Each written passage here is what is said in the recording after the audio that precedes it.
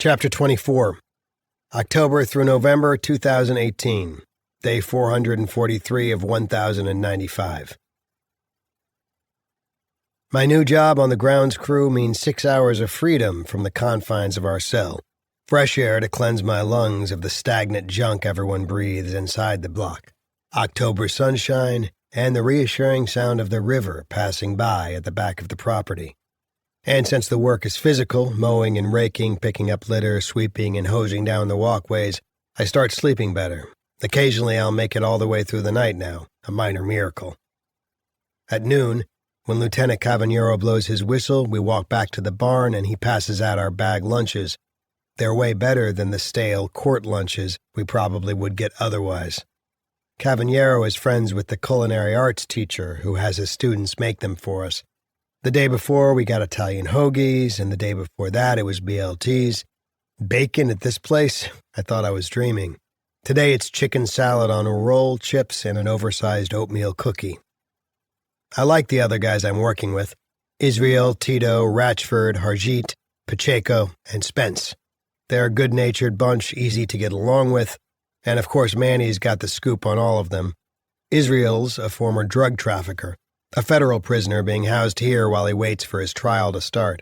Harjit, who's Indian, is in for credit card fraud. He's the grandson of an old movie star, Sabu the Elephant Boy. There's a John Prine song about Sabu, but Harjit says he's never heard it. Ratchford's doing time for bigamy, 2 wives, 8 kids. Manny says that back in the 80s, Spence was promised he'd be the next big thing in professional wrestling. After his career tanked, he started doing heroin and drifted into porn. The sex crime cops nailed him after he performed in a film about a threesome with 2 sisters who turned out to be 16 and 17. Statutory rape times 2. Angel says Tito's a former gang member who turned Pentecostal. Angel was working the parking lot at some tent revival thing, he says, jacking shit from unlocked cars when he poked his head in the tent to see what the commotion was. And I seen the spirit coming over Tito. I'm telling you, that was some spooky shit. First he stands there shaking and baking, then he drops to his knees and howls like a motherfucking coyote. And when the preacher puts his hand on his shoulder, Tito starts babbling in some crazy language I never heard before. And I grew up in the Bronx. I didn't know there was a language I hadn't heard. When I suggested that Tito must have gotten paid for the performance, Angel said, "Hey, I seen what happened and you didn't, Ledbetter. What makes you the expert?" I feel appropriately chastised for sounding like my cynical father. "Yeah, well, if the spirit entered him, it must have left later on because he's in here for aggravated assault," Pacheco says. "Found out his girlfriend was cheating on him, tracked down the guy, and slammed his head against a wall a couple of times. They had to put the dude in a coma until the swelling in his brain went down." Someone at the table asks Pacheco how he knew all that. "Because the family offered to pay me if I fucked up Tito while he's in here. I wouldn't do it, though. I don't need commissary money that bad." So work-wise, things are good. Of course, I might be singing a different tune when Solomon joins us. Day 456 of 1095. Dear Emily, thanks for sending me those pictures of Maisie. I love that one of her in her bunny costume. Damn, that daughter of ours is a cutie. Hey, good news. I finally got the sketch pads and charcoal sticks you ordered from Amazon a while ago. When an inmate gets a package, it has to be opened and examined first, so whatever comes in can sit in the mail room for days or even weeks before you get it. The Pony Express probably delivered things faster back in the day. But anyway, now that I have the drawing stuff, I'm thinking about doing a bunch of sketches that I can make into a kid's book for Maisie. Does she still love giraffes? Maybe I'll draw her a story about a giraffe family and put her in it. She can be their next-door neighbor or something. Maybe best friends with one of the giraffe kids. I was thinking about putting Nico in the story too, but decided not to. I drew one quick sketch of him and had to stop. It was too hard. I started my new job a couple of weeks ago, and I like it a lot. Next week, this kid Solomon joins us. Remember him? The one who flipped out in the visiting room that time? Being his work buddy was a condition of my getting on the crew. The lieutenant who supervises us is a nice guy, not your typical CO. He actually treats us like we're humans. He says he thinks I'd be a good influence on the kid. I don't know about that, but I'm pretty sure Solomon's going to be a high-maintenance headache for me. especially if the other guys start busting his chops. He gets a lot of that in here because of what he did and because he's such a fish out of water. To be continued. Speaking of headaches, that dumbass CO who gave you a hard time at the metal detector has been riding my ass. I know you said to drop it, but I couldn't let him get away with disrespecting you like that, so I called him out. A couple of nights ago, he and his shift partner treated me to a surprise shakedown, an unannounced cell inspection. They didn't touch Manny's stuff, but they dumped all my property out of my box, threw it on the floor, and ruined some of it, including a couple of the drawings I'd started doing for Maisie. Nice guys, huh?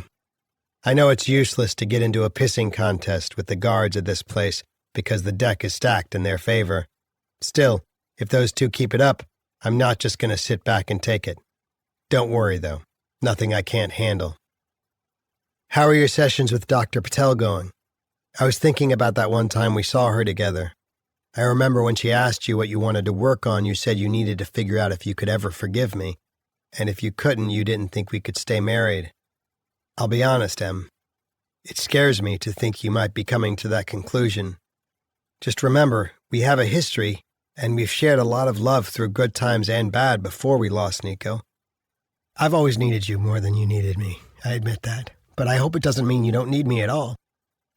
I'm getting ahead of myself, but let's say we stay together while I'm in here.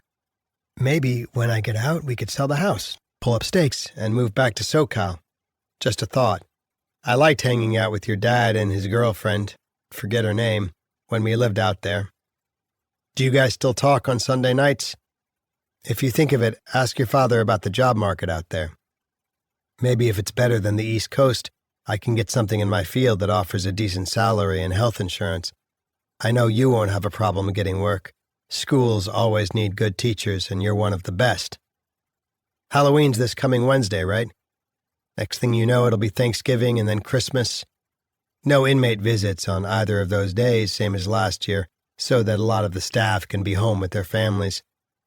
Nothing special about the holidays for us. They're just regular days. I wish to hell I could be with you and Maisie for Christmas, trim the tree and all that stuff. But after my 3 years are up, I'll be home again to celebrate. I hope you're having a good week, Em. I know it can't be easy covering all the bases while I'm stuck in here unable to lighten your load. By the way, have you gotten your oil changed yet? If that red light's still on, you don't want to risk blowing the engine. That's all you'd need. Well, anyway, happy Halloween. I'm glad you're not going to take Maisie trick-or-treating. Safer this way. Love you, babe. Corby. 440 days down, 655 to go. Dear Corby, hi, I'm sorry I've been missing your calls. I've been wanting to write back since I got your last letter. It's 4:45 on Sunday afternoon, and I finally have some time. My mother's taken Maisie to a performance of the Nutcracker, and after that to supper. My schoolwork is done. I've paid some bills, vacuumed the house, and washed the kitchen floor. Mom's made 2 remarks about it being sticky in spots. The only thing left on my to-do list is getting the oil changed. I'm not even sure those lube places are open on Sunday, let alone after 5. Don't worry, it will get done. I'm glad you finally got those drawing supplies. I love your idea about the giraffe family. Maisie will too. I hope you're still enjoying your outside crew work now that you're in charge of Solomon. That night he lost it and they made the rest of us leave early. His stepmother, Adrian, came up to me in the parking lot. She asked if I had a few minutes because she really needed someone to talk to. I just wanted to go home, but after what happened in there, how could I say no? So the 2 of us sat in my car for half an hour. Boy, did I get an earful. I hope he doesn't drive you crazy. Corby, I want to respond to some of the things you wrote in your last letter, but I hear my mother's car in the driveway. They're home earlier than expected, so I have to go. I'll finish this letter after Maisie goes to bed. Okay, I'm back. Mom said Maisie took a long nap during the Nutcracker, so I couldn't get her to sleep until after 9. Like I said, I need to reply to some of the things you wrote in your last letter, and if I don't get it done tonight, there'll be no time to finish it during the week. First of all, I guess I forgot to tell you that my father and Anna broke up last year. Dad relocated to San Miguel de Allende in Mexico. There are a lot of wealthy expats from the U.S. there, so he gets plenty of carpentry jobs. He seems happy. Corby, I'm not selling the house. Moving back to California with you and Maisie is off the table. Nico's death would be with us in California, too. So would your record. You can't just drive away from that either. Sorry to be so blunt, but assuming otherwise is just magical thinking. You ask how my work with Dr. Patel is going?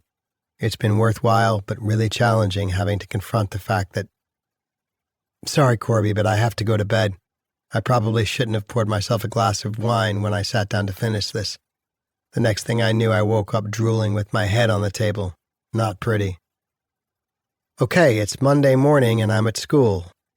My class has back-to-back specials, music, and gym, so I have about 90 minutes. I usually use this time to correct papers, but I really want to get this letter finished and off to you. The kids' journals and their quizzes on adding and subtracting fractions will have to wait. As I started to say, my work with Dr. Patel hasn't been easy, but it's been helpful. She's getting me to face a lot of things I might prefer to avoid. Can I find a way to let go of the anger that still lives beneath the grief I feel about losing Nico? Can I forgive you, for Maisie's sake, and for yours and mine? I don't know yet. That's what's so hard about this whole thing, so freaking confusing. Until the day you did what you did, you were a great dad. Warm and loving, the fun parent. It was obvious how crazy the twins were about their daddy, and sometimes I envied that. I need to be honest with you about something else. After you went to prison, I met with a divorce lawyer. Just one time, I decided to postpone making a decision until after you're released. Whether or not I eventually pursue it will depend on some of the things I mentioned that I'm working on, and I will need proof of your continuing sobriety. If you start using or drinking again, that will be a deal breaker. But for now, and for the rest of your incarceration, you and I will stay married. I want to address something else you said in your letter, that you've always needed me more than I've needed you. I don't think in those terms, Corby, but I feel your absence, and sometimes it's painful. You're not in our bed, snoring. You're not in the kitchen making breakfast. You're not picking out something for us to watch on Netflix. Last week, after Maisie went to sleep, I was putting the photo album we'd been looking at on the shelf when an envelope of loose pictures fell out. Photos from that first summer when we started dating. One of those pictures has always been my favorite. We were at the beach near the end of the summer. You were standing at the water's edge, staring out at the waves. Just as you turned back and saw me, you broke into a beautiful smile and I snapped your picture. You've told me more than once that you knew you loved me and wanted to marry me from that very first summer. If you had said that back then, it might have scared me off because I was falling in love with you too, and it disoriented me. You were funny and cute, and the sex was amazing. I never felt like this with any other guy. But I was about to go back to the West Coast, so maybe this would just be a summer thing. Then back at school, in the middle of the semester, I opened the door and there you were. You had left school and driven all the way across the country because you needed me. And that was when I knew I needed you too. Since those pictures from that first summer fell out of the album, I've looked at them a bunch. They draw me back to those people we used to be. Just kids, really, with no idea how hard and complicated life can get. With a hug, Emily.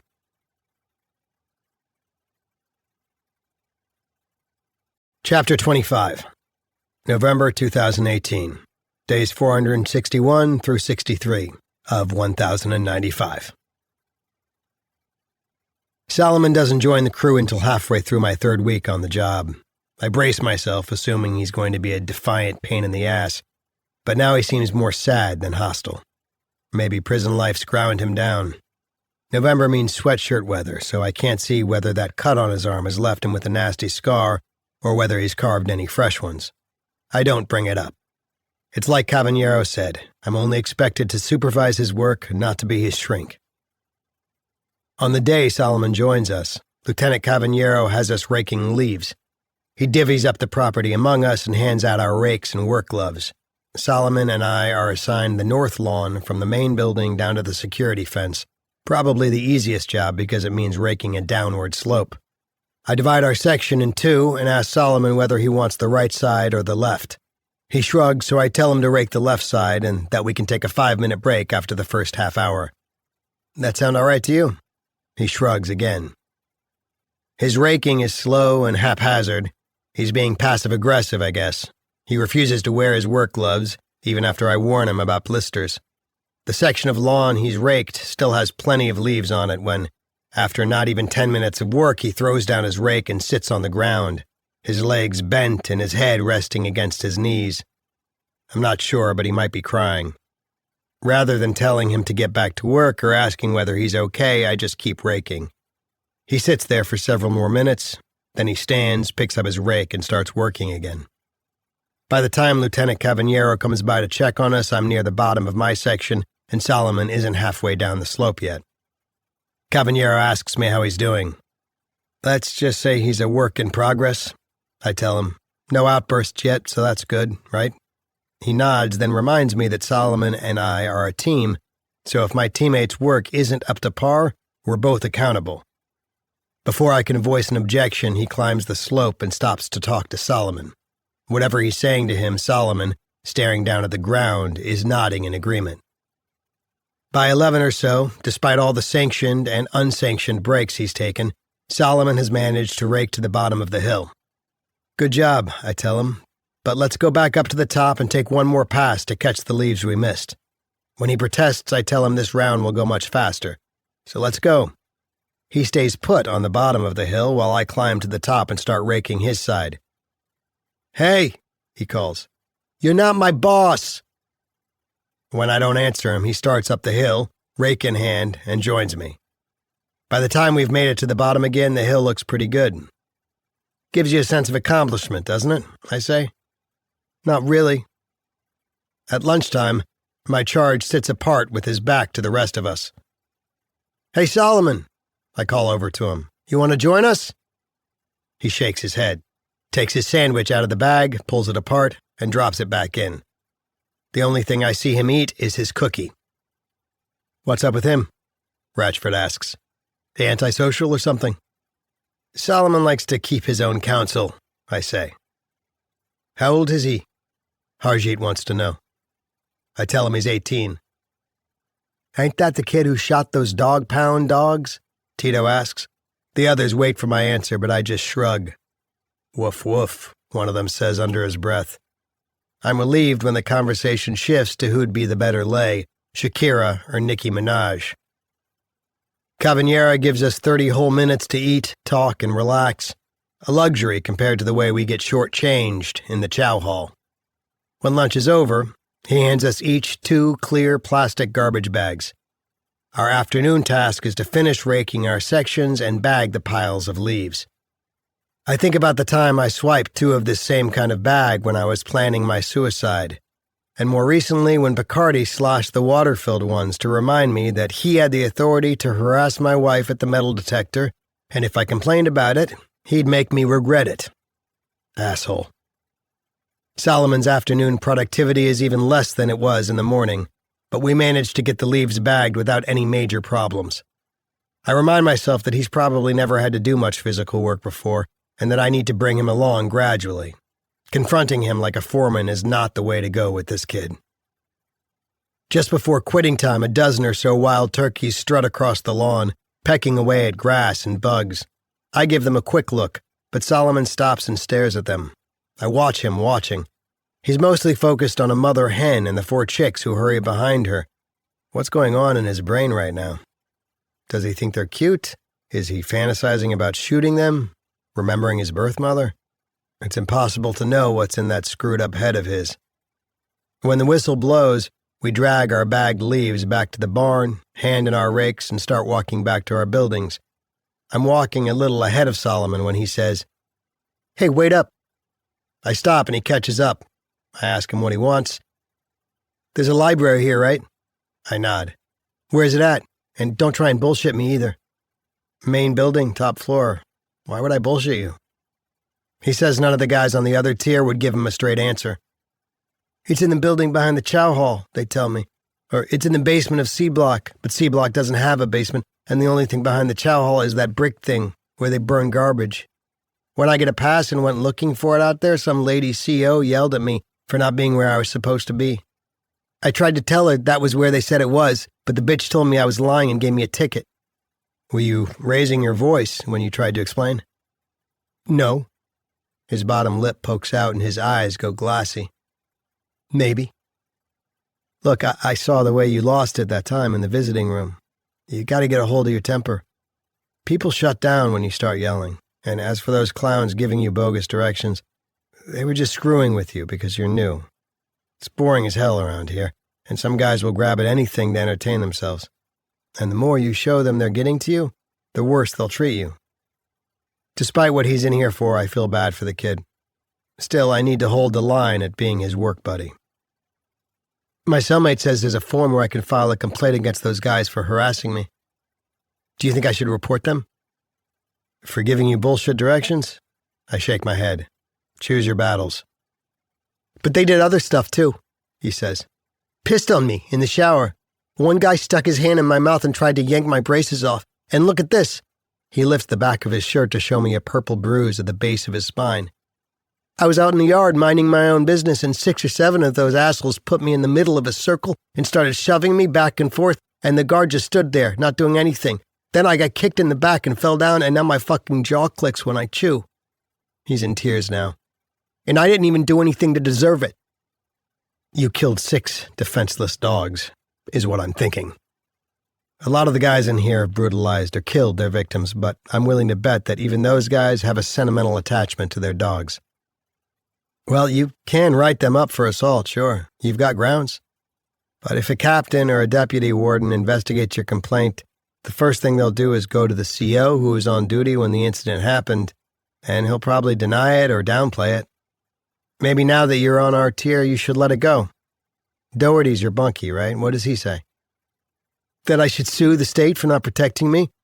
He knows a lot about prison law and can represent me.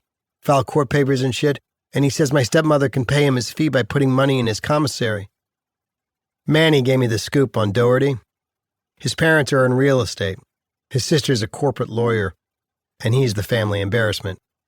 Got kicked out of Yukon law for dealing fentanyl, then got caught trying to bribe a witness who was going to testify against him. Around here, he comes off as the righteous defender of the wrongfully convicted, and since half the guys in here claim they're innocent, he's got a following. The families of whoever he's advising pay him by contributing to his account.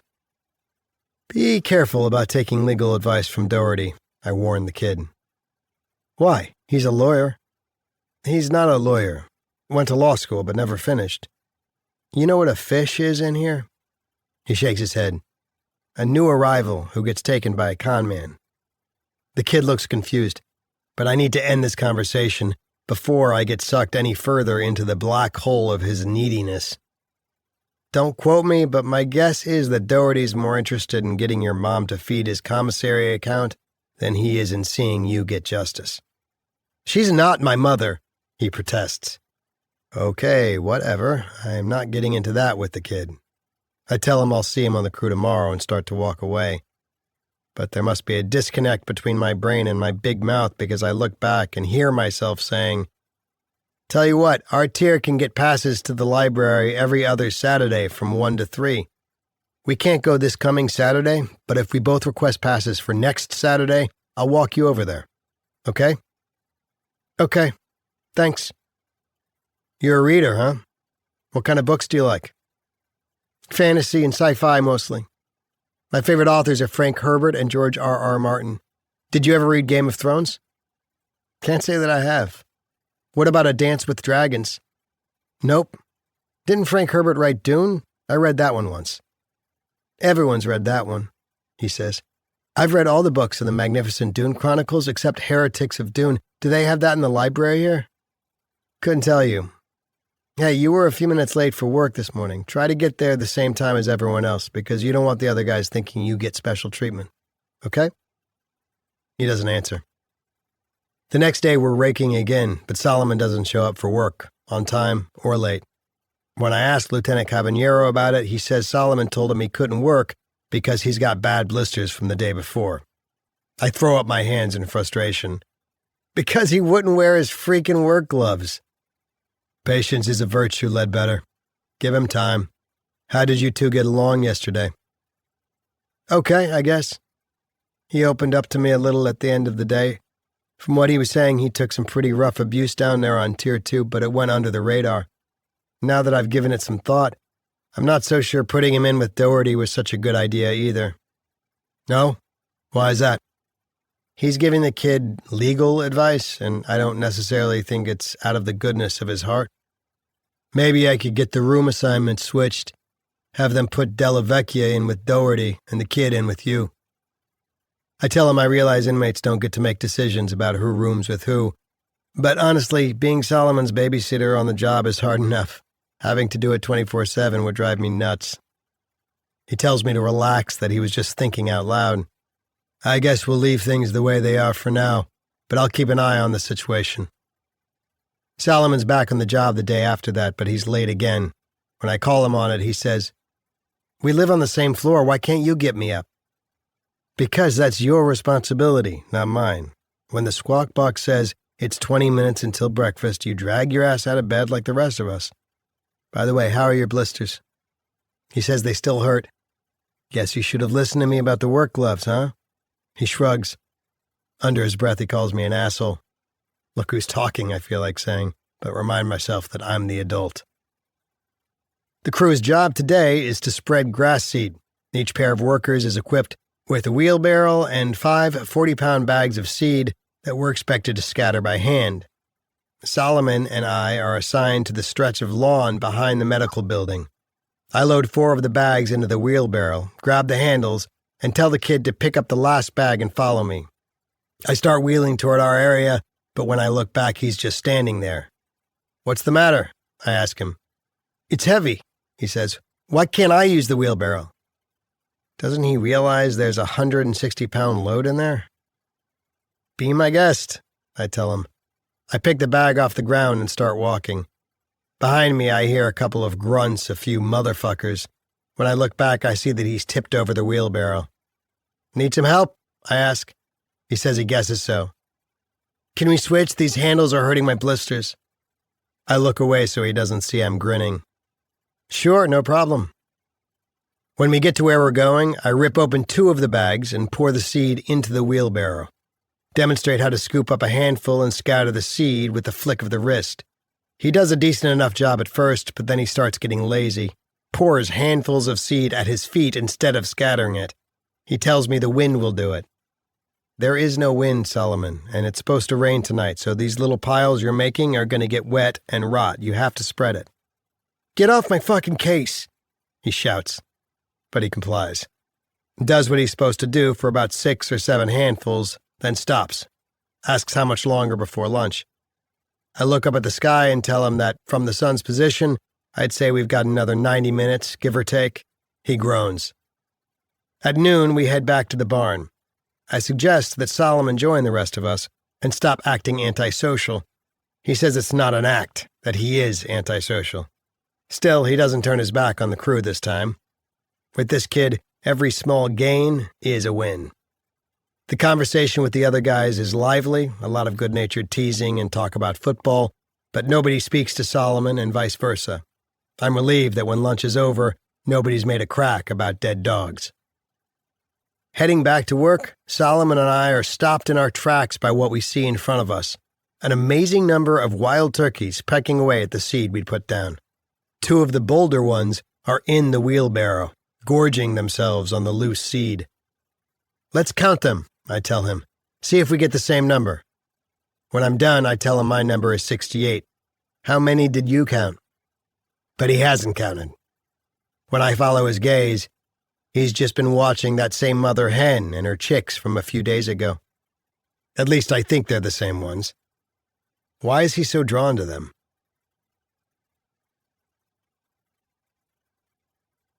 Chapter 26. November 2018, Day 469 of 1095. This call originates from a Connecticut Department of Correction facility. If you wish to accept this call... Hey, Em, thanks for picking up. How's your weekend going? Okay. She reminds me about that math workshop she had to go to yesterday. the follow-up to the one back in September. Maisie was so ornery about having to go to Grammy's for the day, she said. When we got there, she got out of the car and just stood there, so I had to pick her up and carry her inside with her whimpering and kicking my legs. But by the time I got back and picked her up, she was excited about the blueberry muffins she and Grammy had made. Yeah, how were they? Raw in the middle and so salty they were practically inedible. Mom said Maisie poured the salt in before they could measure it, but she just let it go. Really? Your mother let something go? Wow. I tell her I was talking to my mom yesterday, and she said she wished Em would call her more often to babysit, that she hasn't seen Maisie in almost a month. That's because the last time we visited Vicky, I smelled marijuana. I can't have her getting high if she's going to take care of my child. Our child. Did she know you were coming, or did you just drop by? Because there's no way Mom would smoke weed if she was watching Maisie. I hope not, she says. But maybe you can appreciate why I'd be a little sensitive about the possibility. Ouch. It's fair, I guess, but it hurts. Okay, I can address it next time I talk with her. Make it sound like it's coming from me, not you. All right? I wait for her to answer, and when she doesn't, I rush to change the subject. So tell me about your conference. Was it worthwhile or a waste of time? 50-50, she says. And you carpooled with that new guy again? How was that? It was fun. I've gotten to know him a little better because we've both been test driving the new Eureka math program. He loves it. I have a few reservations, but I don't want to be unenthusiastic since the district's already bought into it. Yeah? What's his name again? Evan. He's really a sweetheart. But not your sweetheart, right? And he's how old? 25, she says. Didn't you say he's already divorced? Wow. What was that about? I have no idea, she says. What about you? Have you had any more trouble with that guard? I tell her no unless I count dirty looks. Plus, he was off last week doing some kind of training. And what about your work crew? How's Solomon doing? He's a challenge, but no meltdowns yet. I tell her about the wheelbarrow incident, his refusal to wear work gloves, how he doesn't interact with the other guys. Hey, by the way, remember how you said his mother gave you an earful that night when you and she talked in your car? What did she tell you? I'm trying to figure him out, but Solomon doesn't say much about his home life. Well, first of all, Adrian's his stepmother. His birth mother was an addict who had her parental rights revoked. When he was 3, I think she said. Not long after that, she died of an overdose. There was no dad in the picture. Adrian told me she and her husband had decided against children. Then the husband found out Solomon was going into foster care. He and the birth mother were both Wakonic, related somehow, so he felt like he needed to step in. Wait, Solomon's Wakonic? Half, anyway. Adrian's husband wanted him to grow up with a consciousness of his native identity. It was something he himself had been deprived of. I'd never heard about this before, but until the 70s, it was fairly common for government agencies to separate native kids from their families and put them in white boarding schools so they could be taught proper values. Can you believe that? I tell her I heard something about that once. So arrogant, huh? They assumed they were doing this for the indigenous kids' benefit because the white way was the right way. Jesus. What else did the stepmother say? That Solomon was difficult right from the start. Lying, stealing, violent tantrums. They felt way over their heads trying to deal with him. Had him in therapy since he was 7, and the older he got, the worse it became. She said his self-hatred was heartbreaking to witness, but it was hell being victimized by his rage. Then 2 years ago, the husband, Gordon, had a heart attack on the golf course and died unexpectedly. Solomon told Adrian he wished she was the one who had died. The husband's gun had been secured in a safe. She said she'd wanted to get it out of the house, but hadn't done it yet. Solomon somehow got a hold of the combination. She says she still doesn't understand why he shot those dogs instead of her. He probably doesn't understand why he killed them either. Being inside that head of his must be a scary place. It must have been hard for you to have to hear all that. What did you say to her? Not much. I pretty much just listened.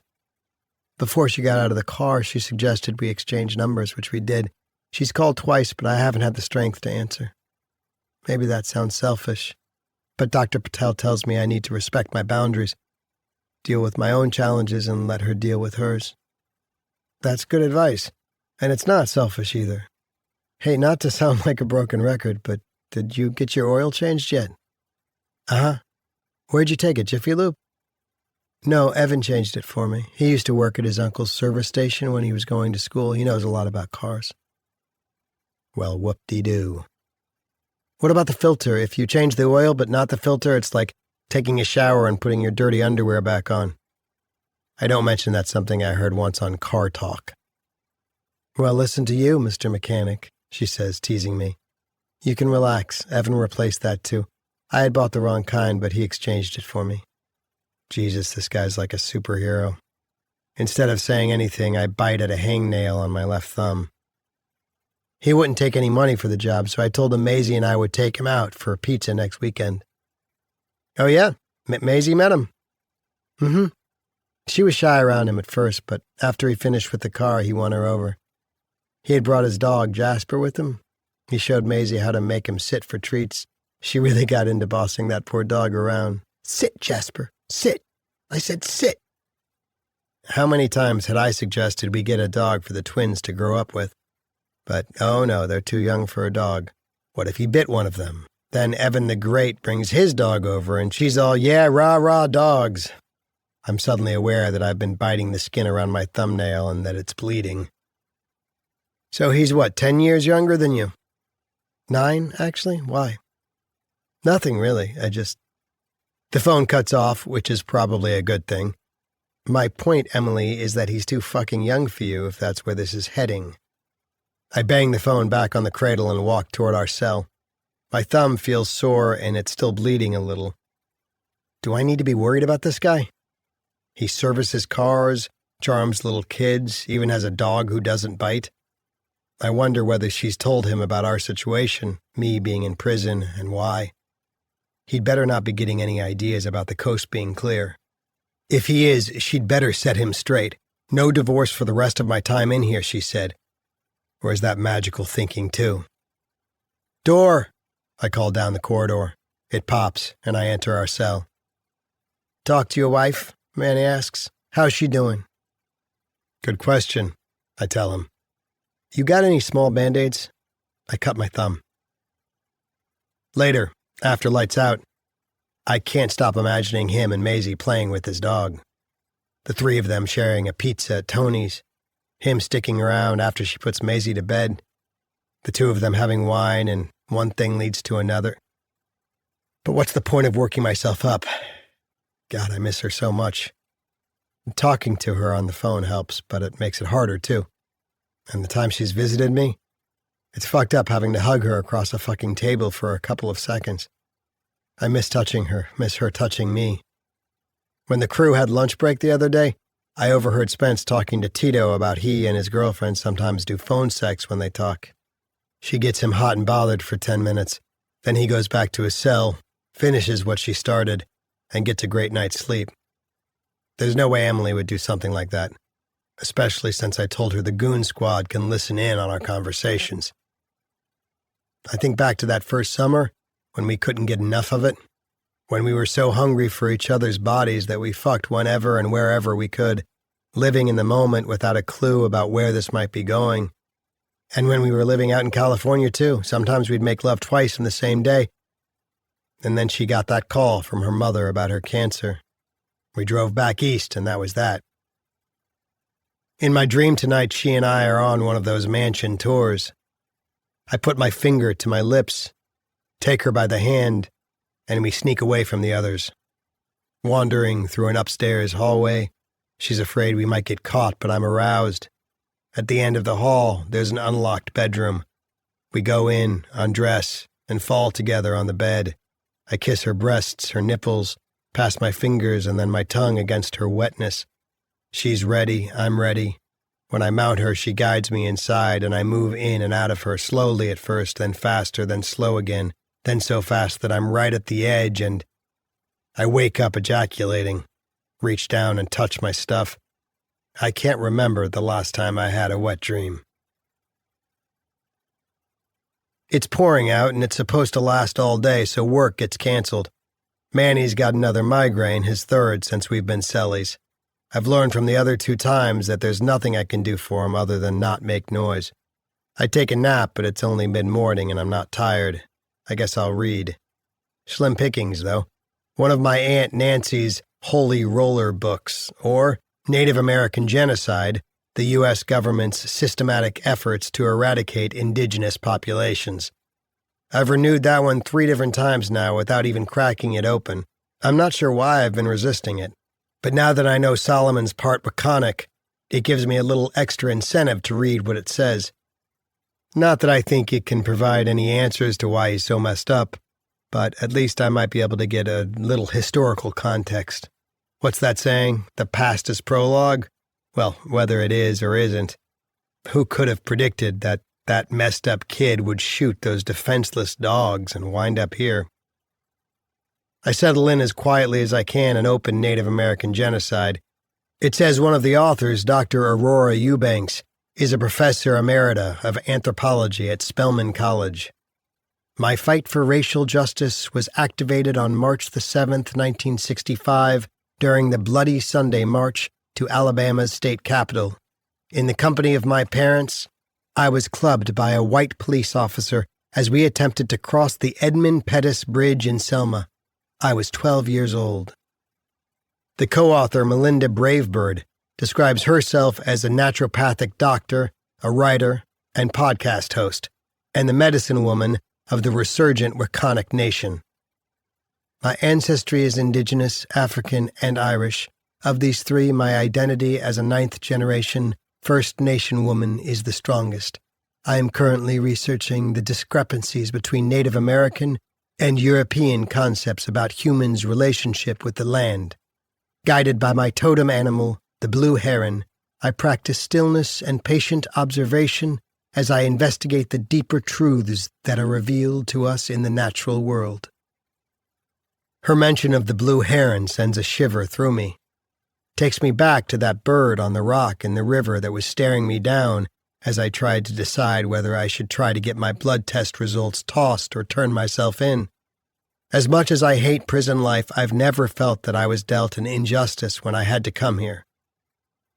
The book says that the original inhabitants of what later became known as North America arrived from Asia via a land bridge that existed between what is now Alaska and southern Siberia, and that by the time Western Europeans landed on the shores of what they misnamed the New World, the continent had been inhabited for thousands of years by indigenous people. At the dawn of the 7th century, it says, an estimated 70,000 to 100,000 First Nation people lived in what is now southern New England. I skim the parts about the importance of the rivers, riverbanks, and the Atlantic's coastal shores in sustaining the native communities, but slow down when I read about a battle between 2 brothers who belonged to the most powerful of the area's tribes, the Wakonic. Following the death of Chief Matwow, his eldest son, Achak, was installed as the Wakonic Nation's new sachem, to the disgruntlement of Achak's younger brother, Samuel, whose skills as a warrior, a hunter, and a negotiator were considered superior. A group of about 70 warriors and their families who were loyal to Samuel split from the tribe with him. Calling themselves the Shetucket, they became the sworn enemies of the larger and more powerful parent tribe. Same old, I think, all the way back to Cain and Abel. Growing up, I always wanted a brother, but maybe I was better off as an only child. I feel a sudden pang thinking about Maisie, a twin who, because of me, is now an only child too.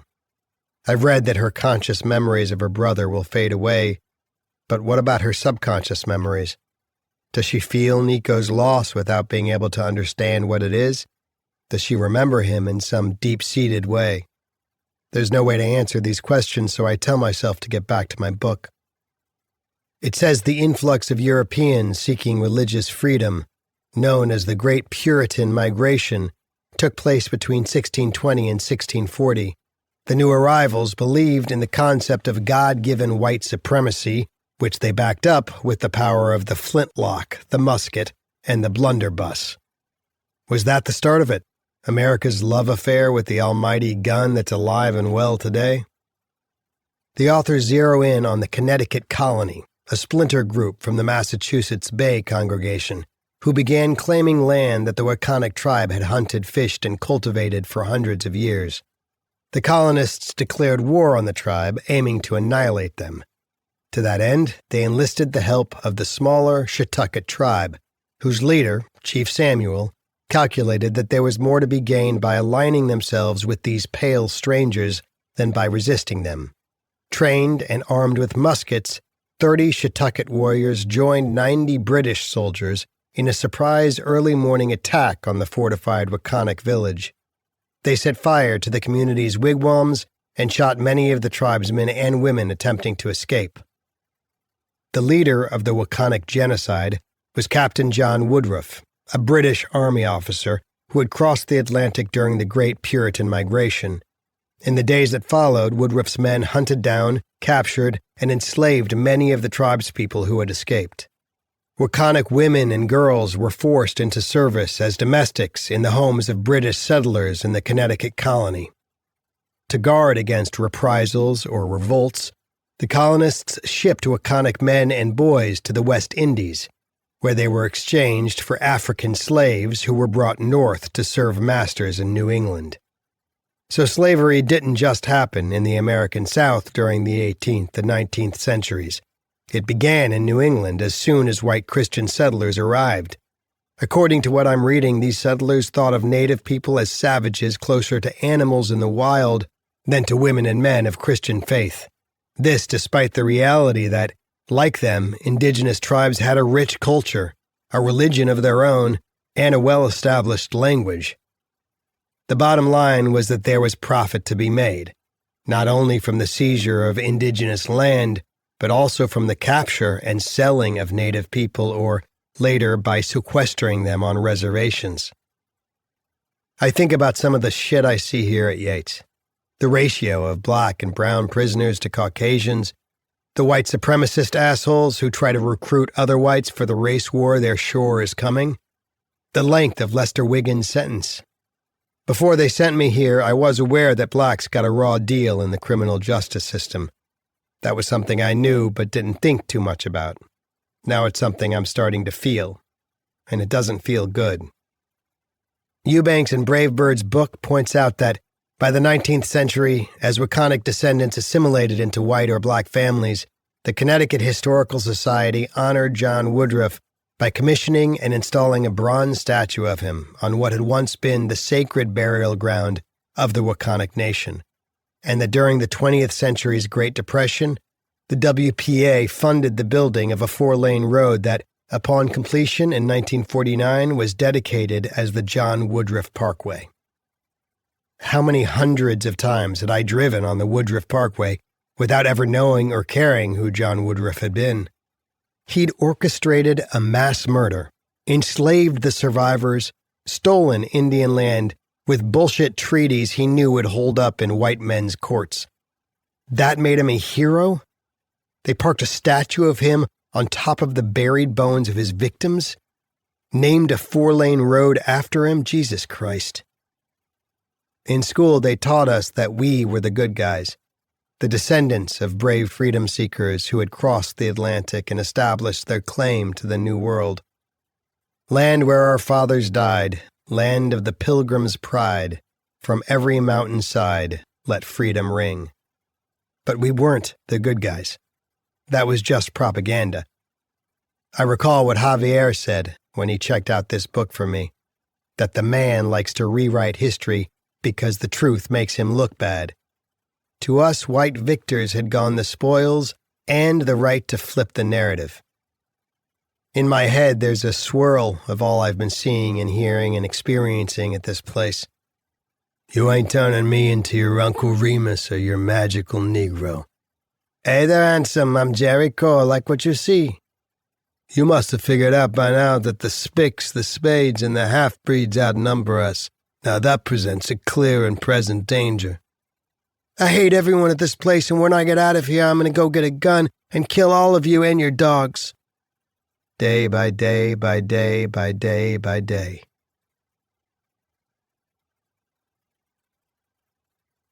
Chapter 27.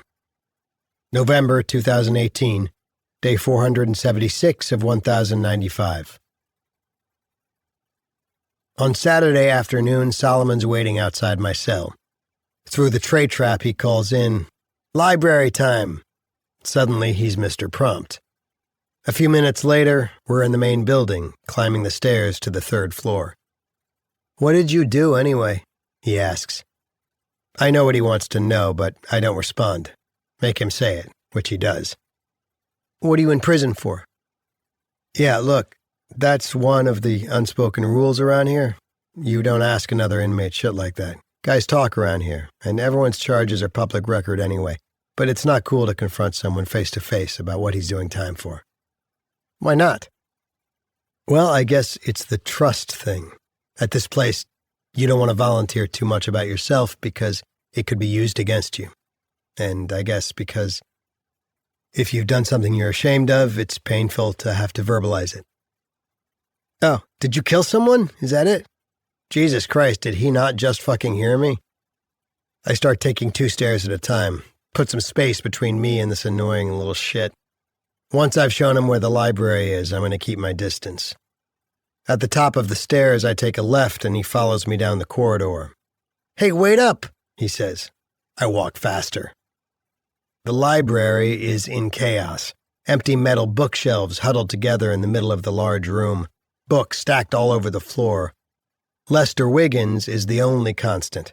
He's sitting in his wheelchair by the window, reading as usual, with his index finger and his moving lips. I don't see Mrs. Millman, but her right-hand man, Javier, is up on a stepladder repainting the side wall. "Library's closed," he calls, not bothering to look over his shoulder. "You can check out books, but you can't stay." I tell Solomon to have a quick look around, then I walk over to Javier. "Hey, Picasso, what would you call that color? Caterpillar gut green?" Javi turns around chuckling. "Hey there, hombre, how's it going?" "It's going. Like most of the guys here, I've gotten good at saying something that says nothing. How about you?" "No complaints," he says. He comes down from the stepladder and walks toward me. We do the bro greeting, half handshake, half chest bump. "We ain't seen you at the Sunday meeting last couple of weeks. Why's that?" "No good excuse," I tell him, "but I'll be there tomorrow." "I'm gonna hold you to that. It's like they say, man, meeting makers make it." As we catch up a little, I scan the room, looking for Mrs. Millman. "Where's the Queen Mother?" I ask. Her head pops up from behind the circulation desk. "The Queen Mother's over here on her hands and knees trying to pry dried gum off the linoleum with a single-edge razor blade," she says. "Oh, hi, Corby. I didn't realize that was you. What have you been up to?" "Just living the dream," I tell her. "This place get hit by a tornado or something?" "Looks like it, doesn't it?" she says. "Give me a hand, will you?" She's not exactly a featherweight, but I manage to pull her up onto her feet. She tosses the razor blade she's been using onto the counter and pulls me in for a hug. "Wow, initiating physical contact with an inmate. That's the kind of infraction that could land you in seg." She gives me a pfft and surveys her pulled-apart domain. "We got a memo that there was going to be an extended lockdown this week, no movement around the compound for 5 to 7 days, so I said to myself, rather than just sitting around here twiddling my thumbs, I'll do some house cleaning, freshen things up, rearrange the shelves, weed out the collection, take down those old posters, and have Javier repaint the walls." "I just hope you put those posters back," I tell her, "because having Yoda, Weird Al, and the Dukes of Hazzard encourage convicted felons to read is truly inspirational." "Such a wise guy," she says. "And for the record, that Dukes of Hazzard poster wasn't for you guys, it was for me. Luke and Bo could squeeze into tight jeans like nobody's business." I laugh. "Your husband know you've got a thing for those too?" "What Howie doesn't know won't hurt him," she says. Anyway, right after I pulled everything apart in here, they sent out a second memo about the lockdown being postponed because of the lieutenant governor's visit. When the VIP entourage came through with Warden Rickerby, I could see she wasn't happy with the condition of this place, but tough titty. I've outlasted 8 other wardens, and I'll probably wave goodbye to her before very long, too. It's amazing, really, Mrs. Millman's ability to stay upbeat. I see she's wearing a cheap-looking wig now, but her color's come back, and so has her energy. Cancer hasn't defeated her, and neither has the system. Last time I was here, she was in the middle of a dust-up with Deputy Warden Zabrowski, He wanted her to take down the Buddhist prayer flags she'd tacked up behind the circulation desk, but those flags are still up there. Solomon appears out of nowhere.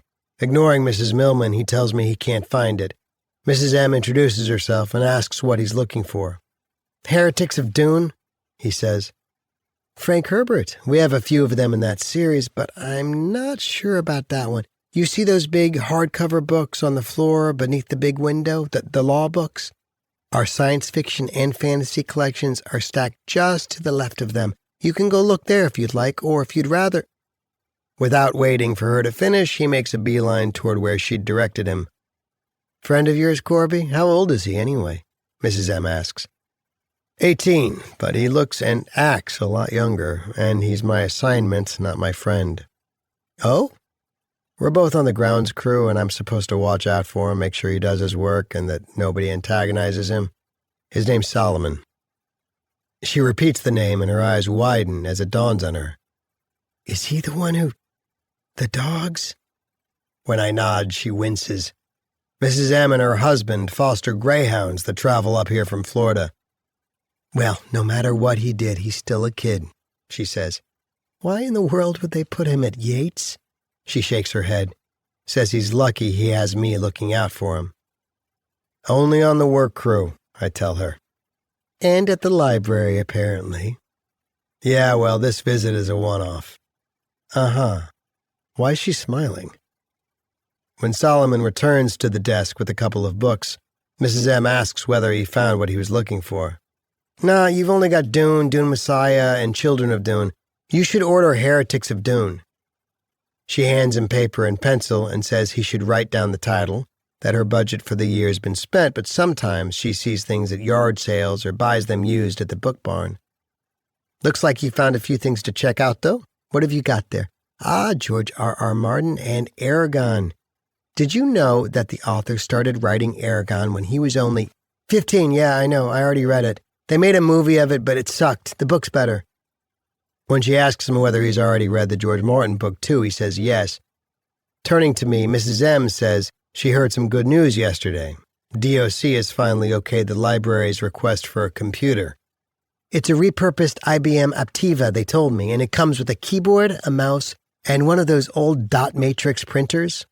Javier says that technology-wise it's an antique from the 1990s, but at least it will have word processing so you fellows won't have to submit your own court letters in longhand. I tell her I already know the answer to this question, but any chance there will be internet access. She laughs and says I'm right, I already know the answer. "Does it have games?" Solomon asks. I'm pretty sure he has no idea how primitive computer games were back in the day. Mrs. M tells him she might be able to install a few games. The old standbys like Solitaire and what's the one my sons always used to play on our first computer? The object was to aim a bouncing ball at a brick wall and destroy the rows of bricks until... I blurted out. Breakout. "Oh yes, Breakout. I played it a few times myself, but I was terrible at it." Solomon says, "Yeah, but I mean good games like Sniper Elite or Mortal Kombat Deadly Alliance or Mortal Kombat Armageddon." "I don't think those would pass inspection around here, my friend," she says. "And the amount of storage space those games would need would probably make that poor old IBM Aptiva explode," I joke. Solomon doesn't seem to think this is funny. Mrs. M puts Solomon in the system, checks out his books, and places a Milky Way Mini on the top of one. I tell her I'm going to go say hello to Lester before we take off, but when I go over there, his books fall onto the floor and he's asleep. His breath is whistling in and out. Back at the desk, Mrs. M says, "He's sleeping, right? He does a lot of that now. He's really slipped lately." Leaning in, she whispers, "Some of us are working on getting him a compassionate release. Not me officially, because employees can't get involved with such things, but when has that ever stopped me?" I give her a thumbs up and ask her whether Lester's son Cornell ever visits him here. "Oh yes, they're in different buildings, so that's not supposed to happen, but the officers look the other way. They mostly just sit together, hold hands, and pray or sing hymns. Cornell does most of the praying and singing, and Lester joins in here and there." She tears up, telling me about it. Shifting gears, she says, "Oh, Corby, I almost forgot. I saw Bina Patel the other day. She said to say hello and wonders how you're doing. I nod, smile. Now I'm getting a little teary-eyed. Well, come on, I tell Solomon. Let's not wear out our welcome. Okay, don't be strangers, you two, Mrs. Millman says. Hopefully the next time you come in, this place will be put back together again. She tells Solomon he's always welcome. Javier's off the stepladder now, using a roller on the middle of the wall. See you later, Javi, I say. Later, brah, he says. See you tomorrow at the meeting. Just inside the doorway, I stop before a big pile of discarded books. A sign made from a manila folder says, "Help yourself." Mrs. Millman said she was weeding the collection, so I guess these are the weeds. Solomon's already out the door, but I call to him to wait up. Two of the books near the top of the pile grab my attention. The first is a Collier's yearbook covering the events of my birth year. The second is a damaged but beautifully illustrated volume about Greek mythology. Several of its pages are loose and the binding's broken, but the color plates depict scenes from the ancient stories by several of the artists I've studied and admired: Botticelli, Rubens, Bruegel, Caravaggio. No matter the condition of the book, these plates are a real find. A third book catches my eye, too, a pocket-sized collection of Buddhist quotes. I don't know much about Buddhism, but the book's free, and Buddha's serene smile reminds me of Dr. Patel's. Mrs. Millman is spraying the circulation desk with fantastic. Okay if I take these 3? I ask. She rolls her eyes and smiles. What does the sign say? Solomon and I are halfway down the corridor headed for the stairs when Javier calls to us. I stop, but Solomon keeps going. Hey, hold up, I tell him. When Javi catches up, he says, Where is it? He's talking to Solomon. Where's what? Solomon says. Javier grabs the books he's checked out, shakes them and fans the pages. Mrs. M's razor blade falls out of Aragon. Javi picks it up and hands the book back to Solomon. She said to tell you you're suspended from the library for the rest of this month.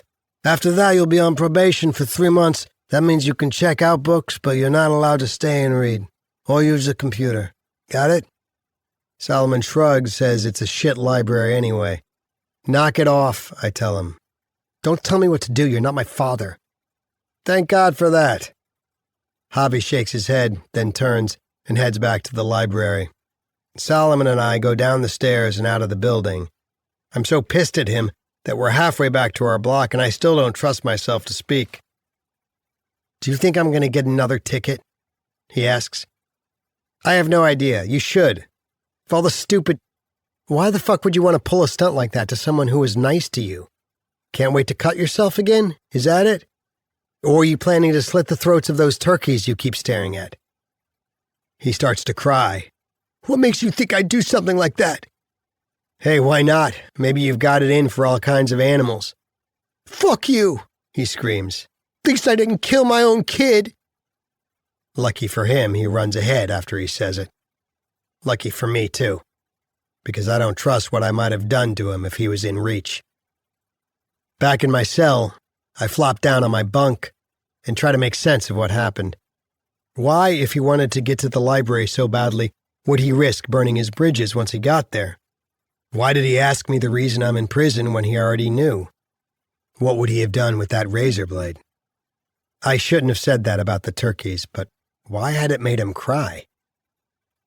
There's a saying in AA, too much analysis can lead to paralysis. I need to chase that kid out of my head before he drives me nuts. I do some deep breathing to calm myself down. Then I take out Dr. Patel's letter and read it again. Live in the present, the mind-body connection, stay engaged with work and other people. Well, I'm disengaging from Solomon, and if Lieutenant Cavaniero kicks me off the crew because of it, then tough shit. At least I didn't kill my own kid. I'm done working with that little monster. I put Dr. Patel's letter back in the envelope and look at the books I grabbed off the throwaway pile. Start leafing through the little book on Buddhism. Read a random page. In truth will I speak, not in falsehood. Gently will I speak, not harshly. To his profit will I speak, not to his loss. With kindly intent will I speak, not in anger. Easy for Buddha to say. He never had to deal with a kid like Solomon. Still, I shouldn't have lost my shit and gone off on him like that. He's not a monster, he's just a fucked up, badly damaged boy trying to survive in a place where he doesn't belong. Next, I look through that yearbook and read about stuff that happened the year I was born. Someone was killing people by lacing Tylenol with cyanide. Time magazine's Man of the Year was the computer. Prince Charles' wife, Diana, gave birth to the future king on the same day Mom had me, something I'd been told but had forgotten. The CDC announced that the general public needn't worry about the mysterious new immune system virus. The disease was mostly confined to drug addicts and homosexual men. And this, 17 months after he tried to assassinate Ronald Reagan, John Hinckley was acquitted by reason of insanity and sent to a psych hospital instead of a prison. I shake my head when I read that. Most of those state hospitals have closed. Prison is where they send a lot of the mental cases now. That's got to be why Solomon's here instead of someplace where he might get decent treatment, and why, thanks to Reagan's policy of beefing up the sentences of drug offenders, 2/3 of the guys in here are black and brown, mostly confined to drug addicts and homosexual men. So neither of those groups count? That pisses me off on behalf of Manny and the majority of the guys doing time here. One thing about having to come to prison, it gives you 20/20 vision about who wins and who loses in the good old USA. Most of the stuff in the mythology book is familiar. Pandora's box, the Minotaur, the one-eyed Cyclops. I was really into all those gods and mortals when we studied ancient Greece in 6th grade, but now I'm taken with the artist's depictions of human suffering on the faces of the characters. Sisyphus's torment as the boulder begins its backward roll, Orpheus's despair as he realizes his mistake and sees Eurydice fading back into the shadows, the fear in Icarus's eyes as the wings his father constructed for him fall apart and he begins his fatal descent. The book includes 2 renderings of the Icarus myth. In Landscape with the Fall of Icarus, Bruegel the Elder's painting, it's business as usual in a seaside village. A farmer plows his field, a ship sails along the coast, a man fishes, a shepherd boy minds his flock, and Icarus plunges headfirst into the sea, unnoticed by the villagers. It reminds me of being in here versus being on the outside where life goes on at a busy pace. In here, our lives, and sometimes our deaths, mostly go unnoticed. Notorious inmates get ink, and prison suicides sometimes make the news, but an inmate with no name recognition who dies of natural causes gets the quiet, backdoor parole, and that's that. No service, no obituary in the paper. Within a week, a new arrival is sleeping in the dead guy's bunk. In Jacob Peter Gowie's dramatic The Fall of Icarus, father and son are aloft in close proximity at the moment the wings of the impetuous boy begin to fall apart. When I was younger, I identified with Icarus, whose father's warnings not to fly too close to the sun fell on deaf ears. What do parents know about anything? Now, studying Gowie's painting, my sympathies are with Daedalus, powerless to save the boy, and as the inventor of the wings, he realizes he's the unintentional orchestrator of his son's death.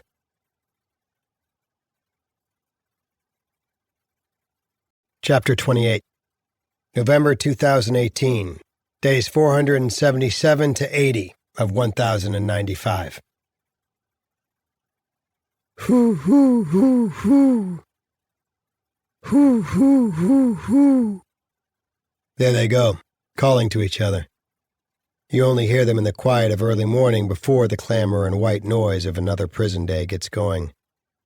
You hear that, Corby? Those are great horned owls. The male calls, the female answers. Snowy owls, grays, pygmies, great horns. They've all got their own mating calls. Hoots, most of them, except for barn owls. They don't hoot, they scream. Like he did the time he came home from campus and saw that Mom had taken his framed Roger Tory Peterson lithographs off the living room wall and replaced them with the macrame God's Eye she'd made on her loom. Or the day he arrived home early and caught Mom smoking weed in the backyard with 2 of her Wiccan friends. After he kicked out her company, she was so mortified that she screamed back at him for once. That was the first time he hit her, the first time I witnessed him doing it anyway. Too afraid to get between them, to get him angry enough to hurt me too, I escaped to the brook and tried to unsee what I'd just seen by focusing on the way the water moved, letting it soothe me, hypnotize me almost. I stayed out there until the mosquitoes started biting. When I got back to the house, everything was quiet. The God's eye was gone. The lithographs were back. I grabbed the waxed paper-wrapped sandwich Mom had left for me on the kitchen counter and headed toward my bedroom. The TV in the living room was on, and he was sitting in his chair watching television with the volume turned low. "Good night," his silhouette said. "Night," I answered. When I closed the bedroom door, I flopped on my bed and fell asleep in the middle of eating my sandwich. I woke up startled. His red face was screaming at me because of the mud I tracked through the house. When he came closer, I thought I was going to get hit. Instead, he pushed a wet dish towel against my face. "Clean it up," he ordered. "If your mother and you think I'm going to live in a pigsty, you're both sadly mistaken." It was the summer I turned 10. I've been incarcerated for a year and a half, and in that time, I've waited for a visit or a letter from my father. Nothing.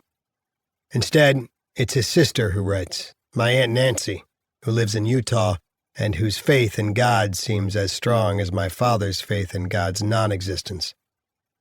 "Our congregation is praying for you, Corbin Jr., and prayer is powerful. I hope you got the book I ordered for you last month." Yes, I'd gotten it. Christian Awakenings to the Glory of God. I'd thrown it, unread, on top of the other one she'd sent me that I'd never cracked. When Jesus Speaks, Are You Listening? "I know your father can be difficult sometimes, but you can rest assured that he loves you and hopes you are abiding." Who told her that? Jesus? Okay, Corby, shake it off. Mind, body, mind, body, mind, body. 60 sit-ups, 60 push-ups, 5 reps each of squats, curls, lunges, and side bends daily. When I get out of here in another year, I'll probably be in the best physical shape of my life. And my anxiety level's much more under control now, too. Some nights I hit the mattress at lights out and don't wake up until the sun's come up. Doesn't always happen, but I'm grateful when it does. Last time my mom visited me, she said I looked better rested and noted that my physique had changed. "You're starting to look like the muscle-bound good guy on that cartoon show you watched when you were a kid. You had his action figure and carried it around with you all the time, remember?" Of course I remembered. The show was Thundercats. The character was Lion-O. With his team, he used to vanquish bad guys like Mum-Ra and Vulture Man. What Mom didn't know was that as I sat there watching that show, I'd secretly imagined the bad guy I would vanquish. The villain I both loved and hated. My father, the esteemed professor, noted zoologist, and avowed atheist Dr. Corbin Ledbetter. Hoo hoo hoo hoo. Hoo hoo hoo hoo. Fucking birds, shut up! On the bunk above me, Sleeping Beauty has awakened.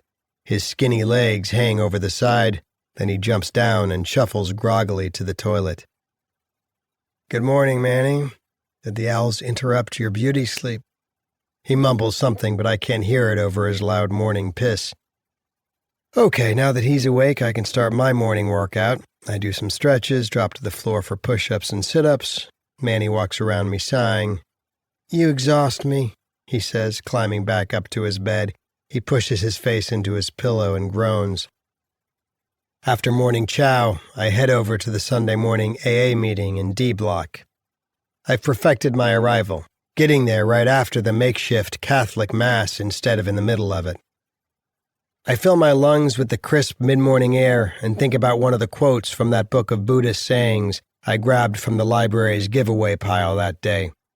If you focus on what's harmonious and beautiful in your present surroundings, harmony and beauty will follow you. Or something like that. Entering the meeting, I fist bump with Javier and take a seat. Lenny, an ex-offender who got out, stayed clean, and has been making good money flipping houses, is chairing today. The topic he's chosen is how to handle the challenges after we're released, avoiding the traps that will send us back here, finding an employer willing to take a chance on a recovering addict with a felony conviction, accepting the reality that the people we love won't necessarily want us back. Lenny's a stickler for the rules. No cross-talking, no political opinions, no shares longer than 3 minutes. He enforces that last rule with a stove timer that dings when someone's time is up. There are 14 or 15 of us at today's meeting. Tyrone, Dusty, Methmouth Freddy, Durnell, Javier, the crew from C Building, and me. At Lenny's meetings, everyone's expected to share. The person to his left begins, and we move clockwise around the circle until we get back to Lenny. When it's Methmouth's turn, he retells the same old sob story about how he began using the day he saw his cat get killed by a car. Lenny stops him when the timer dings. Dusty's up next. He's been stuck in here since 2002 and is due to be released in a few months. He says as much as he can't wait to get out, part of him wants to stay put because he's scared to death about walking back into an unrecognizable world of streaming, online betting, phishing, and swiping right or left. And what the hell is Bitcoin anyway, he says, smiles and shrugs all around. I'm next, and would just as soon pass, but not sharing is like coming empty-handed to a potluck supper and expecting to eat for free, according to Lenny. I'm Corby, cross-addicted, I say. Everyone hellos me back. Before I can say anything else, the door bangs open, and a new guy strolls in. Beefy face, hanging gut, ponytail, Semper Fi tattoo. He's maybe in his mid-50s. Sorry I'm late, he says. I had trouble finding you.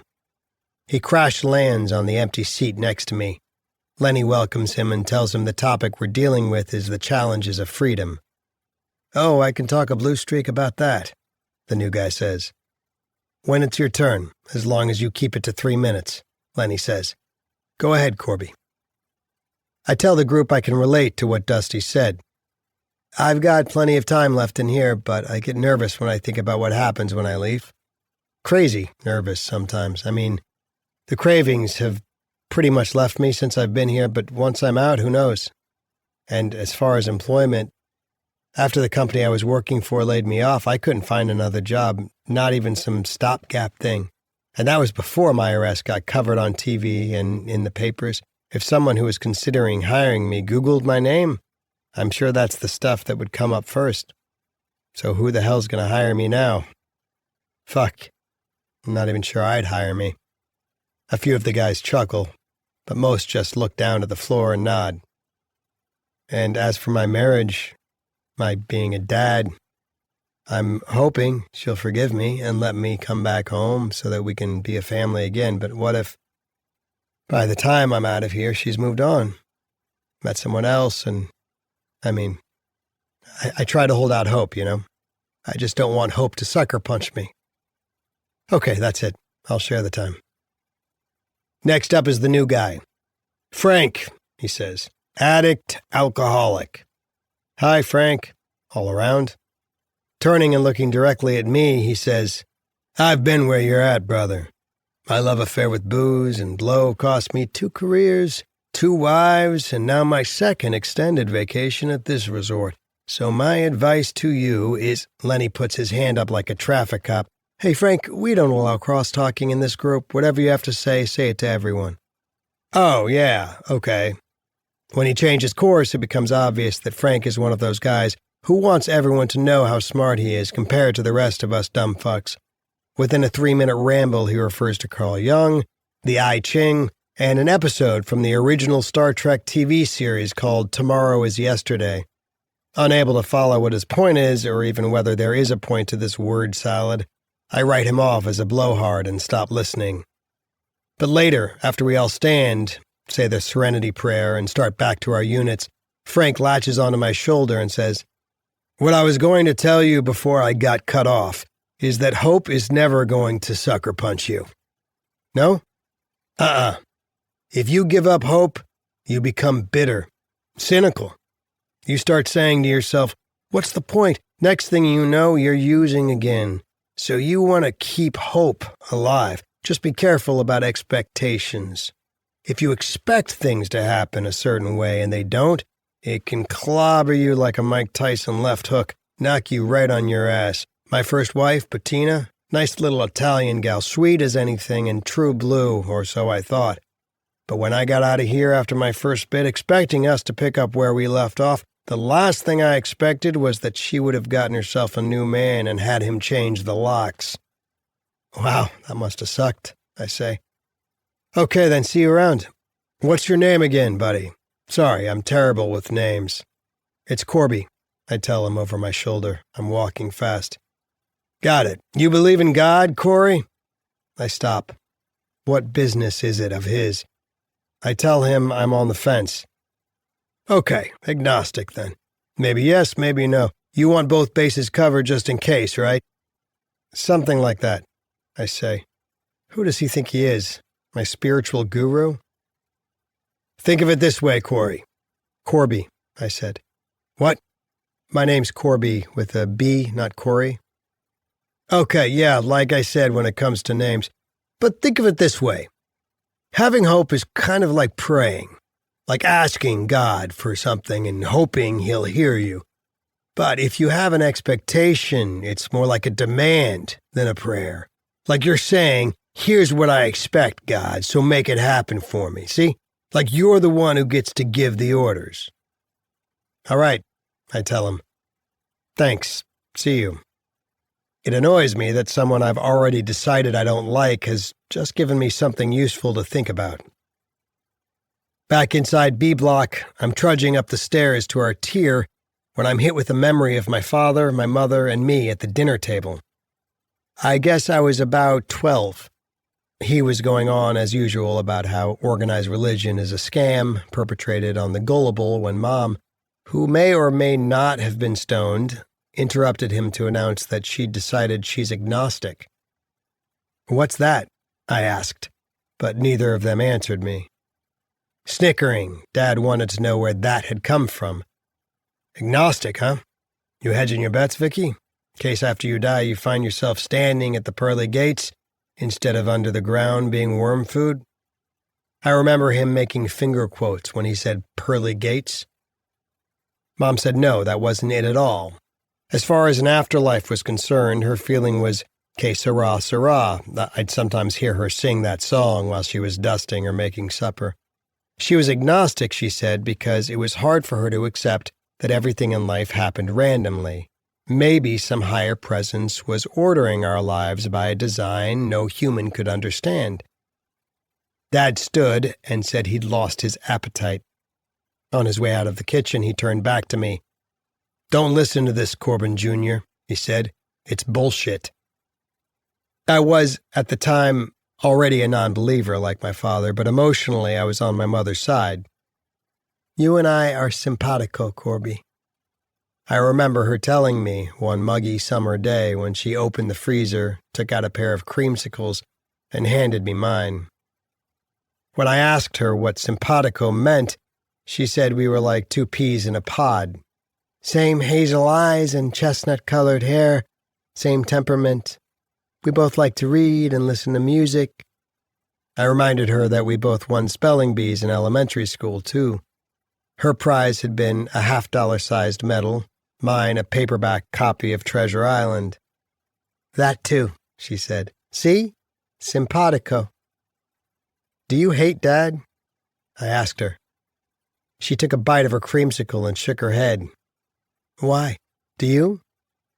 No, I said. But sometimes, yes. Shortly after that, my parents' divorce was finalized and Mom turned Wiccan. Whenever she tried to tell me about her new beliefs, I wouldn't listen. But the one thing I still remember is her explanation of something called the law of threefold return. The gist of this was, whatever things you did in your life, good or bad, they would return to you with triple force. When that happens to your father, he's not going to know what hit him, she said. I remember her looking genuinely worried for the ex-husband who had verbally and physically abused her. To lighten the mood, and maybe to mock her a little, I began singing that old John Lennon song, "Instant Karma's Gonna Get You, Gonna Knock You Right on the Head." She gave me a disappointed look and walked out of the room. On Monday morning, I'm heading over to the barn when I hear, "Hey, wait up!" I ignore him. My anger is diminished since Saturday, but I'm still determined to tell Cavaniero to find someone else to be Solomon's work-time babysitter. When he catches up, he asks me whether I'm going to the library this week. I remind him that whether I am or not, he's suspended. He says he knows, but he's finished the books he's checked out. Can I bring them back and check out some other ones for him? He reminds me he likes sci-fi. I don't respond. "Did you notice I'm on time today?" he asks. I turn and face him. "Are you expecting me to congratulate you for something you should have been doing all along? Get more books for you? Instead of asking for favors and attaboys, how about an apology instead?" "For what? I didn't even do anything." Instead of saying what I'd like to, I break into a jog to get ahead of him. "What's your problem anyway?" he calls to me. When I don't answer, he says, "Well, you won't see me tomorrow. I got court. The lawyer told my stepmother he's asking for a continuance, so you can think about me having a day off while you're stuck here working all day." The little shit has no idea how tough court runs are. If I wasn't so fed up, I'd warn him. I'm still going to press my case with the boss, tell him it's someone else's turn to work with Solomon. But maybe at lunchtime I can give the kid a heads up about court so he doesn't freak out. Whatever the hell is wrong with him, he's as fragile as glass underneath that bravado. Better if he's forewarned. When I don't hear his footsteps behind me, I look over my shoulder to see what's up. He's just standing there, kicking at the dirt and looking pathetic. Putting up with Solomon isn't easy, but it can't be easy being him either. When I get to the barn, I'm stopped in my tracks. Cavaniero is not there. In his place are Picardi and his lackey, Goolsby. They're chatting with each other, ignoring the rest of us. Ratchford and Harjeet are whispering something about Cavaniero, but I can't make out what they're saying. What the hell is going on? "Okay, listen up," Picardi says. "Officer Goolsby and I are supervising this crew from now on, so—" "Where's Cavaniero at?" Tito asks for all of us. Picardi ignores the question. "We expect a decent day's work out of all of you, and as long as you comply, we'll get along fine." He looks at me when he says the next. "We know how to deal with slackers and rule breakers, and trust me, you won't like it. Now, Officer Goolsby's going to call the roll." Goolsby calls Solomon's name last. There's no answer. "That's the kid," Tito volunteers. "Sometimes he's late." I see Solomon coming over the rise. Here he is. As he approaches, Picardi says, "Glad you could make it. Someone from the crew said you used to be late. Emphasis on the used to be. Get it?" Solomon looks confused. I wonder if he realizes Picardi was the one who grabbed him from the back and dragged him out of the visiting room. "I just asked you a question, Clapp. Do you get my point when I say you used to be late?" When Solomon looks over at me, I mouth the answer. He looks back at Picardi and says, "Yes, sir." Picardi nods and turns back to the rest of us. "Before we give you guys your assignments for today, are there any questions?" Ratchford asks whether what someone told him is true, that Cavaniero fell off a ladder while he was cleaning out his gutters and broke his hip. "Fractured his pelvis," Harjeet adds. "That's what I heard." Picardi frowns. "What happens to staff is none of your business," he says. "Anyone have a question that's work-related?" "I do," Tito says.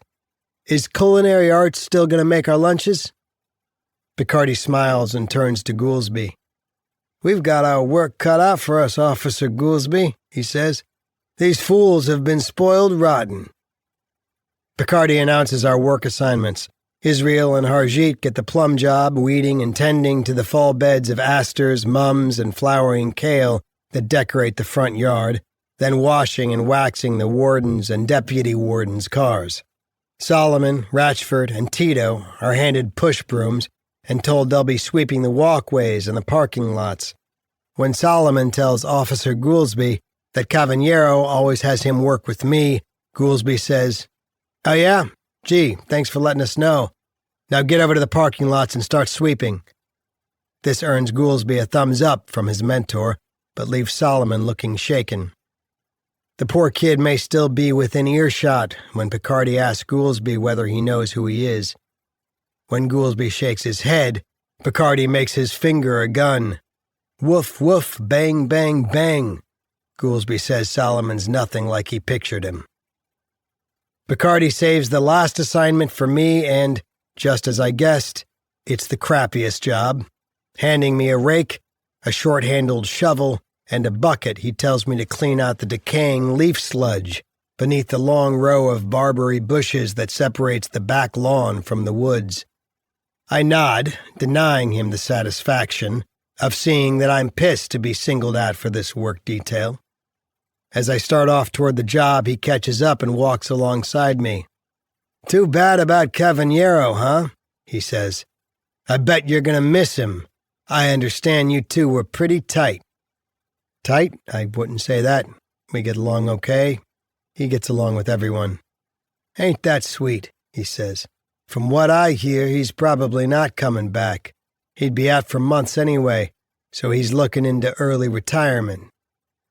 Well, like you said, officer, what happens to staff is none of my business. He smiles at the gotcha I just landed, but then he retaliates. "So how's your wife, Ledbetter? It's Emily, right? How's Emily?" Rather than whacking him in the face with the shovel I'm carrying, I keep walking toward those barberry bushes. "Enjoy," he says, then turns and walks back toward the barn. Fuck him and fuck his boot-licking assistant, too. If Picardi doesn't let up, I'll quit rather than put up with his bullshit. It rained most of the night before, so the ground where I'm working is saturated. Within the first hour, my work boots and socks are soaked. Worse than that, the muck I'm scooping up is mice and bug-infested, and they're not happy that I'm screwing with their domain. There hasn't been a frost yet, so I'm spending half my time swatting away flies and mosquitoes. By mid-morning, I've pulled 2 ticks off me. The one on the back of my neck had already begun to embed itself. It's warm for October, Indian summer, the TV weather guy said last night. So I dressed in just my scrubs this morning, no jacket. Now I'm covered in bites. The only good thing about this shitty work detail is that it's closer to the river, which I can hear loud and clear after all that rain. I wish I could see it, too. At noon, the crew reconvenes at the barn, but there's no sign of Solomon. Has he freaked out and made matters worse for himself? Walked off the job? I remind myself that whatever happened, I'm not responsible for him. I just hope that short fuse of his hasn't gotten him in trouble. Well, Picardi isn't here either, so at least that's a win. Goolsby passes out our lunches and tells us we have 20 minutes. "That's 10 minutes less than what Cavaniero gives us," Harjeet points out. "Gave you," Goolsby says. "Who are you, the union rep?" "Like I said, 20 minutes. Picardi's star pupil is coming right along. I open my bag lunch, a thin, gray slice of bologna between 2 slices of white bread, 2 bendable carrot sticks, a stale mini donut, and an 8-ounce plastic bottle of water. The bologna's a launching pad for bacteria, so I pull it out and just eat the bread. Goolsby's nearby, so the guys are keeping their voices down, but I tune into the chatter. "You know who she is, right? Works in the office, blonde hair, nice rack. She's got to be pushing 50, but I'd still tap it. He's Dabrowski's nephew. Got into some kind of trouble at the women's prison. They transferred him here so that Unc can keep an eye on him." "How come they want to impeach him but not her? What about Benghazi? What about her fucking emails?" "Houston's had home field advantage and the Nats were running out of gas. That's why it was the Astros in 6. Solomon hasn't done anything stupid, has he?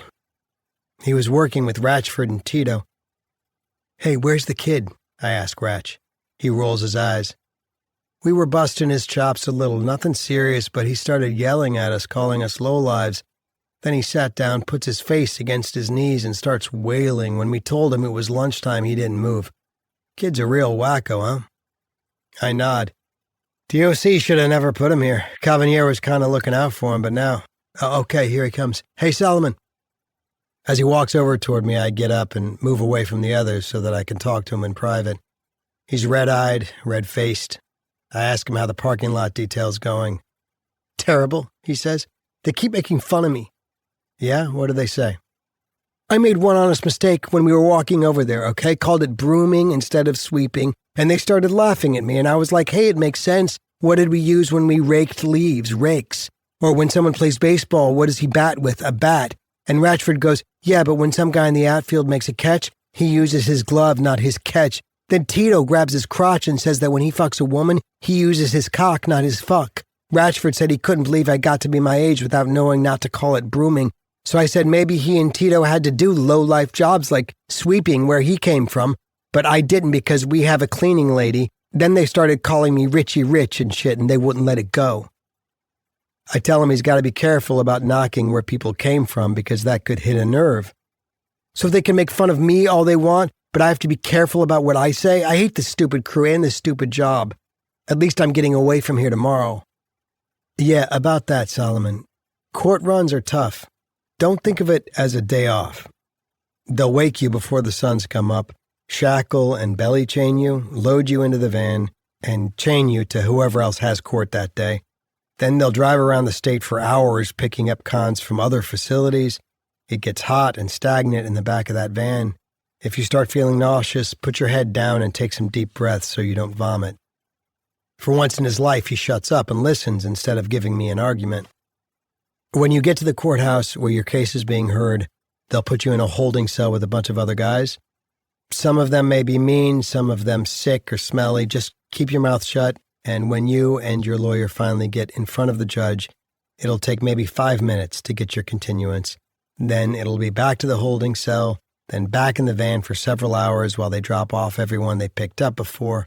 By the time you get back here, it'll be after dark and you'll be hungry and thirsty. But don't drink anything during the day. They might not let you out of the cell to pee. You don't want to end up peeing your pants. Why are you telling me all this? To scare me? Why would I want to scare you, Solomon? Because you hate me after what happened in the library? His bottom lip pokes out, and he looks close to tears. God, the poor kid is so maddening, but so vulnerable.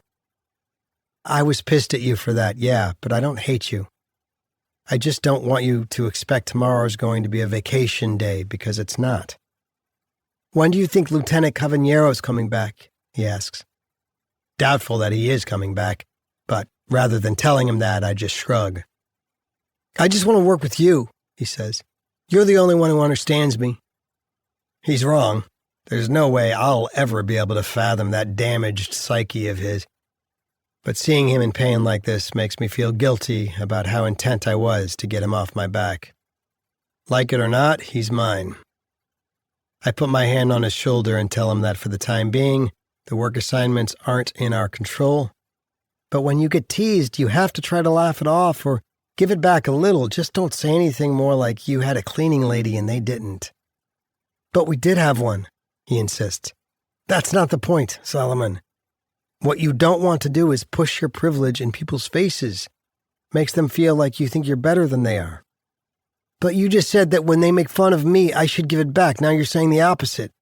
No, I'm not. And lower your voice or this conversation's over. But it's over anyway when Goolsby announces that it's time for us to get back to work. I haven't seen Picardi, but who's complaining? Okay, speak of the devil. Here they come, up over the rise and heading toward the barn. Picardi and his best buddy. But what's Anselmo doing here? He worked third shift last night. Doesn't he have anything better to do than hang around at Yates with his bro? He's carrying a pizza box and a liter of Coke, and it looks like Picardi's gotten himself a salad and a bottle of water. No soda or mozzarella for him. The jerk's always bragging about his low body fat percentage, like anyone but him gives a shit. Goolsby's eating with us, but not these two. Picardi apparently gets as much time as he wants. Your tax dollars at work, Connecticut. Before heading back to my assignment, I sidle up to Ratchford and Tito, tell them I realized they were just horsing around with Solomon, but maybe they should ease up a little. He's pretty fragile. Yeah, fragile like an egg, Tito says. Cracked. Okay, Dad, we'll cool our jets, Ratchford promises. Back in my post, I rake a pile of muck out from under a barberry bush, scoop it up with my hands, and drop it in the bucket. Pick up the bucket, carry it over to the woods, and empty it. Standing there, I listen to the siren song of the Waconic. Come and I'll cleanse you of this place, it seems almost to be promising. Should I risk it? Is it worth getting a ticket to wander off for a few minutes if they catch me? But why would they know when they're back at the barn having their pizza party? Fuck it, I tell myself. Go for it. I can feel my heart jackhammering as I run past pines and sycamores and scampering squirrels, dodging brambles and boulders embedded in the soft dirt. Then there it is. I move closer and stand there, savoring the thunder of it in my ears, the sun diamonds sparkling on its surface. Thanks to a jagged rock embedded in the river's path, I feel its spray on my face, the taste of it on my lips and tongue. It's exactly what I need. Just a minute or two to take it in after all these months of cement and sensory deprivation. I look across the river to the sheer rock ledge on the other side. It's maybe 70 or 80 feet high, unscalable by someone attempting an escape, like that guy back in the 70s who's something of a legend at Yates, and a cautionary tale. He got halfway up, then lost his footing and fell to his death, bashing his brains against a boulder at the bottom. Escaping's not even something I fantasize about. With almost half of my sentence served, I'm not about to screw that up. Seeing the river in motion and hearing it up close is all I need. At my feet is a fallen maple leaf. I pick it up, toss it into the river, and watch the current carry it south. It's the same direction I'll be traveling when I get out of here, hopefully heading home to Emily and Maisie. I have to get back before my absence is noticed, but I need to carry some of this hope with me, something tangible. At the river's edge, I reach into the water halfway up to my forearm and scoop up a handful of mud and gravel. Sitting on my palm, half hidden, is an oval stone about the size of a quarter. With my other hand, I pull it out and finger it between my thumb and index finger. It's milky quartz, white and translucent, smooth to the touch. I fling the rest of the mud back into the water but hold on to the stone, tighten my fist around it and run back toward the clearing, hoping my defiance hasn't been detected. It hasn't. I'm safe, but it's a close one. I hear Picardi before I see him. "Okay, I got one," he says. Drunk walks into a saloon and orders a shot and a beer. He sees a jar full of 20s and asks what's that all about. Bartender tells him whoever completes 3 tasks successfully gets the money. I try my best to tune him out by listening to the river. Then I see them. Anselmo's still hanging around, but Goolsby's not with them. So the drunk says, "Okay, now where's the old lady with the bad tooth?" That must be the punchline because Anselmo guffaws on cue. 2 more bushes and I'm done, I tell Picardi. What do I do after that? Grab a push broom and sweep out the barn. Okay, asshole. Hey, Ledbetter, Anselmo says, that cell of yours ever dry out after we visited you? It did, dickhead. Thanks for asking. Yes, sir. It rains most of the next day, so work is canceled.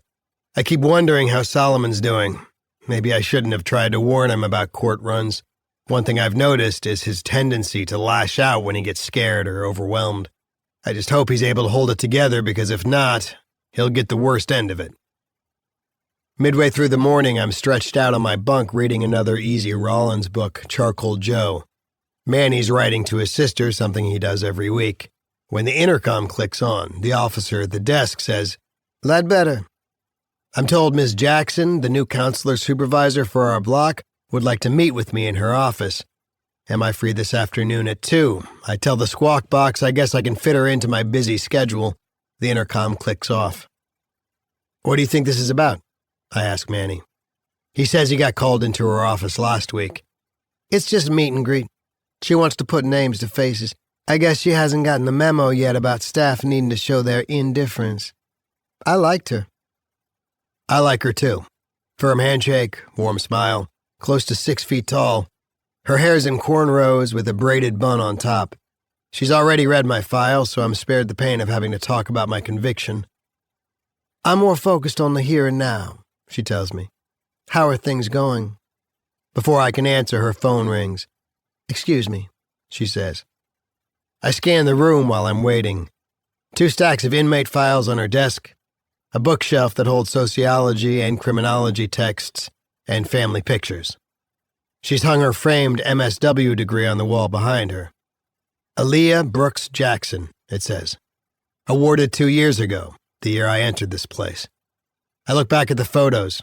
In one, a framed newspaper clipping, she's wearing a number and leading a pack of other runners. The headline says, Aaliyah Tubby Jackson breaks state record. Tubby. Did that nickname survive early childhood, or were they being ironic? In another photo, she's a bride with her new husband. 3 smaller pictures chart the growth of a little girl from infant to toddler to school kid with missing front teeth. Her daughter, I presume. That must be the daughter's artwork on the bulletin board. I smile, wondering how those giant people are supposed to live in that much smaller house. Makes me think of that book, Clifford the Big Red Dog. And, of course, the giraffe family that lives next door to Maisie in the book I'm doing for her. When Miss Jackson hangs up, she asks me again how things are going. I tell her about how hard it is not seeing my daughter, and she commiserates, but I end up talking mostly about Solomon. His crying jags and temper tantrums, the self-abuse, his vulnerability in this hostile environment. An adult men's prison is the last place where this kid should have been placed. Lieutenant Caballero thought it might be good to put him outside on the grounds crew, so we had an arrangement that Solomon would only work with me and I'd kind of look out for him. That worked okay, more or less, until the lieutenant left. Now that we've got a new supervisor, all bets are off. She cocks her head. Why is that? She and I have only just met, but because she seems genuine and hasn't been here long enough to have gotten jaded, I decide to risk it. Best case scenario?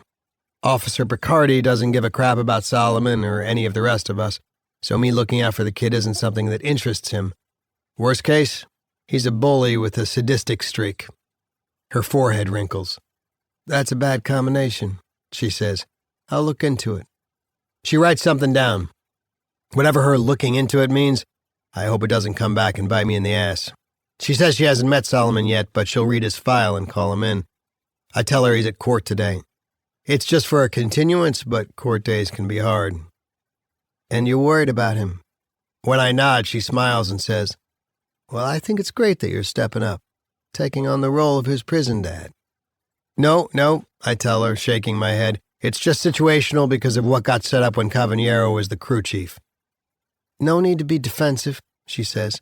Attachment can be a good thing, for both of you. Since she's read my file, she knows why I'm here.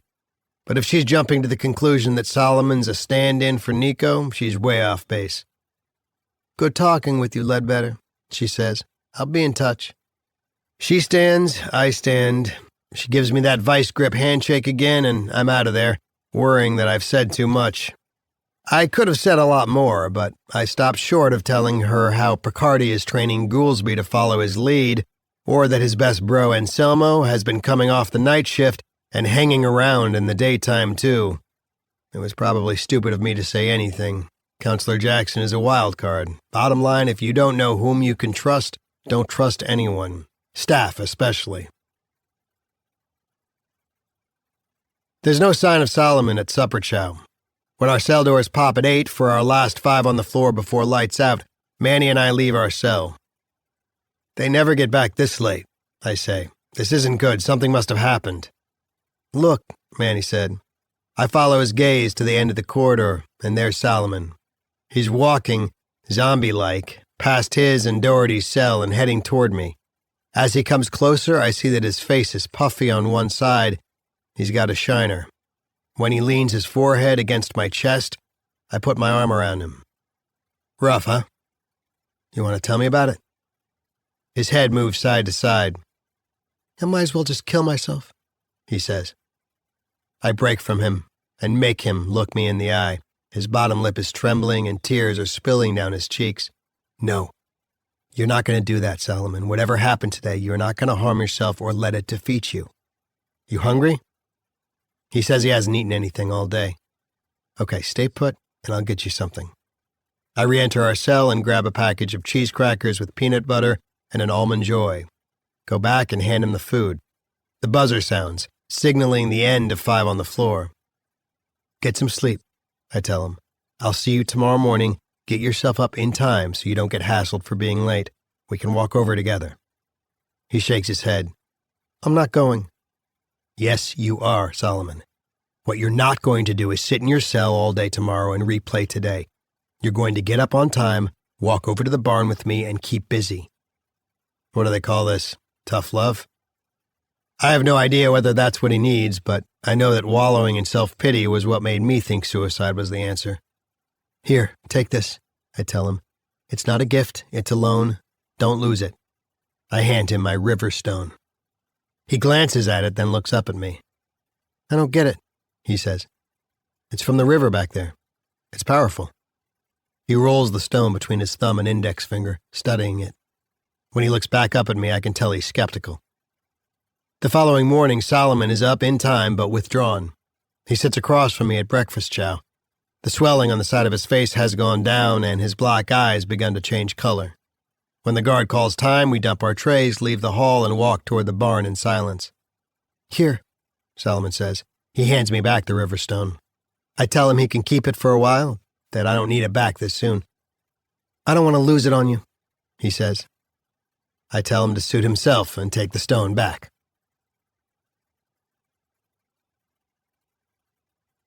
Chapter 29. November 2018. Days 484 through 86 of 1095. Picardi is doing push-ups while he waits for the crew to assemble. He's been in a good mood the last couple of days because he was in a weightlifting competition last weekend and won in his weight category. What was his prize? Ratchford wondered. A mirror so that he can kiss it? We all laughed at that one. Everyone here, Officer Goolsby? Picardi asks. Goolsby gives him a thumbs up. Okay, listen up, ladies, he says. We're starting a project today that's probably going to take a couple of days to finish. What's that, boss? Tito asks. The maintenance department's planning to repaint the barn before the really cold weather gets here, but as you can see, it's peeling pretty bad. As if on cue, Spence comes out of the barn, pushing a wheelbarrow full of scrapers, wire brushes, wooden blocks, sheets of sandpaper, and face masks. You're working in pairs, two to a side, one of you up on a ladder, the other on the ground. Tito and Israel, you're scraping the east side. Ratchford and Harjeet, the west. Ledbetter and Clapp, you do the back. Spence, you and Officer Goolsby can tackle the front. This seems to take Goolsby by surprise, but he recovers quickly from the demotion. That all right with you, Officer Goolsby? Picardi asks. Goolsby gives him a nod and a half-smile. I can tell from Solomon's face that he's relieved we're working together again, and I guess I am too. Has Aaliyah Jackson worked some kind of counselor's magic, or is this just a coincidence? Probably the latter. Nothing gets done this quickly at DOC. But if she did intervene, I'm sure Picardi didn't like it. Where are the ladders at? Harjeet asks. Goolsby points to the pickup rumbling toward us on the dirt road. One of the maintenance guys is at the wheel, and 4 extension ladders stick out from the back of the truck bed. Okay, girls, grab your equipment and get started, Picardi says. Chop, chop. Goolsby drops the tailgate down, and Tito, Harjeet, Spence, and I slide the ladders out. Israel says he has trouble with heights and wants to be on the ground. Me too, Solomon says. I tell him sure, but that he should grab the other end of the ladder. Of course he objects. Tells me Spence and Tito are carrying their ladders by themselves. Why can't I? When I give him a look, he cooperates.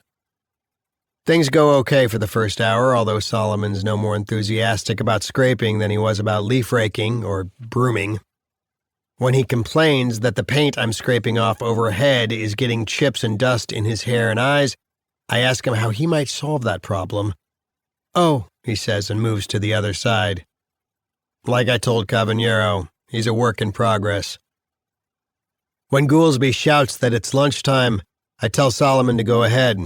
I have one more little section in the corner to scrape, and then I'll be right down. He disappears around the corner, but here comes Picardi. He stops at the base of the ladder, and when I get off the bottom rung, he latches onto my shoulder and says, I met your new friend yesterday afternoon. I know who he means, but I play dumb. Which new friend is that? He lets go of my shoulder and pulls down my face mask. Jackson. You really gave her an earful, didn't you? Talking about how you and Clapp have a father and son bond or some such horse shit. I clarify that I didn't say that, she did. Guess she doesn't know about your history as a father then, huh? He's goading me, but I stand there blank-faced, waiting for this to be over. Or maybe that's not the kind of bond we're talking about. You and that little geek got a man-boy love thing going on? Is that why you want to be his daddy? I feel my right hand make a fist. No, sir. Is that all, Officer Picardi? Not quite. He gets a foot from my face. You fuck with my authority again, Ledbetter, so that a counselor tells me who's working with who on my crew. You better remember that payback is a bitch. Got it? Yes, sir, I understand. May I grab some lunch now? Sure thing. Maybe clap saved Daddy a seat. After work, I tell Manny about the exchange. I know you care about the kid, Corby, he says, but be careful.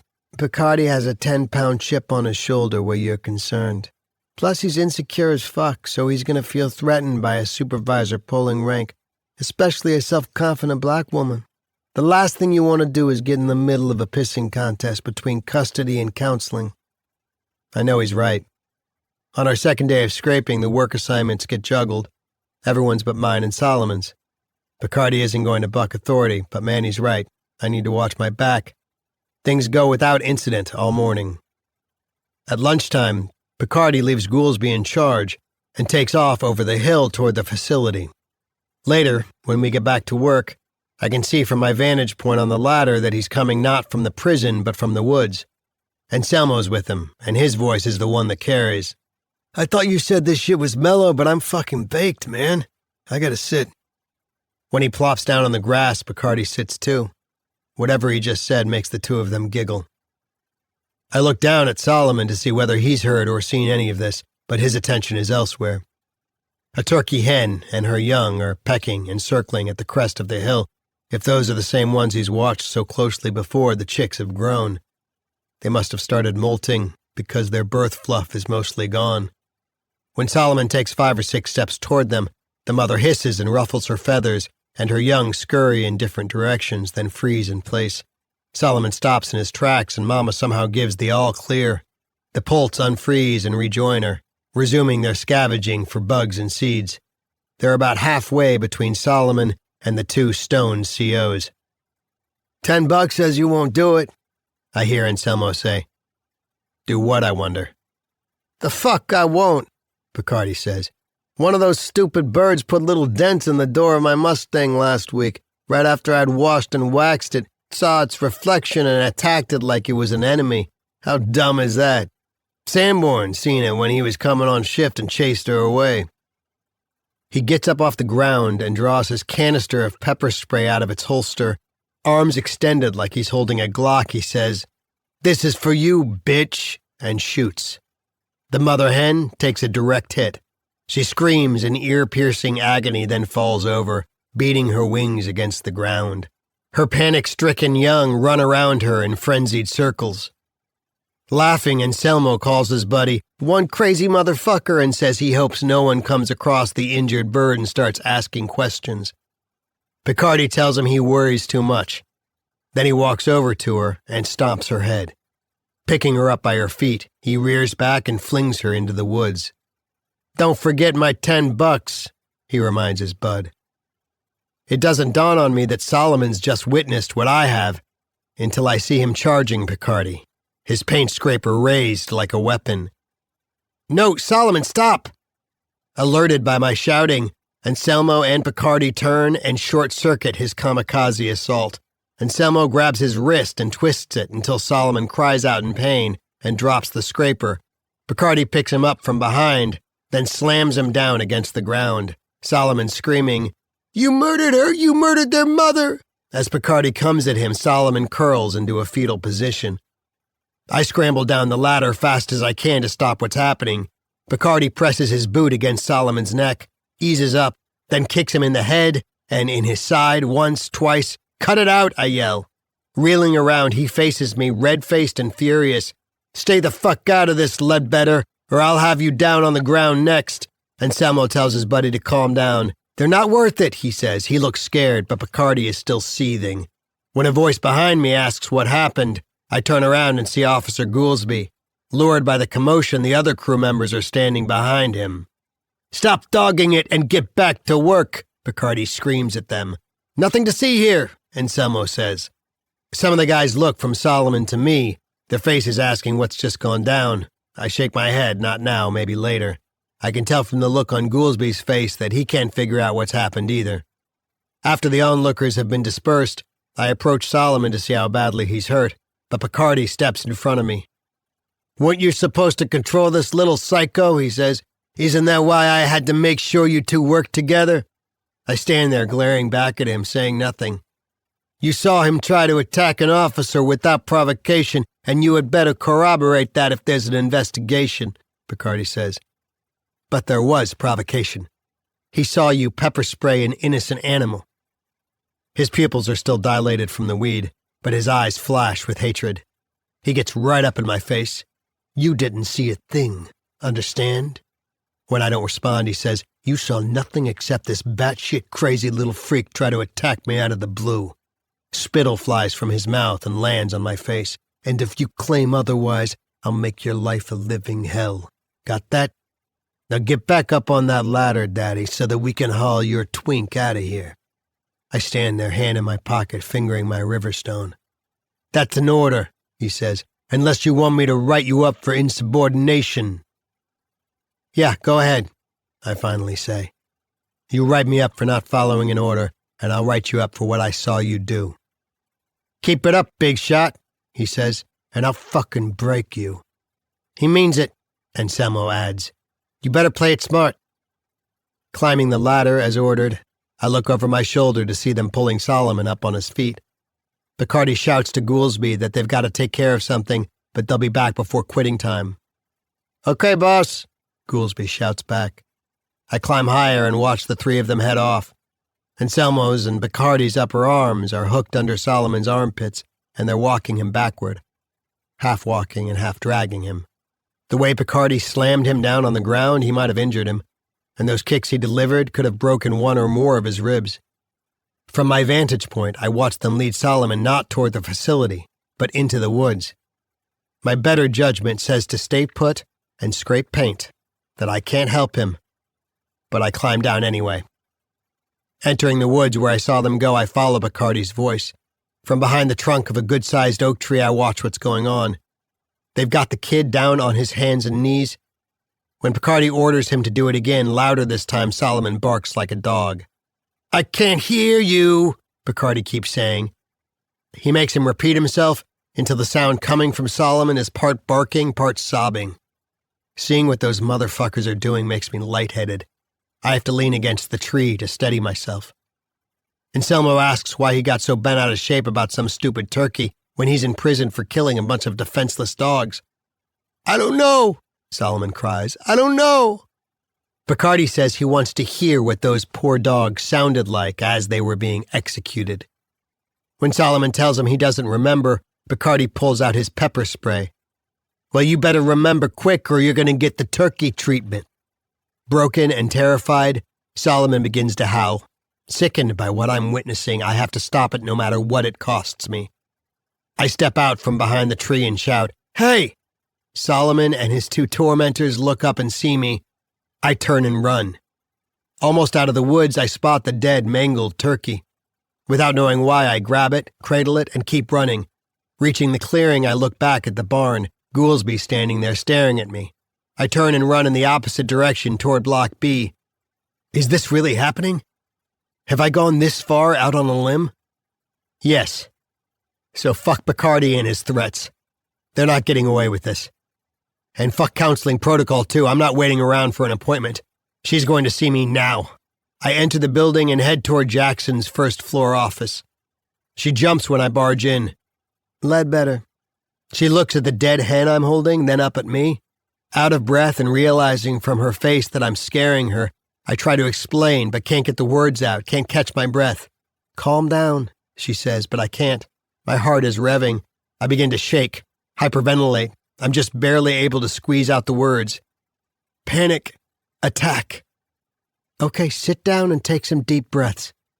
I do what she says, drop the dead bird on the floor beside me. I hear something Dr. Patel once said, panic attacks aren't fatal. When I'm a little calmer, she unscrews her thermos, pours some water into a paper cup, and tells me to drink it. Swilling it, I begin to choke. Easy, she says. Slow down. Sip it slowly. Wiping away my tears, my left eye begins to sting, and I realize I have some of the bird's pepper residue on my hand. When I tell her why I'm screaming, she pours more water and has me hold the cup to my eye and keep blinking. I follow her instructions until it stops stinging. When I'm finally able to tell her what happened, she's measured and professional. But if he was rushing at him with a weapon, didn't Officer Picardi have a right to defend himself? Yeah, but he already had him down on the ground. Why would he start kicking him in his side, kicking in his head, stepping on his neck? Did anyone else witness this? Just Anselmo, but he's not going to throw his buddy under the bus. What about when they took him into the woods? Can anyone corroborate your account of what they made him do? I shake my head. No one except Solomon. Deep sigh. She shakes her head. Okay, let me explain how the grievance system works. First of all, an offender can't file a grievance on another offender's behalf. It would have to be Clapp who made the complaint by submitting an administrative remedy form requesting a formal review of what happened. Then the administrative remedy coordinator for your unit would either let the complaint proceed or dismiss it. So who would this coordinator be? A captain? The unit manager? Not at this stage. It would be another of the custody officers in your building. Typically, that person will side with the officer being grieved, not the complainant. It doesn't always happen, but that's the way it usually goes. In other words, the deck is stacked. If it gets dismissed, can he appeal?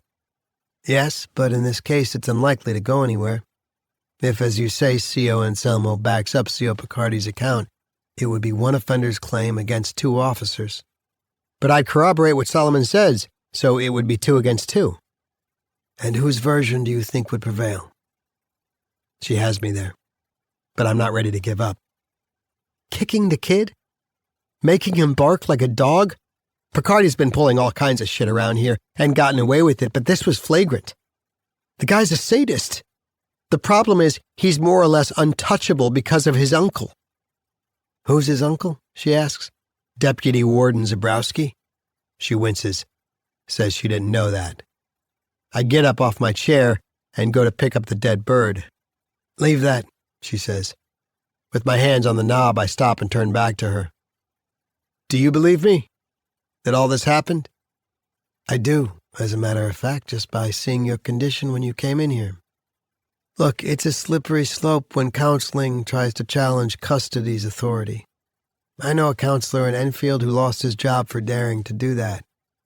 Ledbetter, I have a husband out of work and a daughter to support, a mortgage, car payments.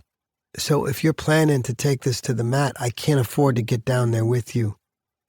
And before you decide to pursue this, think about the possible repercussions for both you and Clapp. You're not in a position to fix this no matter how justified you'd be for trying. And if Solomon's just been on the receiving end of an ugly, traumatizing episode, do you want to set him up for more of the same? I shake my head. He'd probably be too scared to blow the whistle on them anyway. And I don't think that turkey's going to file one of those administrative remedy things either. Either she doesn't appreciate my gallows humor, or she's thinking about something. That's actually something you could file a grievance about. I'm not suggesting you do it, but it's one thing that's not about Clapp. Not directly, anyway. I wait. Inappropriate use of a state-issued weapon against a defenseless animal. But I doubt that would go anywhere either. It would still be your word against theirs. Not if there's evidence. Do you have a cell phone? Maybe you could take a few pictures that I could use. She says the first thing they'd want to know is how you got those pictures. And you've got a daughter, a mortgage, and a car payment. Okay, I get it. There is one thing I can do, Jackson says. Get Clapp to the hospital and have his injuries looked at. Have some x-rays taken. I'll request a psych eval while he's there, too. I'll flag it as an emergency so they don't just walk him over to the med unit and give him a couple of Tylenol. The state shouldn't be housing Clapp here when he clearly needs to be in a psychiatric facility. I might not be able to get him transferred by myself, but a report from the hospital couldn't hurt. I thank her for listening to me and taking it seriously. She thanks me for caring about Solomon. But I'm worried about you too, she says. You need to take care of yourself. Do you know anything about black holes, Ledbetter? I know that whatever gets sucked into one never gets out. Exactly, she says. Standing up, I tell her I'd better get back to the job we're doing.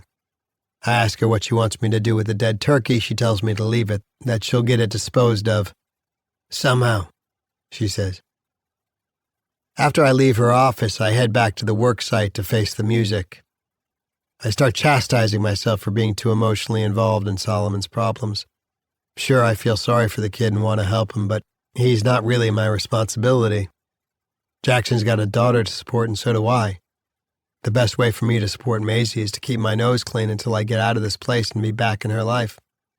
Solomon's not my kid. She is. Still, I'm not as powerless as Jackson thinks. Getting Anselmo and Picardi fired is a long shot, but it could happen. Inappropriate use of a state-issued weapon against a poor, dumb animal? Somebody's got to do something to expose those two and the shit they're pulling. When I get back to the barn, the sun's on the descent. I can hear the other crew members scraping. I'm guessing about an hour to go until quitting time. I grab my scraper and start climbing the ladder when someone grabs my foot. Hey! I yell. What the fuck? Looking over my shoulder and down, I see it's Picardi and, behind him, Goolsby. Tell him, Officer Goolsby, Picardi says. Go back to your block, Ledbetter, he says. You're off the crew. You had a good thing going here, but you blew it, Picardi adds. I'm tempted to say what I'm thinking. You COs have a better thing out here than we do. Pizza parties, pot parties, no one watching you. That would wipe that smug expression off Picardi's face, but I'd end up paying for it in spades.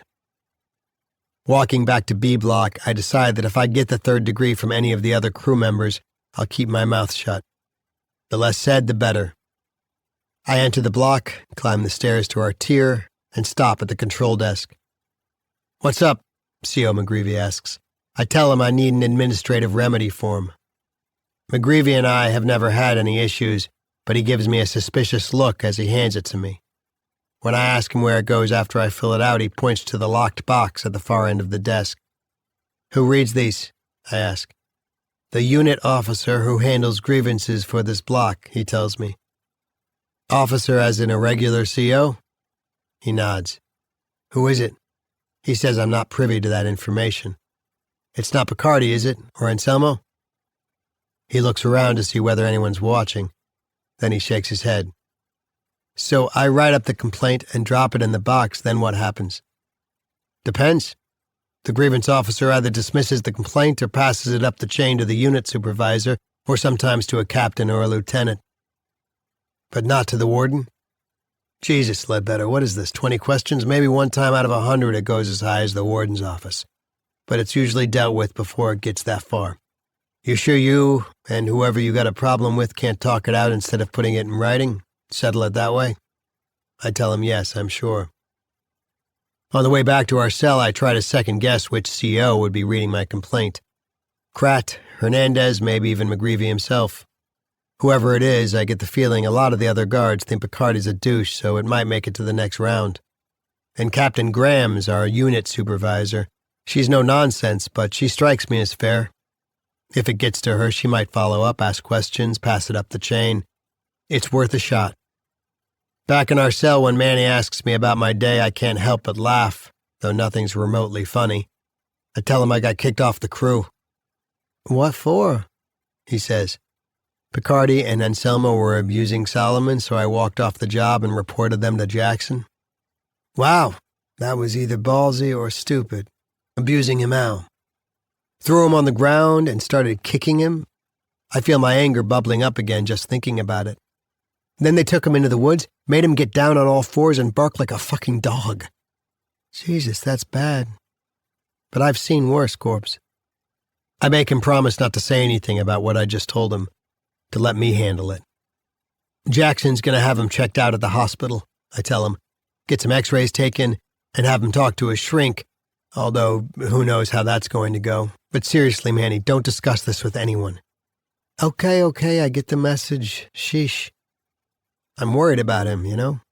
He's just a fucked up kid. You know who I'm worried about, Corby? He says, you. You've gotten too involved with that kid. Yeah, he needs help, and yeah, he doesn't belong here, but you can't fight his battles for him. Okay, Manny, thanks for the unsolicited advice. I put the big mythology book on my lap, grab a pencil, and start filling out the grievance form. What's that? He asks. I read him the heading, CTDOC Form 16E, Administrative Remedy Regarding Alleged Staff Misconduct. Don't you love all the bullshit euphemisms they have at this place? Administrative remedy. The real remedy will be if I can get Picardi and Anselmo fired over this. For bullying the kid? Roughing him up a little? No, you can't file a grievance on another inmate's behalf. This is about what they did to the turkey. Looking bewildered, he lets go a laugh. The turkey? What turkey? Never mind, I want to get this done. You can read it after I finish. But the day has taken its toll, and I'm too emotional and too exhausted to phrase it right now. I stop after the first 3 or 4 sentences. I'll write the rest of it tomorrow. I don't have work anymore, so I'll have plenty of time. I flop down on my bunk, face to the wall, and close my eyes. It plays in my head like a movie. The way they hurt him, humiliated him. I'm just starting to doze when I hear, I wouldn't if I were you. I turn my head and there's Manny standing next to my bunk. He's holding the grievance form. Except you're not me. Come on, Corby. You know how these things go. Anselmo and Picardi will back each other up and you'll end up standing in dog shit. Then they'll want to get even, and frankly, I don't want to get caught in the middle of it. This isn't about you, Manny.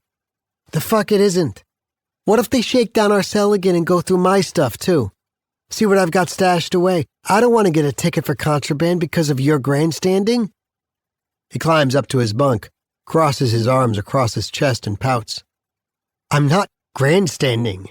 I'm standing up to a couple of bullies. He jumps down again and goes to the back window. With his back to me, he says, and if you think you're going to get those 2 goons fired over a turkey, you're fucking delusional. You planning to take on the union too? And Picardi's uncle? No, but if my complaint travels a few links up the food chain, at least it will put the administration on notice that these 2 need to be watched. He pivots, facing me again. Okay, man, if you want to stick your neck out, you better watch out for the axe. And keep me out of it. I snatch the grievance form away from him and tell him to chill out. I fucking know what I'm doing, Manny. Ha, he says, goes back up to his bed and pulls the sheet over his head. The next morning, on the way to breakfast chow, I catch up to Solomon's cellmate, Doherty. How's the kid doing? I ask. He shrugs, says he hasn't come back from the hospital yet. What does it mean if they kept him overnight? Is he that badly injured? Has he had a breakdown? After I eat, I go back and start in again on the grievance. I go back and forth about including the part about them smoking weed while they were on the job, but decide against it. Too hard to prove, so I stick to the animal abuse. They made a $10 bet. Picardi was the one who pepper sprayed her. She was suffering but still alive when he stomped her head and threw her into the woods. Her chicks can't fly yet, so without her protection, they'll be easy prey. I probably should not have added the flourish at the end of the complaint. If the matter is not taken seriously and dealt with appropriately, I will have no choice but to notify the SPCA about Officers Picardi and Anselmo's cruelty toward a defenseless animal and her young. The instructions say to limit your complaint to the back of the form and 1 extra page. By writing smaller on the last half page, I just make it. When our cell doors pop for our 5-on-the-floor break, I walk down to the desk to drop my grievance into the box, but I stand there hesitating. Maybe Manny's right. Maybe sticking my neck out is a mistake. But if I'm called in to talk about the pepper spraying, then maybe I can mention what they did to Solomon. The trouble with thinking like Manny is that it's defeatist. Jackson said she didn't think I'd have a shot either. They both assume inmates are powerless, but maybe we're not. I'm starting to lose my nerve a little. But I'm in it now, and I'm doing it for Solomon and whoever else they've been bullying. myself included. I drop the form through the slot. On my way back to our cell, Doherty stops me. Couple of the guards just came in and packed up Solomon's stuff. Said he's been transferred out of here, but they wouldn't tell me where. Hopefully Counselor Jackson performed some kind of miracle and got the poor kid into a psych facility. I'm relieved that he's out of this place, but I wish I'd had the chance to tell him goodbye and good luck. He drove me nuts, but I'm already feeling his absence. One day he's here, the next day he's gone.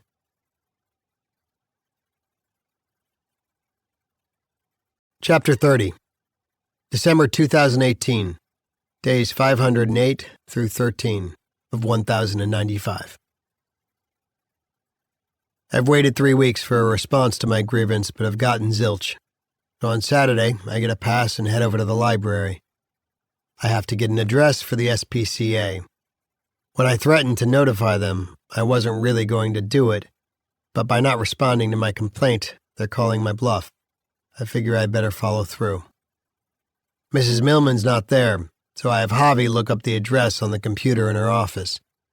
I write the agency a 3-page letter, stamp it, and drop it in the slot for outgoing mail. Mid-morning the following day, Manny's at work, and I'm giving the cell a cleaning. A new CO, who looks like he's about 18, unlocks our door and comes in. "Room search," he says. Nothing of Manny's is touched, but my stuff, mattress, bed sheets, pillow, books, art supplies, toiletries, is thrown in a pile in the middle of the floor. "You looking for anything in particular, officer?" I ask. He says he's just following orders. Then he grabs my plastic bottle of shampoo and squeezes its contents all over my stuff. "Orders from who?" I ask. When he doesn't answer, I tell him that's okay. I know it was Bacardi. "Don't know anything about it," he says. "Oh yeah, and I'm supposed to say gobble, gobble, gobble." "Okay, you're clear. Sorry about the mess." In the middle of the next night, I wake up to someone tapping my shoulder. Startled, I jump up in bed, blinded by a flashlight beam being held a few inches from my face. When the beam is turned around, it lights up the contours of Bacardi's face.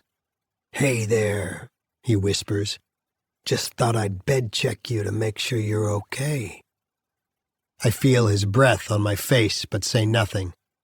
Do nothing. After he leaves, I squint over at Manny's digital clock. 2:47. I'm awake for the rest of the night.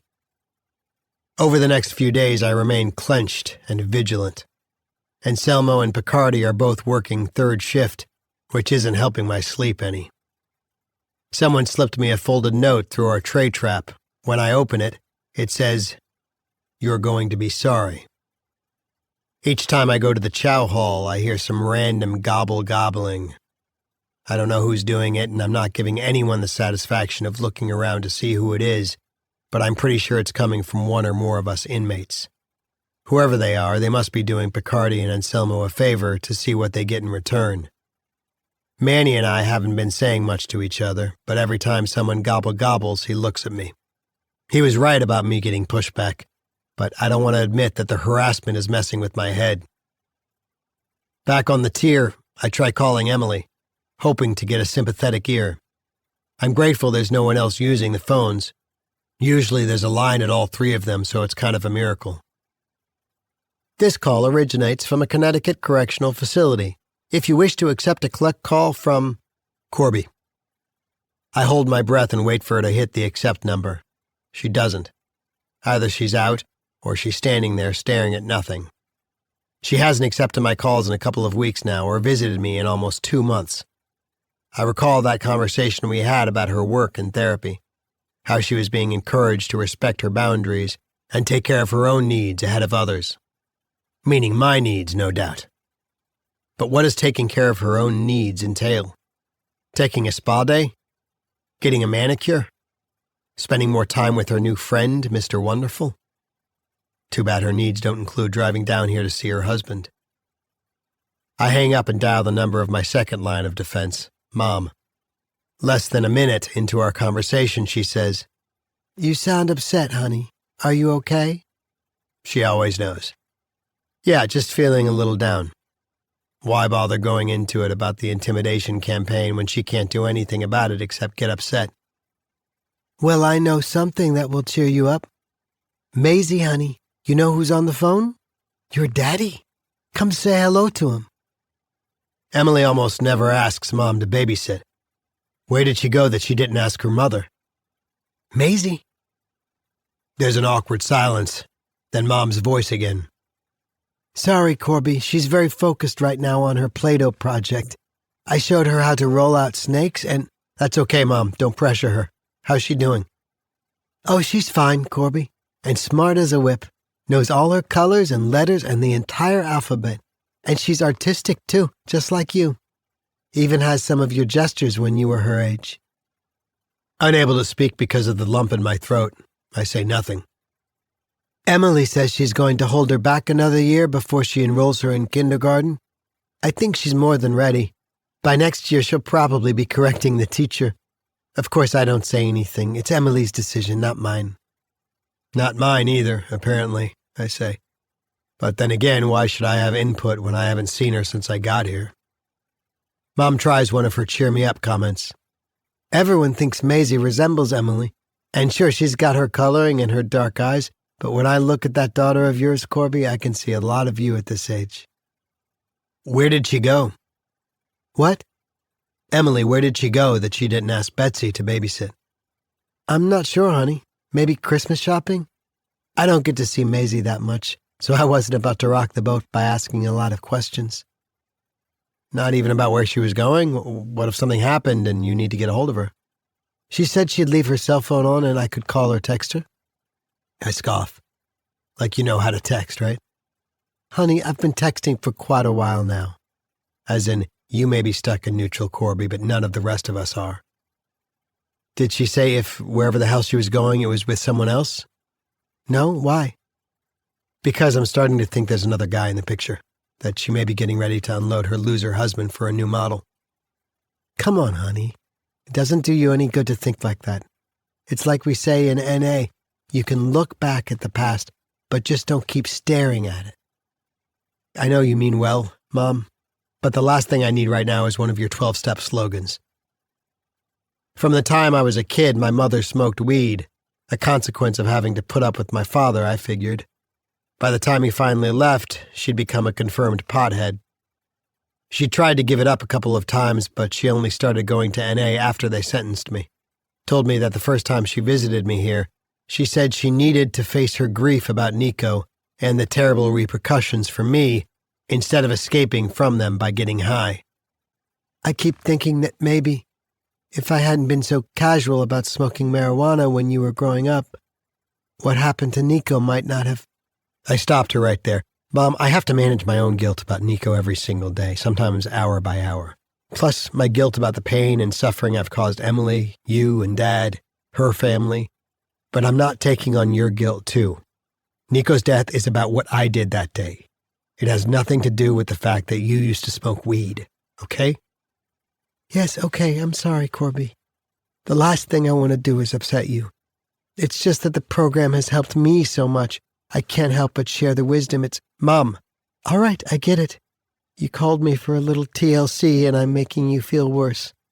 And no, I doubt Emily is seeing someone else. Her mother told me she's worried that Emily has been isolating herself again and dropping weight. Betsy says it's a pattern, that she gets this way around the holidays and closer to the anniversary of Nico's. Well, you know, I told her that's a rough anniversary for you, too. For all of us. I'm just thankful Maisie doesn't seem to remember anything about that day. Unless it's a buried memory that will surface later. Give her another reason to hate me besides disappearing from her life. You have 1 minute remaining. Okay, Mom. Sorry I'm in a bad mood. Kiss Maisie for me and tell her Daddy loves her. Why don't you tell her yourself? Better not. I'm sure Emily would want to prepare her for it. Maisie, sweetheart, stop what you're doing and come say goodbye. Right now, young lady. Maisie. It's okay, Mom. Don't force her. No, wait, here she comes. Now you speak into the phone and tell your daddy hello. I wait. Hear their whispered consultation. Then my daughter's on the line. You know what? Gammy, Vicky, and I are making snakes. And later on, we're going to make pudding. Hearing her small, shy voice brings tears to my eyes. You are? Wow, that sounds like fun. What kind of pudding? Chocolate? Oh man, that's my favorite. Hey, do those snakes you're making bite? She giggles at the thought of it. Do you remember who I am? The silence on the other end is agonizing. Is she confused? Afraid? Have her memories of me faded away? I'm Daddy. Do you remember when I used to give you piggyback rides and push you on the swings at the park and read you stories at night-night? My heart is pumping hard. My hand clutching the receiver goes sweaty. Good night, Moon, and Pat the Bunny, and I haven't seen you in a long, long time, but pretty soon. We get cut off at that point. Conversation terminated by Securus Technologies. I slam the phone down, kick a plastic chair and send it clattering. Hey, C.O. Wierzbicki shouts from halfway down the corridor. Pick up that chair and get back to your cell. You got it, officer, I call back. Sorry. I try not to let him see I'm in tears. Yeah, Emily, we lost him because of me, but I'm losing her, too. It's not right for you to withhold her from me because... So fuck you, Emily, and fuck your new boyfriend, too, if that's what he is. Self-care? Is that how you're taking care of yourself, Em? Not visiting me, not picking up the phone and accepting my call? We both lost him, not just you. And now I'm losing her, too, because you never let her see me. What's that about, huh? Payback for the pain I've put you through? The humiliation I've caused you and your mother because you married the guy who got addicted, killed his son, and went to prison? I'm awake for a good part of that night, my emotions swinging back and forth between resentment of Emily, sympathy for what I've put her through. Why shouldn't she start seeing someone while I'm stuck in here? File for divorce and move on. But if she and this Evan dude start playing house and Maisie grows up thinking of him as daddy, I won't be able to take it. Not after I will have been in here for 3 years, unable to see her, hold her, play with her, and put her to bed at night. I get a couple hours sleep before waking up with an acid stomach and a sour attitude. I consider skipping morning chow because I'm in no mood to put up with anyone's bullshit. Then again, if they're serving something bland, maybe it'll calm down my gut. Okay, it's reconstituted scrambled eggs, 2 slices of white bread, and dishwater coffee. Could be worse. On the walkway heading back to B Block, I see Warden Rickerby coming toward me accompanied by a trio of suits. Politicians, probably, getting the PR tour, which explains why they were scrubbing down the block after hours yesterday. This is about the only time you see Rickerby on the grounds, when she's making the place seem like it's run better than it is. The expectation when she's in the company of visiting VIPs is that you give them a polite nod and keep moving. But I decide to risk being seen, being heard. Warden, sorry to interrupt, but can I speak with you about something? Not now, she says. Can't you see I'm busy? The metal button pinned to her coat says, ho, ho, ho. Please, it's urgent. Excuse me for a moment, gentlemen, Rickerby says. All right, what is it? Her back is to her guests, so they can't see how pissed she looks. I tell her about having filed a grievance against 2 of her officers because of an incident I observed, and that I've gotten no response. She glances down at my ID. Look, Ledbetter, she says. There's a procedure to follow and a chain of command. You can't just jump the line because you feel your complaint is more important than everyone else's. Warden, I don't think that, but I wanted you to know that 2 of your COs have been bullying some of us, and that one of them pepper sprayed a— Stop right there, inmate Ledbetter. I'm not having you litigate whatever problem you're having with my officers. Let the grievance process take its course, and consider it an opportunity for you to practice patience. And in the future, don't interrupt me when you can see I'm busy with guests. Yes, ma'am. I apologize. And screw you, Your Highness. Maybe if you got off your throne and looked around, you'd see what's going on around here. 2 days later, my complaint comes back to me in inmate mail. Stamped across it diagonally in red, it says, dismissed. The following day, my letter to the SBCA is slipped through the tray trap of our cell door. It's been opened, but there's no postmark. Those fuckers. It never even left the compound. I pace, kick stuff, stop to look at the calendar. Tomorrow's the 25th. Merry fucking Christmas.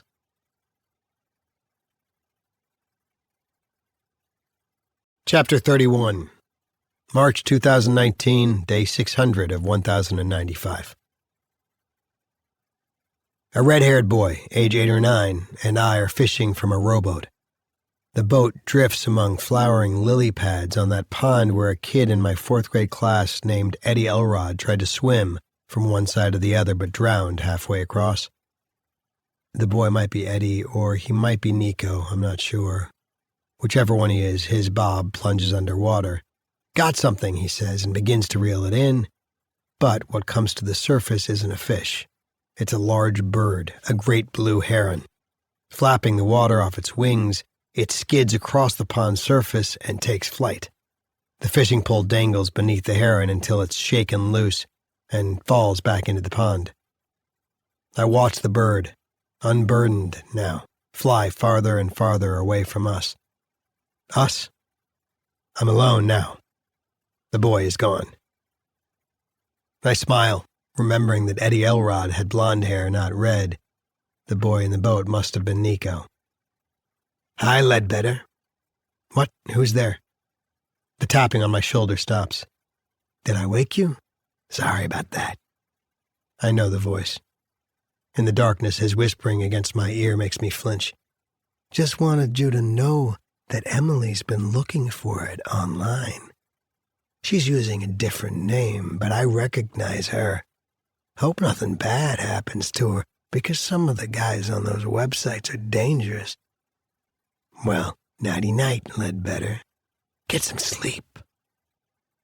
After I hear him leave, I start to shake. My breathing is fast and shallow. That's bullshit about Emily, but it's jarred me. Hasn't he made his point? When the fuck is this going to stop? Deep breaths, deep breaths. From the top bunk, Manny asks what's going on. Nothing, go back to sleep.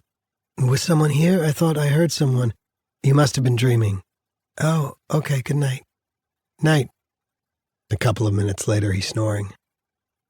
When my shaking subsides, I roll off my cot and walk to the back of the cell, look through the narrow sliver of window to the outside. Not much to see. The empty visitor's parking lot, the tipped-over garbage bin. It's probably been raided by that fat raccoon I've seen on other sleepless nights. The lamppost light is flickering, getting ready to die.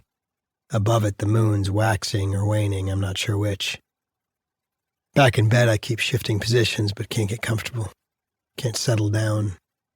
I'm furious with myself for thinking I could take on those two sons of bitches and win. I should have known better. I did know better. But I became so intent on making them pay for what they did to Solomon that a kind of temporary insanity took over. The insanity of ego, maybe. My father sometimes woke me out of a sound sleep, too, but he didn't whisper, he yelled. What goes on in this house stays in this house. He was fond of reminding me so that I wouldn't blow his cover. At his college, he was the well-respected professor. At home, he was the tyrant whose specialty was verbal abuse. You know who brings home report cards like this, Corbin? Losers. People who are never going to amount to anything. You want to know why I never ask you to come with me to university parties, Vicky? Because you're an embarrassment, that's why. Maybe taking on Solomon's tormentors was a belated attempt to take on the illustrious Professor Ledbetter, the bully who demeaned and humiliated Mom and me, and then made his escape. I was never going to win that fight either. Justice would not be served. 3:15, according to Manny's clock radio. God damn it. How can I be exhausted and wired up at the same time? In that fishing dream, Nico was older than he was the day he died. School age, 3rd or 4th grade, maybe. So, at least in my dream state, he lives on and grows. I didn't end his life after all. Desperate to shut off my mind and get back to sleep, I do something I haven't done in a long time. Hey, Nico. Are you there? It's Daddy. I'm mouthing the words but not speaking them out loud. I think I saw you tonight in a dream. Was that you? I'm still here in prison. Still doing my time for having taken you out of the world. Out of this world, anyway. I'm still clean and sober, and I try every day to be a better person than I was the day you died. You've been my North Star in this effort, buddy. Do you know that? In AA, there's a prayer where we ask for the wisdom to know the difference between what we can change and what we can't. I'm in a tough situation right now because I wasn't wise enough. See, I saw something bad happening to this kid I was kind of looking out for, and my ego convinced me I could take on the system and stop it. But doing the right thing in here isn't the same as doing the safe thing. And there's been these 2 guards who are out to get me. The good news is that kid, Solomon, got transferred out of here. How much do you see, Nico? Do you know how he's doing? I worry about him. I worry about your sister, too. First you disappeared from her life, and then I did. Do you think this might have screwed her up? Made her feel abandoned, or whatever? Your mom sends photos of Maisie and writes me sometimes about the things she's into. Disney princesses, tea parties, swimming lessons. She's in the Guppies class. In return, I send her notes and drawings, stories I write and illustrate to try to keep her memory of me alive. Her favorites are the one about her and her best friend Jeremy, who's a giraffe. I was into writing and drawing their 3rd caper when I realized Jeremy Giraffe was a stand-in for you. I have trouble accepting that your mother keeps your sister away from this place, and maybe from me. I thought she'd change her mind after a while, but she stayed firm on that. The last time we talked, she said Maisie's had to sit in time out a couple of times at her nursery school for hitting other kids, boys, not girls. Your mother says it's just normal kid stuff, but is it? Where's that anger coming from? And how might this affect her down the line? There was such a strong bond between you 2. Is that somehow still intact? Do you watch over her, Nico? Even if she can't see or hear you, can she feel you're still there? With over half of my sentence served here, I have a lot of anxiety about what happens when I get out. I have 2 versions in my head about the day I walk out of here. In the first, the gate opens and your mother and sister are there waiting. In the other, I walk through the gate and look around. No one's there. Well, I'm getting sleepy now, so I guess I'll say goodnight. Please look after Maisie for me and keep her safe. I love you, Nico. Thank you for listening. I drift off, smiling and wondering whether I've finally discovered what, until now, has eluded me. Is my dead son the one who can remove my defects of character and restore me to sanity in this place where insanity reigns? Is Nico my spiritual touchstone? The shouting wakes me up. God damn it, Corby, I just stepped on that fucking thing. I think it bit me. Get it the hell out of here. I'm confused. What's he yelling about? I follow his pointing finger, but all I can see in the dim light is that it's a snake. Jesus, is it a copperhead? Those things are poisonous. Climbing to the safety of his upper bunk, Manny continues his rant. You had to file that stupid grievance, didn't you? I know what I'm doing, Manny. This isn't about you. The fuck it isn't. I knew I heard someone in here last night. I swing my feet onto the floor, walk cautiously toward it. False alarm, Manny. It's a milk snake. They're harmless. You're all right. I knew I'd get caught in the middle because of that grievance. Such a stupid move. You see them kill a fucking turkey and you get so bent out of shape that... Well, your space is my space too, asshole, and if this shit continues, I'm putting in for a cell change so I don't have to step on a fucking snake when I get up to take a piss. Now get that fucking thing out of here. I make a grab for it, but it's fast. Try again, and again. Get a hold of it on my fourth try when it slithers into a corner. Holding it so that its head pops out from the top of my loose fist, I take a couple of steps toward Manny. Look at him, he's kind of cute, isn't he? What are you afraid of? Get that thing away from me. I mean it, Corby, it's not funny.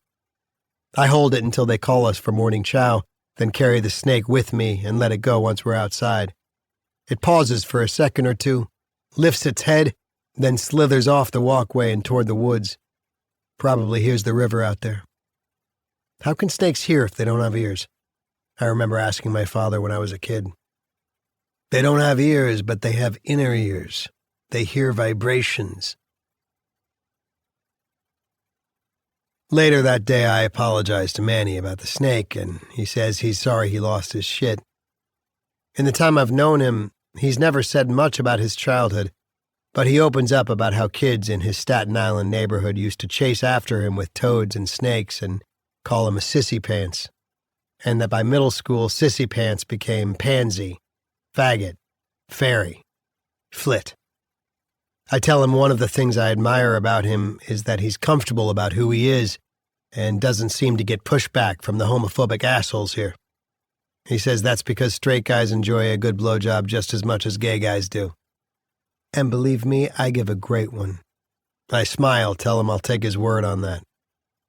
But I tell you, Corby, when I stepped on that snake this morning, I went flying back to Willoughby Avenue with those punks tormenting me and Bobby Costello, who I had a secret crush on, putting his pet snake a few inches from my face and me staring at its flicking forked tongue. Talking to Manny gets me thinking about how most of us must carry our bruised childhoods on our backs when we come here. Solomon was the most obvious example.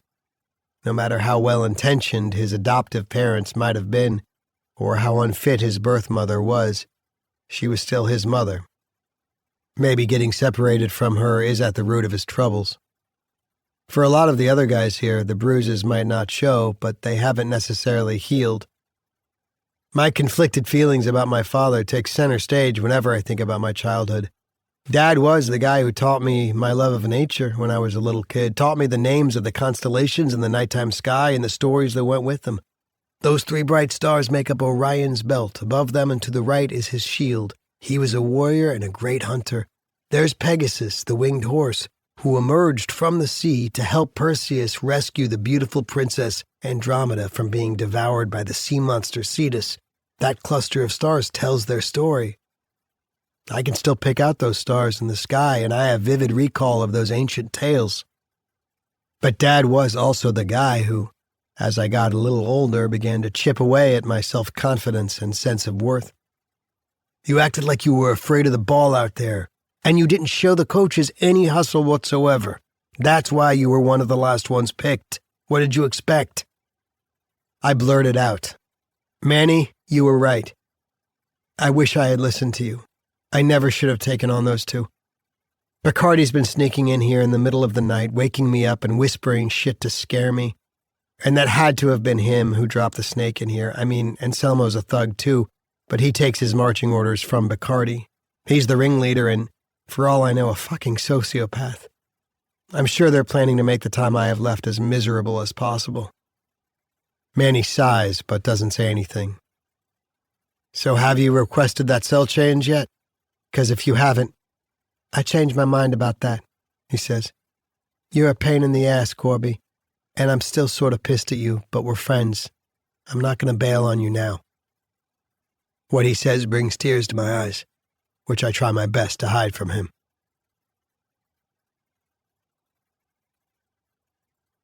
Chapter 32. August and September 2019. Days 734 through 79 of 1095. I remember a folk song my mother used to play and sing along with on one of her albums, a Joan Baez record, I think.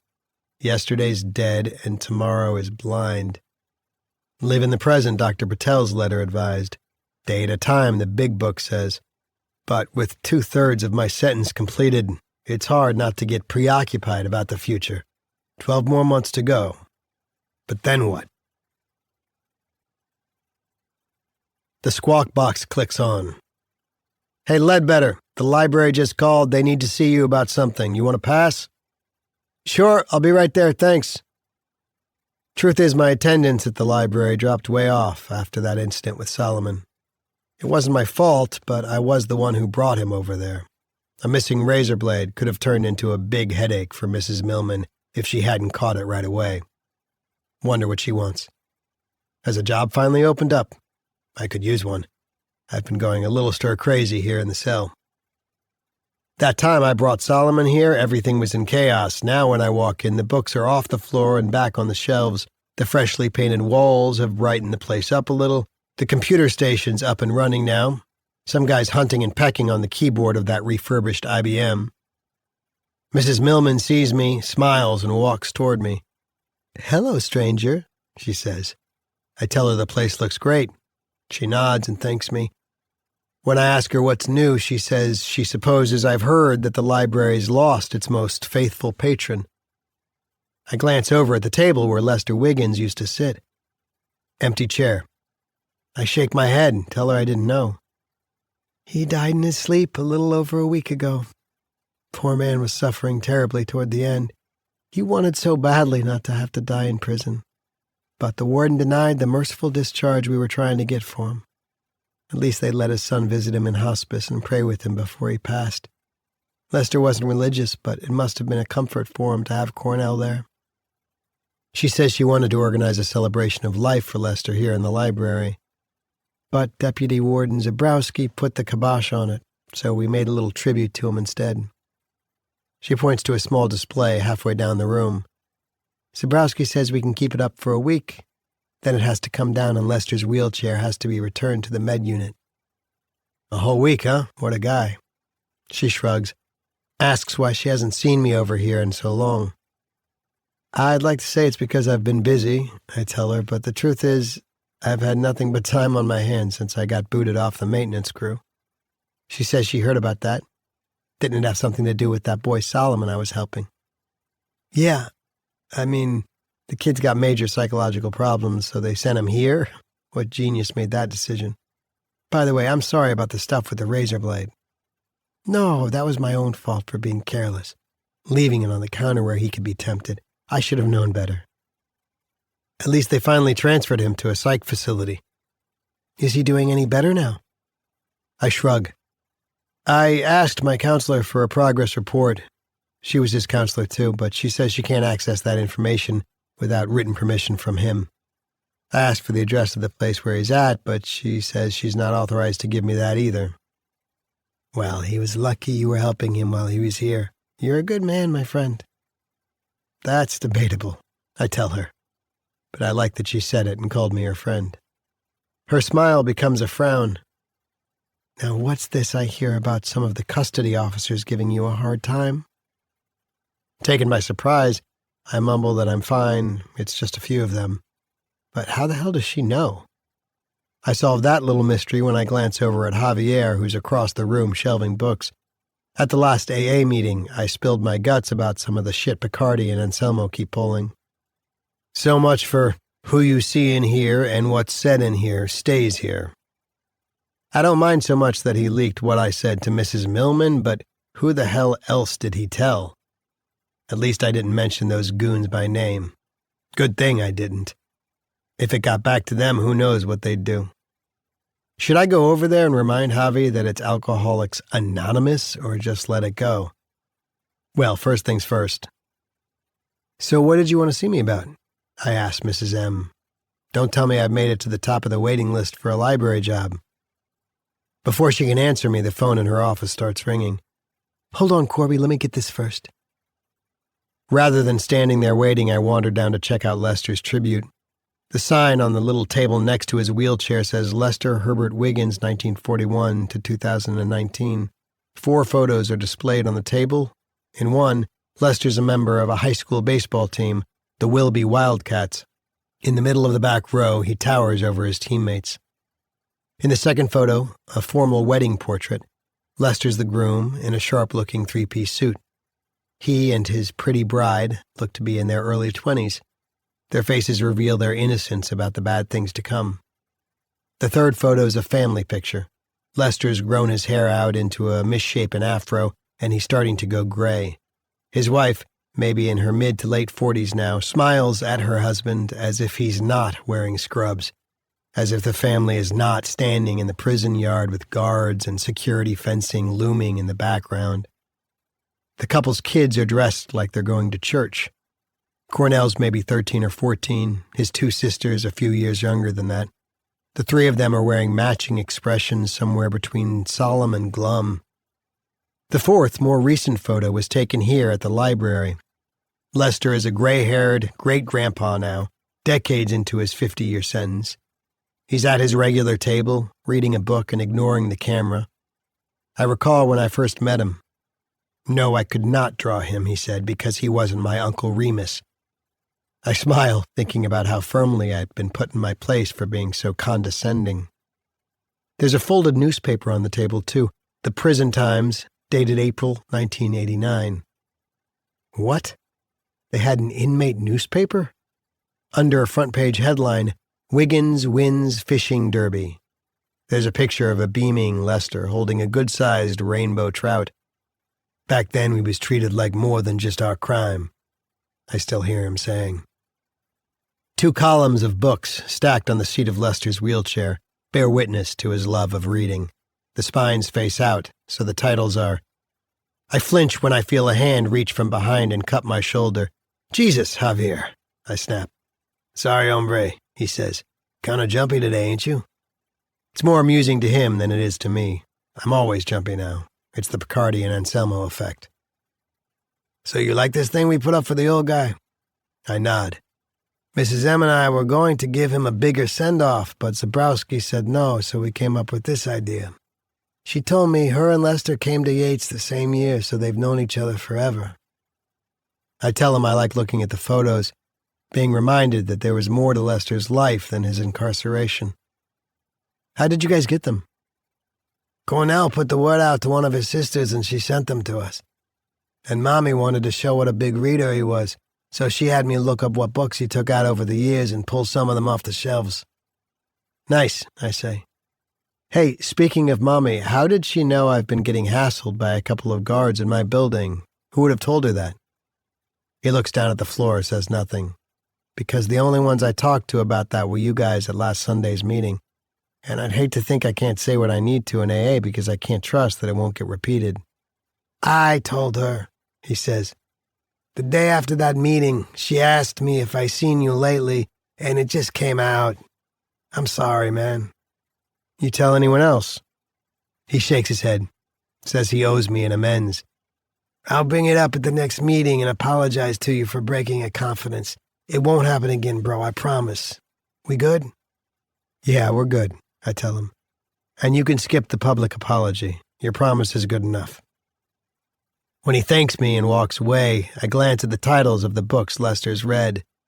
There's a number of Walter Mosley novels, of course, and baseball biographies of everyone from Smokey Joe Williams to Mookie Betts. He was into political books, too. Soul on Ice, Between the World and Me, Notes on a Native Son. So many of the men who come to prison spend their time stewing in resentment and letting their minds rot. Not Lester. I guess being a reader and a thinker was the way he found to survive his lengthy sentence. Corby, Mrs. M calls. I'm off the phone now. Let's talk. Approaching her, I ask again what she wanted to see me about. Well, you finally made it to the top of the waiting list, but in order to be a library assistant, you have to have more than a year left on your sentence. I checked on your release date, and it disqualifies you. Bad timing's one of my specialties, I tell her. But I have an idea for a special assignment I hope you'll consider.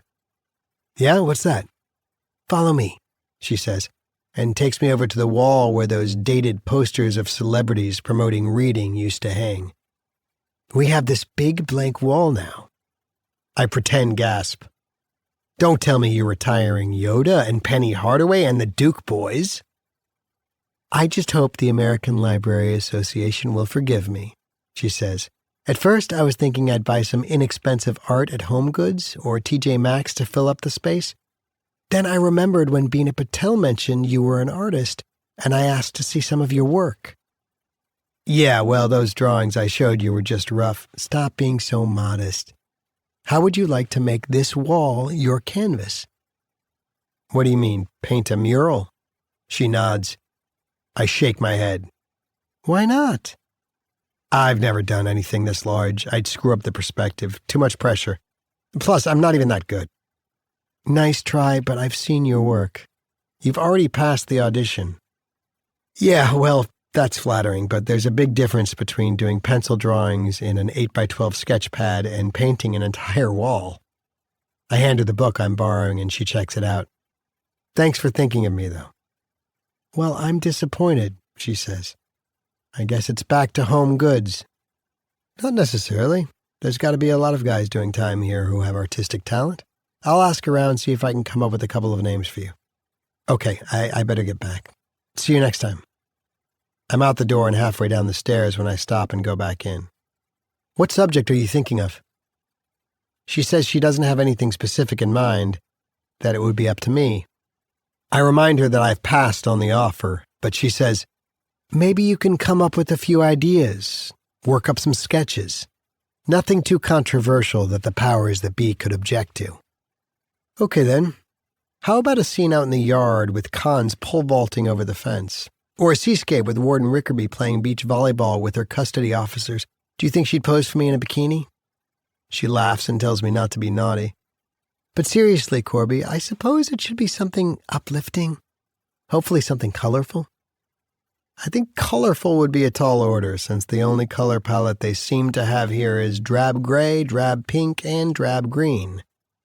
Oh, you don't know how resourceful I can be.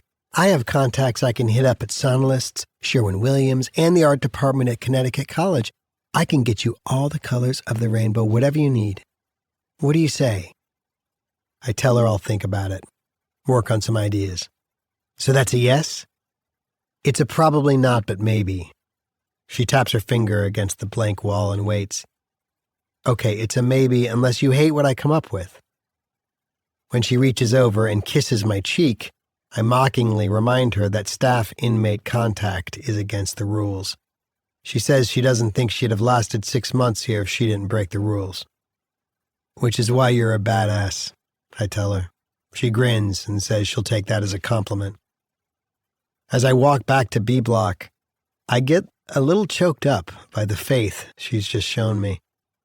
The challenge of that blank wall begins to excite me, and ideas for the mural are already spinning by the time I'm back in the building and climbing the stairs. Colorful, she says. Tropical birds in a rainforest. Monarch butterflies against a blue sky winging their way back to Mexico. She says she'd like it to be uplifting. A sky filled with hot air balloons would be uplifting and colorful. Okay then, problem solved. Except how would that be different from the kind of art she'd buy at Home Goods? And more important, why would hot air balloons speak to the guys in this place? Sports heroes? I imagine it like the Sgt. Pepper album cover. Jordan, Jesse Owens, Muhammad Ali, and Babe Ruth in the front row. Behind them, Jackie Robinson, Ted Williams, Jim Brown, and Larry Bird. But what about Clemente, Gretzky, Tiger, Serena, and what about Olympic athletes? Carl Lewis, Usain Bolt, Jackie Joyner-Kersee? Would anyone besides me know my sentimental favorite, Steve Prefontaine? Nah, I can just hear everyone bitching about who I included and who got left out, and I'd probably have trouble getting all those likenesses right. That's supposed to be Magic Johnson? Nope, way too complicated. How about something historic? Maybe a battle scene between the Waconics and the Connecticut colonists. Nothing uplifting about war. Historic moments in the Civil Rights Movement? MLK, John Lewis, and the Freedom Fighters at the Pettus Bridge? I'd love to stick it to the white supremacists around here, including some of the COs, but I don't want it to come back at me or land in Mrs. Millman's lap. Famous American writers? Rock stars and rappers? The Apollo 11 moon landing? That's one small step for a man. I spend most of the rest of the day thinking up ideas that seem promising, then scrapping them. By lights out, I still haven't come up with anything I want to go with, but it dawns on me that I've been so engaged by this project I've barely given a thought to those two a-holes who are out to get me and what they might pull next. The next day, same thing. Ideas keep sparking in my head, but nothing catches fire. By day 3, I have a sketchbook filled with notes and drawings that turn into dead ends. I'll give it another day or two. If I still can't come up with anything that excites me, I'll throw in the towel. On the 5th day of driving myself nuts, I start thinking about mythology. I open up that book I grabbed from the library when they were throwing shit out, and thumb through those color plates by the masters.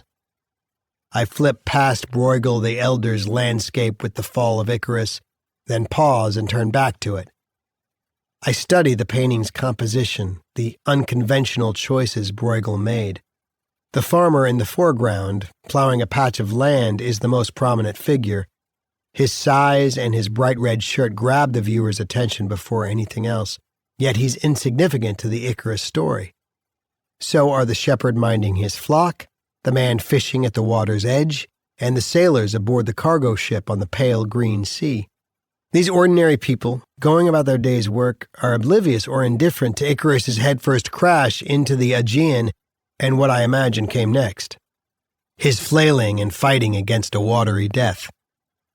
Again, I wonder why the artist chose to make the story's doomed hero the least significant figure in the composition, render him as a small detail rather than the central figure. What's Bruegel saying? The Icarus myth is usually understood as a cautionary tale against the recklessness of youth, but maybe that lowly shepherd one tier down from the farmer provides a subtle clue about the artist's intent. He stares up at the sky, his attention focused on something the viewer doesn't see.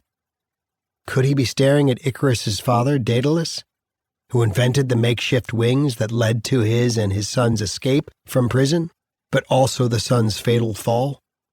Is the painting about Daedalus's fate, having to bear witness to his son's untimely death while he remains alive and aloft himself, having to outlive his boy, suffering with the knowledge that he's the unintentional orchestrator of his demise?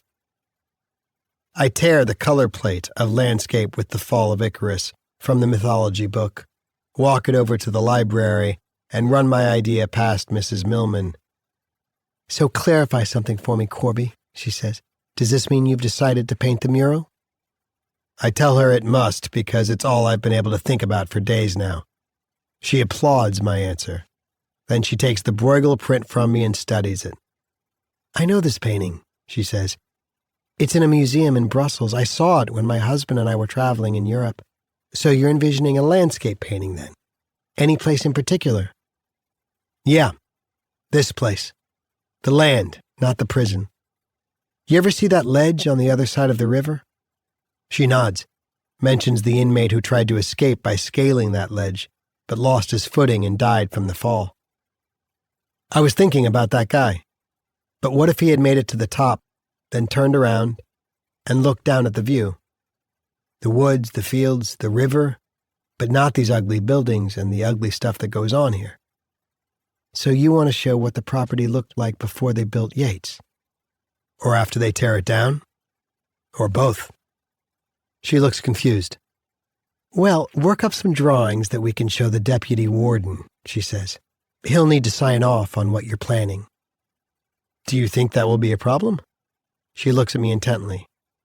"Nothing too controversial, or he'll take the easy way out and say no. And think about what you'll say if he asks why you've omitted the institution." "Okay, got it."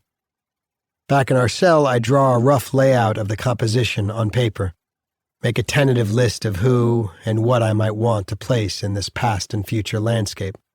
Lester Wiggins on the riverbank reading a book, Raconic people hunting and tending to their crops before the white settlers arrived, a deer and her fawn grazing in a meadow, a blue heron flying up from the river.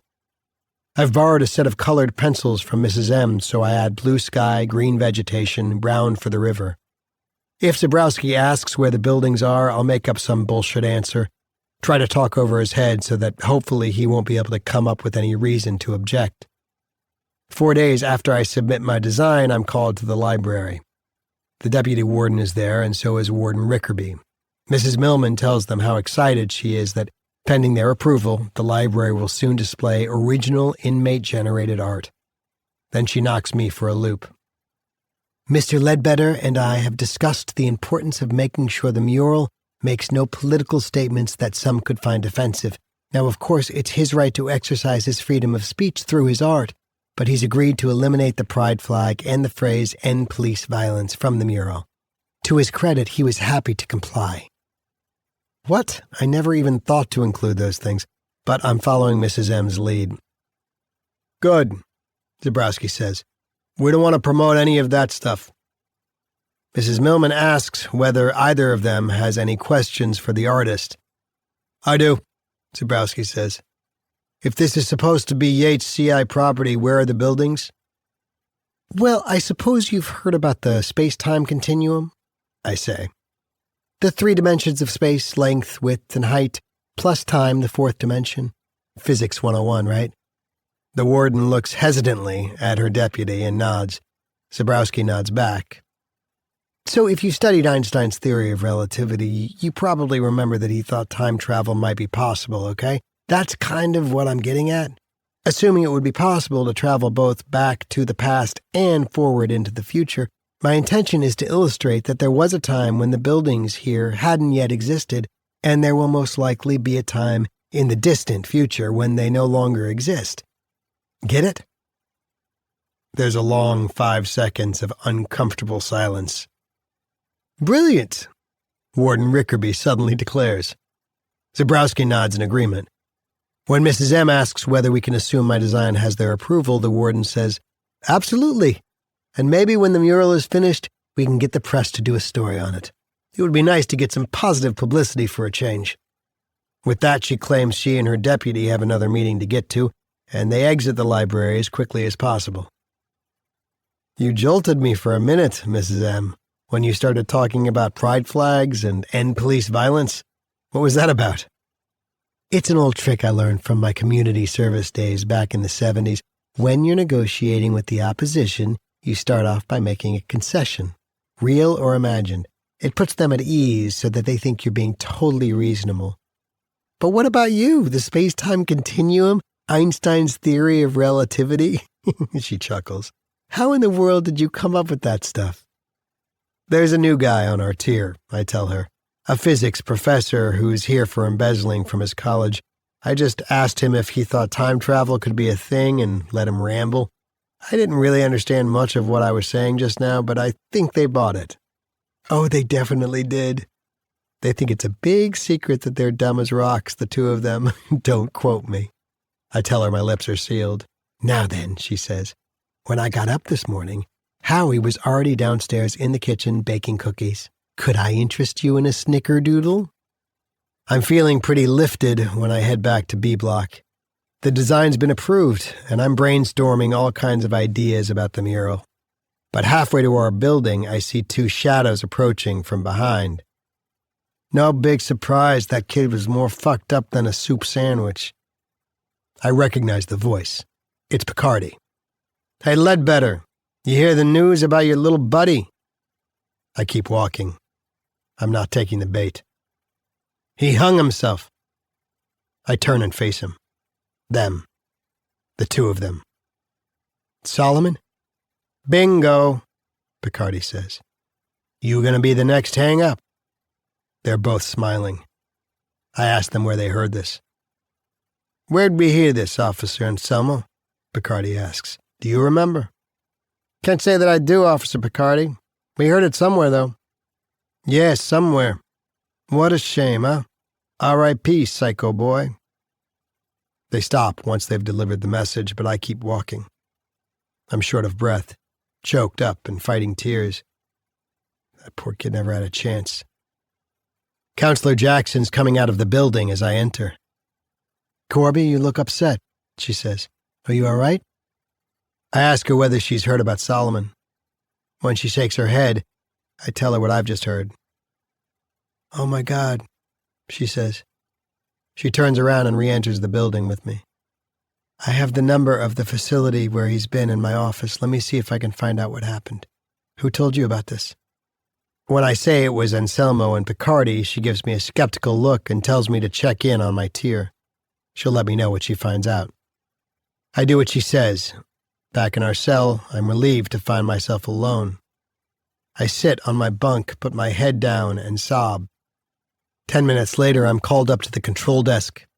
Jackson's standing there, waiting. False alarm, she says. It didn't happen. I stare at her for several seconds, floored by the depth of their cruelty. Then I wipe my eyes, thank her, and walk back down to the corridor. Those sick fucks have the upper hand for now, but I've got less than a year to go in here. Maybe after I get out, I can find a way to blow the whistle. Expose the kind of shit they've been pulling. That would wipe the smiles off their faces. With the mural project approved, I get to work in earnest. First, I superimpose a grid over the drawing I showed them, figuring it will be less overwhelming for me to think in terms of smaller squares than the mural's overall expanse. Mrs. Millman provides me with a stack of printer paper so that I can draw detailed studies of the humans and animals I want to include in the painting. From there, I move on to the library's blank wall and take a deep breath. The wall is 8 feet high and 56 feet wide. It takes me a couple of hours to recreate the grid. After that, I begin penciling in the details in each square. That takes the rest of the week. I'm nervous just thinking about it, but on Monday, I'll begin committing color to the wall. When Emily accepts my call on Friday evening, I spend most of our 10 minutes describing what the mural's going to look like when it's finished. "You sound so upbeat," she says. "I'm happy for you, Corby." When I ask her what her weekend plans are, she says just the usual chores. "Oh, and I have company coming for dinner tomorrow night." "Oh yeah? What are you making?" She says she'll keep it simple. Chicken parmesan, salad, garlic bread. And I'll probably pick up cannoli at Romano's for dessert. God, that sounds so good. Who's coming over, Evan? Yes, and Amber. The one who teaches with you. Got jilted at the altar? It didn't exactly happen that way, but yes. I told Evan he should ask her out, and so far so good. This will be their third date. Does her voice sound a little sad, or am I just imagining it does? I tell myself not to say it, but then I do. You know, for a while I wondered if you and Evan might be... There's a pause on her end. Then she says, "Well, to tell you the truth, it was headed that way. But it wasn't going to work, so... So you fixed Amber up with him instead. Wow, that was nice of you." I put my hand over the receiver so that my sigh of relief won't be audible. "So what about Maisie? Is she going over to your mother's?" "No, she's going to your mother's," Emily says. "Vicky's taking her to see Frozen 2. Then Maisie's sleeping over, and they're going to breakfast in the morning." "Nice," I say. Mom must be thrilled. Securus gives us the 1-minute warning. "Well, good luck with your mural, Corby," Emily says. "And good luck with your dinner party. I wish I was having chicken parmesan and cannoli tomorrow. Put some in the freezer, will you? I'll eat it after I get out." She doesn't respond. "It was a joke, Okay, love you." "I love you too," she says. Sounds like she means it, but I tell myself not to read too much into it. Walking back to our cell, I can't help but wonder what "it was headed that way" means. Were they sleeping together? Had they talked about him moving in? And who pulled the plug, him or her? I know better than to ever ask these things. I have to let it go. I'm just relieved that whatever might have been happening, it's not happening anymore. Amber hasn't been teaching that long, so she's probably still in her 20s. So good for you, Evan. You're finally interested in someone your own age. Mrs. Millman's scavenger hunt for supplies has yielded a bonanza of paints, brushes, thinner, and other materials. On Monday morning, I take a deep breath, squeeze an inch of acrylic paint out of a tube of cerulean, combine it with matte gel medium, and dip my brush into the mixture. I start with the sky. 31 days later, another month of my sentence has been served, and the mural is finished. Like the plowman in Bruegel's painting, I'm in the foreground, wearing a red shirt and standing at the top of the steep rock ledge on the opposite side of the Waconic River. My back is to the viewer as I gaze at the scene below. Yates Prison no longer exists. I've banished the buildings and the security fencing that contains us. The land has returned to its natural state of woods, fields, and streams that feed into the tea-colored river. Cedars and sycamores, maples and elms grow in abundance. In the crotch of a ginkgo tree at the river's edge, a great blue heron tends to her nestlings as her mate flies toward them, a fish in his beak. They are unaware they're being stalked by a pair of predators, 2 copperheads ready to pounce. In my mural, a number of people have come to the river and its banks. On one side, Lester Wiggins sits on a rock fishing, perhaps about to catch that prize-winning rainbow trout. On the opposite side, 3 Waconic women till the soil as a hunter from their tribe emerges from the woods, carrying the bow he's used to kill the young deer draped around his shoulders. Mrs. Millman and Dr. Patel, both barefoot, wade into the water. Dr. Patel holds up the bottom of her sari so that it won't get wet. Mrs. M waves to the men floating downriver on inner tubes. Manny is one of them. Javier's another. Angel's a third. Farther down from them, 3 young men skip stones that bounce along the river's surface. One boy wears a fedora, the other a hoodie. Emmett Till and Trayvon Martin are alive again, 2 friends having fun. The third boy is Solomon, no longer a loner, but a buddy of theirs too. Near those 3, but farther back, Emily and Maisie stand on a path that travels alongside the Waconic. They gaze across the river and up, looking at me, seeing that I'm free, but on the other side, atop the unscalable ledge. And on the far right side of the mural, as insignificantly placed as Icarus in the Bruegel painting, Nico, my butterfly boy, stands alone, an easy-to-miss figure with chrysalis green skin. From the top of his head, just hatched monarchs rise to join the others in a kaleidoscope journeying south, 100 orange and black wings against a cloudless blue sky. Chapter 33. October 2019. Day 802 of 1095. It's Warden Rickerby's idea to hold a reception to celebrate my artistic achievement, but the last thing I want is attention of any kind. I ask Mrs. Millman to explain this to the warden, but Rickerby's opportunity for favorable press trumps any consideration of the artist's comfort level. Our law and order governor is invited, as are several state and local politicians, the corrections commissioner and some of his staff, prominent members of the community, and the local media. Mrs. Millman asks me to play along. The reception will give her the opportunity to make a pitch for more funding for the library. Reluctantly, I agree, but lose a lot of sleep thinking about the last time I was on TV and in the papers, worrying that everything might get dredged up again and stoke the outrage of the hardliners on Facebook or whatever. He's there to be punished, not paint la-di-da pictures on the walls. Governor Witham sends his regrets but issues a statement assuring voters that while he expects full accountability for crimes committed, he supports inmate rehabilitation. Some of the other politicians promise to make appearances, probably just long enough to get their pictures taken for the newspaper. Mrs. Millman tells me that Food Services will provide a carafe of fruit punch and an urn of coffee with setups. Her husband Howie has volunteered to bake a tray of cookies. 3 kinds, 12 dozen each, she says. Chocolate chip, oatmeal raisin, and frosted lemon. He's thrilled to have the assignment. She promises she'll squirrel away some of the goodies so that I can take them back to the fellas on my tier. Are there any people you'd like to invite? She asks. Write down their names and I'll see what I can do. Here's who I put on my list. Emily, Dr. Patel, Lieutenant Caballero, and for moral support, Manny and a couple of my buddies on the tier. I would have put Mom on the list, but she's going in for knee surgery. Dad, no way. He still hasn't visited me here, and he never wanted me to go to art school in the first place.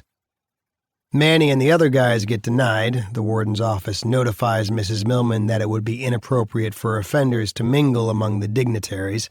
Emily and I haven't spoken for a couple of weeks, so I have no idea whether she's planning to come. Mrs. Millman said she tried to invite Dr. Patel personally, but her husband said she was in London visiting her son and their grandkids. On D-Day, shortly before the reception is due to begin, Manny says my pacing the cell is driving him crazy. Relax, man, this is a good thing. Painting the mural was the good thing, not this rah-rah bullshit. It's not like you're going to your execution. But that's what it feels like when Zabrowski arrives to escort me to the library. How many movies have I seen where the Khan who's about to fry in the chair is flanked by a couple of guards? So how does it feel to be the man of the hour? Zabrowski asks me. Feels terrible, but I know I'm supposed to voice my gratitude. Quite an honor, I mumble. He's wearing his full-dress uniform, and, per usual, I'm in my tan scrubs. He tells me to take off the ID that, on a normal day, I could get a ticket for not wearing. As we walk along the walkway in silence, we pass Goolsby and Picardy out in the yard, supervising the crew on their break. Picardy is giving his uncle and me the once-over, and he doesn't look happy. I fantasize about using my man-of-the-hour status to blow the whistle on Zabrowski's sick fuck of a nephew.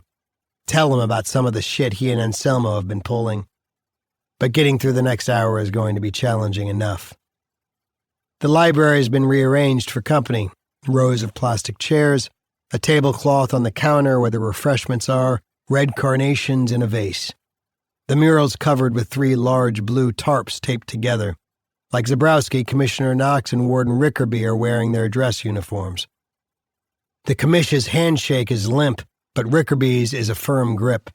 When Mrs. Millman sees me, she walks over and hugs me in front of them, a brazen disregard of the rules. "This will be over before you know it," she whispers. "Just keep smiling." This close to her, I get a whiff of lavender, a fragrance that Emily used to wear. I haven't smelled lavender in a long time. I ask Mrs. M if she knows whether my wife's coming today. She says she made sure she was invited, but doesn't know whether the warden's office heard back. "Now come with me, I want you to meet my husband. He's hiding out in my office. Loves to bake, hates to schmooze." Howie Millman and I shake hands. I thank him for making the cookies. He makes a joke I don't quite catch. They're a match set, the Millmans. She's not much over 5 feet tall, and he's maybe 5'4", or not even. They're both wearing T-shirts. His says, "I read banned books," and hers says, "I'm a librarian. What's your superpower?" Mrs. Millman tells me to go out and mingle a little. "Under 10 minutes, she promises. Then I'll start the program." Mrs. M's right-hand man, Javier, is the only other con in tans at this shindig. He congratulates me and hands me a coffee and one of Mr. Millman's bakery-sized cookies. I'm so jittery that the coffee jumps over the top of the cup, and when I take a bite of the cookie, it gets stuck going down. I have to clear my throat 3 or 4 times to dislodge it, drawing the attention of the dignitaries nearby. When I take another slug of coffee, it finally goes down, but everyone's still looking at me. My face feels hot, and I know I'm turning red. "Sorry," I say to no one in particular. The commissioner jokes that he was getting ready to give me the Heimlich maneuver, ha ha ha. After 10 minutes go by, I've been watching the wall clock, Mrs. Millman invites everyone to take their seats for the unveiling. She begins by thanking the administrators for green-lighting the mural project and today's celebration. Looks like they're eating it up, too, especially when they get a round of polite applause. Mrs. M's not a kiss-ass. She's playing politics because she wants more money for her library. It's fun to watch the way she operates. She invites the warden to speak. I tune out most of Rickerby's blah blah blah, but catch the end of her spiel. "My team and I always do our best to accentuate the positive at this institution." Really? I hadn't noticed. Rickerby and Zabrowski are the designated unveilers. As they walk toward the mural, I feel my stomach muscles clench, sit on my hands so that no one will see how badly they're shaking. To make things worse, the warden starts counting backward from 10. I'm glad she's enjoying herself in the midst of my panic. What if everyone hates it? What if all the political protests I've embedded in the work, anti-white supremacy, anti-racism, anti-prison, are blatantly obvious? Embarrassing the powers that be around here could cost me big time. Rickerby reaches the end of her countdown and, from opposite ends, she and Zabrowski yank down the tarps, exposing the mural. And me. I hear a couple of wows, a fantastic. A few people applaud at first. Then more.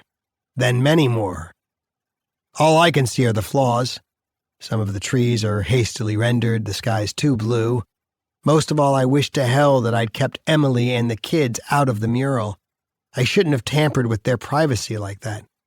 Our story is too personal for public art. What was I thinking? When Javier stands, clapping loudly, most of the others follow suit. I look down at the floor until Mrs. Millman, seated next to me, leans in and says, Enjoy your moment, Corby. Look at your audience. Facing them, I put my hand over my heart, bow my head, and wait for the applause to stop. When it does, I say, "Not sure I deserve all this, but thank you." Mrs. Millman retakes the floor. She tells the audience that she'd invited me to share some remarks about my work, but that, being a bit shy, I asked whether she would speak on my behalf. Truthfully, it was more like begging her than asking. "Howie," she says, "you want to do the honors?" From behind the circulation desk, her husband props up a poster-sized enlargement of landscape with the fall of Icarus. Mrs. M explains that Bruegel the Elder's 16th century masterpiece was the inspiration for my mural. She says how exciting it was for her to witness the day-by-day coming together of my vision, first sketched out in detail, then painted. "I'm telling you folks, I couldn't wait to come to work so I could see what was going to happen next." Polite laughter, people looking between the mural and me. I look away. Mrs. M picks up some index cards, looks over her notes, and begins her prepared remarks. I'm moved that she spent so much time and effort on this. She says she believes that painters and writers are magicians of a sort, that they invite us to lose ourselves in their work and, in doing so, find ourselves. As you take in Corby Ledbetter's mural, you most likely see and feel something different from what the person standing next to you sees and feels.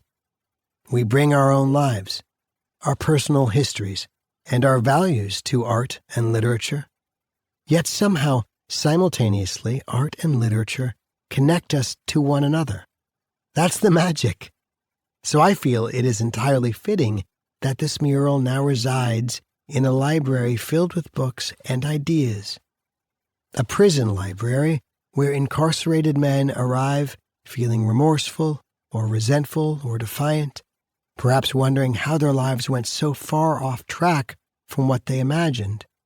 And if they are brave enough to face themselves without looking away, then this is a place where they can gain the valuable insights that will help send them on a better path. She ends with a quote from Supreme Court Justice Thurgood Marshall, something about how an inmate who comes to prison does not have to lose his humanity or end his quest for self-realization and growth.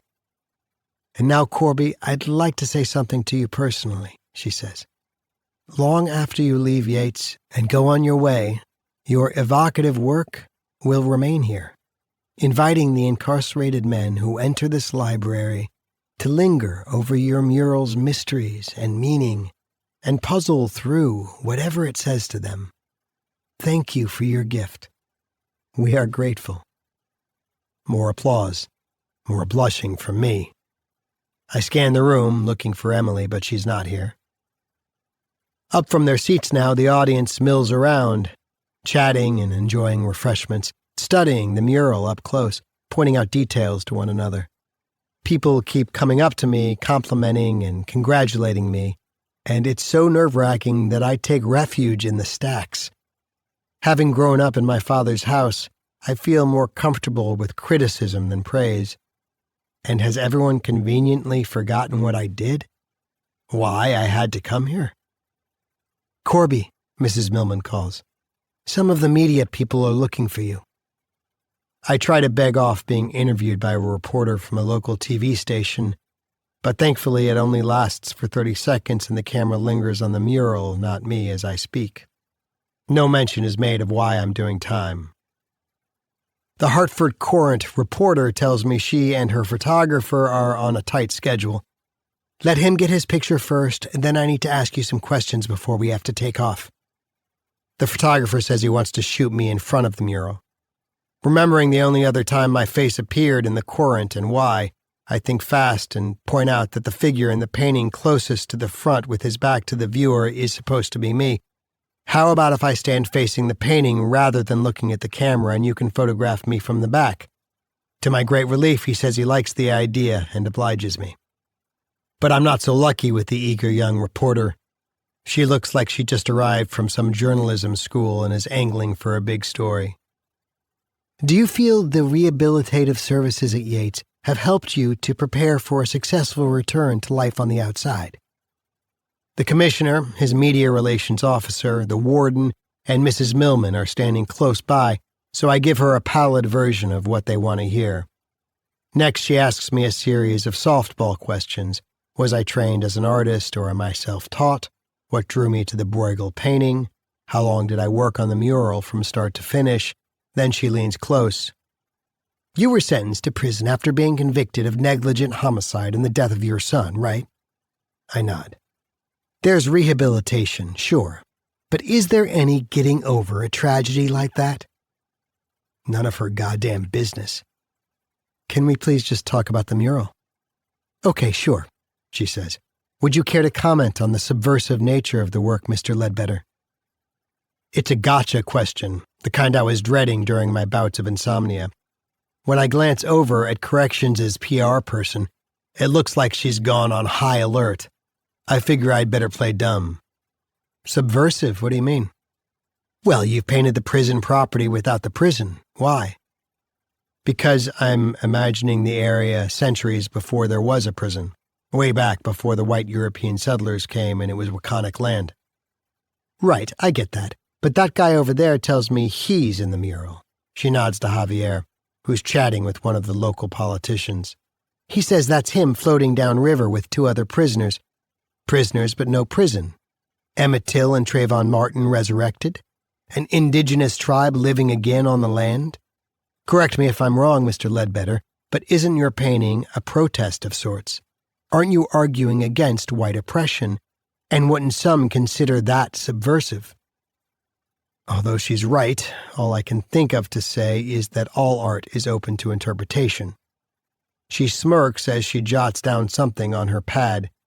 The photographer approaches, tapping the face of his wristwatch. Come on, Abby, he tells her. We're running late, and I've got to get a shot of that ribbon cutting. Okay, last question, Mr. Ledbetter, she says. Tell me about the little boy with the butterflies who's way in the background. Is that your son? Your Icarus? Mrs. Millman runs interference for me before I can respond. Corby, look who's here! Thinking it's Emily, that maybe she got here in time to see the standing ovation they gave me. I see instead Lieutenant Cavaniero. Excuse me, I tell the reporter. There's someone I need to talk to. As I pass by Mrs. M, she gives me a wink.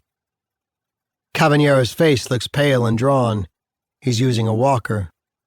Good to see you, Ledbetter, he says, limping slowly toward me. If I'd have known you were an artiste, I would have exchanged your rake for a paintbrush. I thank him for coming and ask how he's doing. Better than I was right after I took that spill, he says. A fractured pelvis is no joke, believe me. But anyway, congratulations. How have you been? I have the urge to tell him about getting kicked off the work crew and why. Instead, I say things are okay and that I'm looking forward to getting out in another 10 months. Oh, and that kid Solomon, he got transferred to a psych facility. Good, he says. Never should have put him here in the first place. Now tell me about this mural of yours. What's it mean? Whatever you want it to mean, I tell him. I stick pretty close to Cavaniero for the rest of the reception, avoiding as best I can any more questions or compliments. The commissioner and his gang leave shortly after the Courant folks, followed by most of the others. When it's only Javi, the Millmans, and me, Mrs. M tells me that several of the people she spoke with said how impressed they were with my work and that she thinks things went well. I just hope all that praise wasn't too painful for you, she smiles.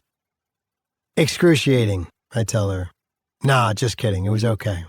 Thanks for doing all this and for the kind words you spoke. Did you get a chance to lobby for more funding? I did, she says. I spoke with Dr. Spears, the Unified School District Superintendent, about beefing up the literacy materials for our new readers and maybe updating the law books in our collection. He's invited me to call his office and make an appointment. Sounds like a good sign. And by the way, thanks for rescuing me from that eager beaver reporter. You know, Corby, every time I stand in front of your mural, I see some detail I hadn't noticed before. And when I discovered the little boy in the distance, I never presumed to ask you about him. Interacting with art is about being immersed in its mysteries, not solving them. Getting to the bottom of what they mean. That's like asking Picasso why he misplaced Dora Maar's eyes in the portraits he did of her. That reporter had no right to grill you like that. But she's young. She didn't know any better. Maybe she'll learn. Yeah, maybe. But anyway, thanks for rescuing me from her detective work. I appreciate it. Let me give Javier a hand with the chairs, then I'm going to take off. I'm exhausted and I'm starting to get a headache. It's okay, hombre, Javi says. I got this. Now that you're a celebrity, you don't have to stack no chairs. I start stacking anyway and tell him to knock off the celebrity shit. Oh yeah, that's right, he says. You only made the mural, but I'm in it. Guess that makes me the celebrity. Yeah, you'll probably have people start asking you for your autograph. He grins and says he's going to charge $5 a pop. When I start to leave, Mrs. M tells me to hold on, says she has something for me. She hurries into her office and comes out carrying a plastic bag bulging with leftover cookies. As promised, she says, and this, it's a printout of a poem that might interest you. Do you like poetry, Corby? Not so much. My 7th grade English teacher kind of killed that off when she made us memorize these corny poems she loved. Flower in the crannied wall, I pluck you out of the crannies. Not a fan of Tennyson, then? She says. Nope, or of Rachel Lindsay either. We had to perform this poem of his called The Potatoes Dance at an assembly. I had to do a solo. There was just one sweet potato. He was golden brown and slim. The ladies loved his dancing. They danced all night with him. A couple of us tried to convince her that rap was poetry, so maybe we could recite something by LL Cool J or Coolio, but she wasn't buying it. She laughs. Says the poem she wants to share is by her favorite poet, W.H. Auden, and that it references the Bruegel painting that guided me as I created the mural. I promise you don't have to memorize it, but Auden might be more to your liking. If not, just toss it. Okay then, get some rest. Don't be a stranger. She reaches over for another hug, and I hug her back. The lavender scent is gone. I wonder why Emily was a no-show. Would she have been mad that I painted her and the kids in the mural? Would she have resented having to witness all that praise being heaped on the husband who had taken the life of her child? Just outside the library entrance, a thin, elderly man who was at the program says he's been waiting to speak to me. He's well-dressed and soft-spoken, a retired professor type, except for the skinny John Waters mustache above his top lip. I won't hold you up, he says. I just wanted to tell you I think your mural is exceptional. May I ask how much longer you have on your sentence? When I tell him, he says, That's splendid. Not much more time at all. For him, maybe. He tells me he's an art agent in New York, but has been in Stonington Village for the past few days, doing some appraisals for an antiques dealer. She was invited to your celebration, but couldn't go, so she had me put on the list in her place. I'm so glad she did. I wonder if you realize how talented you are. I shrug. For a prisoner, maybe. No, that's irrelevant. Look, here's my card. My client list includes several muralists. If you want to get in touch with me after your release, I may be able to get you some work. If it's corporate, we could negotiate a nice price, something to start you off on the right track once you're out of here. I stuff the card in my pocket, thank him, and tell him I'm expected back at my building. Of course, he says. When we exit the building, he goes one way, I go the other. He seems harmless enough, but you never know. He represents muralists, and he might be able to get me work. Seems a little too perfect to be real, so I'm not getting my hopes up. At the entrance to our block, I'm stopped by one of the newer COs. What you got there? He asks, pointing to the bag of cookies. I explain about the library, the reception, the fact that they're leftovers. He makes me hand them over. You want cookies, order them from the commissary like everyone else. Where's your ID at? I take it out and hand it to him, explaining that the deputy warden told me to take it off for the program I was going to. Oh yeah, what program was that? I explain it to him again, adding that I was kind of like the guest of honor at this library thing. He smirks the way a lot of the guards do when they think they've caught you in a lie. He writes down my name and inmate number and says, "Okay, Ledbetter, put your ID back on. To be continued if I find out you're bullshitting me." Climbing the stairs to our tier, I remind myself that if I was the man of the hour over in the library, my hour's up. Back in our cell, when Manny asks how it went, I give him a thumbs up. "See, I told you you'd enjoy it," he says. He's blasting his music and I ask him to turn it down. The day's taking its toll and my headache's getting worse. When it's quieter, I lie down on my mattress and turn onto my side. Closing my eyes, I try for a nap, but I'm both exhausted and overstimulated. In my mind's eye, I see all the things in the mural I'd like to fix. See that standing ovation? Hear that reporter? Is that your son? Is he your Icarus? I hope to God that whatever she writes isn't going to dredge everything up again. I can just imagine the Facebook outrage. This is how they're punishing a guy who killed his own child? When I roll over onto my stomach, I hear the crinkle of paper.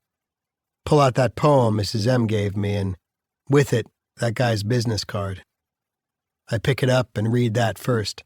John Michael Chesley, Art Agent International, New York, San Francisco, London, specializing in the commissioning of new works of public art.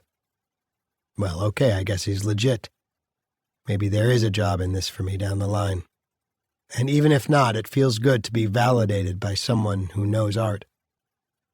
That poem she gave me is titled Musée des Beaux-Arts, whatever that means.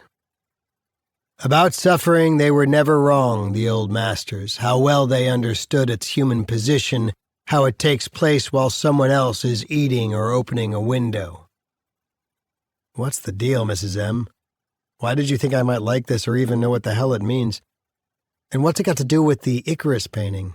I'll read it again tomorrow, but for now I'm just going to try to sleep my way past this headache.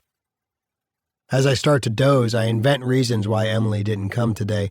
Maybe she's having car trouble, maybe Maisie's sick, maybe she just didn't care enough to come.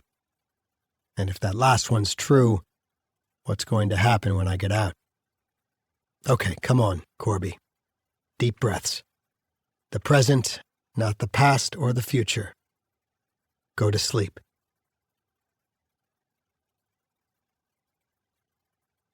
Chapter 34. October 2019, day 809 of 1095. A week after the reception, I got a letter from Emily. Hi, Corby. I hope you're doing well. I'm sorry I wasn't there for your reception. I was planning to go, but at the last minute, I got called in for an emergency meeting at Maisie's school. She had gone to the girls' bathroom and scribbled in crayon all over the walls. She also took a boy's Spider-Man action figure out of his cubby and tried to flush it down the toilet.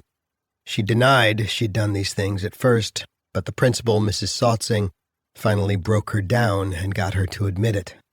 For her consequence, her teacher, Miss Demko, made an example of her with her classmates, then moved her desk to the back of the room by herself. At the meeting, I said I thought there were better ways to make her accountable than by shaming and separating her from the others, especially since during the last meeting she'd voiced concern about Maisie not socializing with her classmates. They barely listened to my objection. If I'd been at that meeting, I would have made them listen. The school social worker suggested Maisie may still be showing signs of grief about the significant losses in her life. I'm not so sure. The tantrums have stopped. She never talks in that weird language anymore or freaks out about having her poops go down the toilet. I don't think she has any memory of Nico at this point. She understands that you're away, but that you're coming back. We still have to figure out how that's going to work. I left that meeting with the names of 2 child psychologists and the distinct impression that my parenting was being judged. I cried all the way to my mother's house when I went to pick up Maisie. When we got home, I sat her down and asked her why she had done those naughty things. She said it was because she was sad, but she didn't know what she was sad about. To me, her actions seemed more angry than sad. She can be so hard to read sometimes. I should probably call one of those psychologists, but when I took her to that last one, it didn't seem to make any difference. I'm not sure my insurance will cover it. I think what upset me the most at that meeting was their arrogance. I've been a teacher for 12 years and know a thing or two about child psychology myself. But it's not about you, Em. It's about Maisie. Congratulations on your mural. I wish I'd been there to see it in person. I know your creative strategies job was more about the paycheck than about doing what you loved, but it sounds like you were able to go where you wanted to with this project. Artistic freedom in prison? That's pretty ironic. The write-up in the Courant was great, and from the little I could see in the photo, the painting looks amazing. It must feel good to get such a positive reaction. You've probably already seen the article, but I thought you might want this extra copy. Maisie and I visited your mom at the hospital. Her surgery went well, and they've already got her up and walking. We brought her flowers, and Maisie drew her a get well card. For some reason, it had those weird potato-shaped people with toothpick arms and legs that she's been drawing lately. Of course, Vicky fawned over it and said what a great artist she was, just like her daddy. Love, Emily. I had not seen that article, but was relieved to read that the reporter didn't go into my conviction or include any of the gotcha stuff from her interview. Warden Rickerby must have loved the piece, too. It praises her for her progressive leadership and her encouragement of innovative, rehabilitative activities for inmates. Please. Mrs. Millman didn't even get a mention, but that probably bothers me more than it does her. She's just happy that she may be getting more funding for books. According to Mrs. M., the response to the mural from people coming into the library has been positive, and this includes staff as well as inmates. Ledbetter's one of the decent ones over there in B Block, Captain Graham told Mrs. Millman, but I didn't know he could do something like this. A few of the guys on our tier got passes and went over there to see it. Manny and Angel both got a kick out of seeing themselves floating down the river past this place. Lobo was with them, and Manny said he stared at the mural for so long it was like he was hypnotized. Despite all these pats on the back, I haven't gotten away unscathed. During the weeks I was working on the mural, Picardi and Anselmo pretty much left me alone. Out of sight, out of mind, I guess. I figured they'd maybe gotten their fill of harassing me and gone on to some other con who'd challenged their authority. But no. I'm walking back from D Block after an AA meeting that Sunday morning.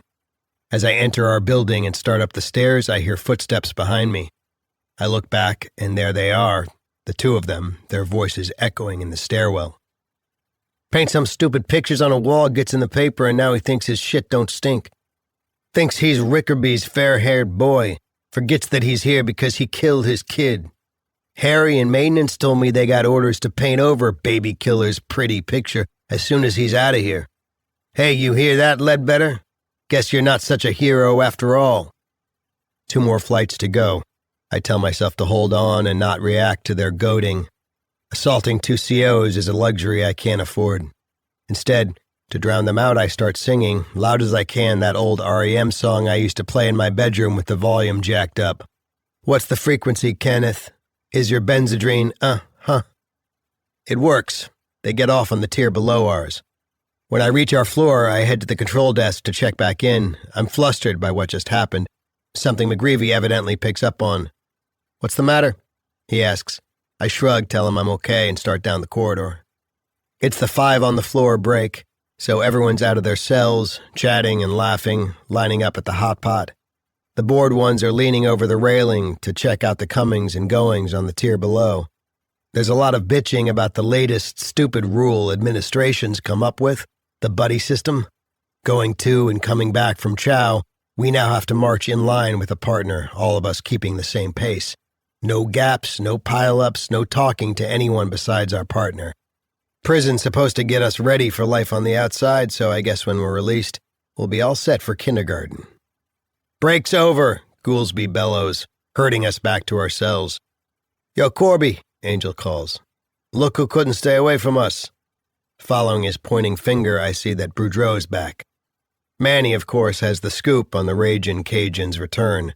Before parole would let him leave the state and head home to Louisiana, Boudreaux got mixed up in a carjacking that won him a return ticket here. Claims it was a setup and that he's innocent, Manny tells me. We say it in unison. Uh-huh. That evening, I can't get Picardi and Anselmo out of my head. Thinks his shit don't stink. Thinks he's Rickerby's fair-haired boy. They've got orders to paint over baby killer's pretty picture. I doubt that last is true, but it landed like a kick in the balls. To distract myself from hearing their voices, I grab a pen and a couple of sheets of notebook paper and write back to Emily. Hi, Em. Thanks for your letter and the congrats. Being able to design and paint the mural was the best thing that's happened to me here. I wasn't all that comfortable with the attention I got at the reception, but I survived and was grateful, most of all to Faggy Millman, the Yates librarian. She's been my champion. I was hoping I'd see you, introduce you to, but I understand. Thanks for sending the clipping. I hadn't seen it and was sweating out what that reporter was going to write, but she went easy on me. Jesus, what's going on with Maisie? I've never really accepted Emily's reason for keeping her away from here. What's more traumatic, seeing me in prison or not seeing me at all? That school meeting sounded awful. When I get out of here, we can go to meetings like that together, unless you'd rather I don't go. If you think they were judging your parenting, I'd hate to imagine what they'd think about mine. I talked to my mom earlier today, and she says she's making good progress since her surgery. Wants to get back to work ASAP so she can see her breakfast regulars. I doubt that gang of retirees she waits on are big tippers, but I'm pretty sure she loves the job more for the social interaction than anything else. Thanks, by the way, for visiting her at the hospital and for bringing Maisie. She told me she really appreciated it and that seeing Maisie and you was the bright spot of her day.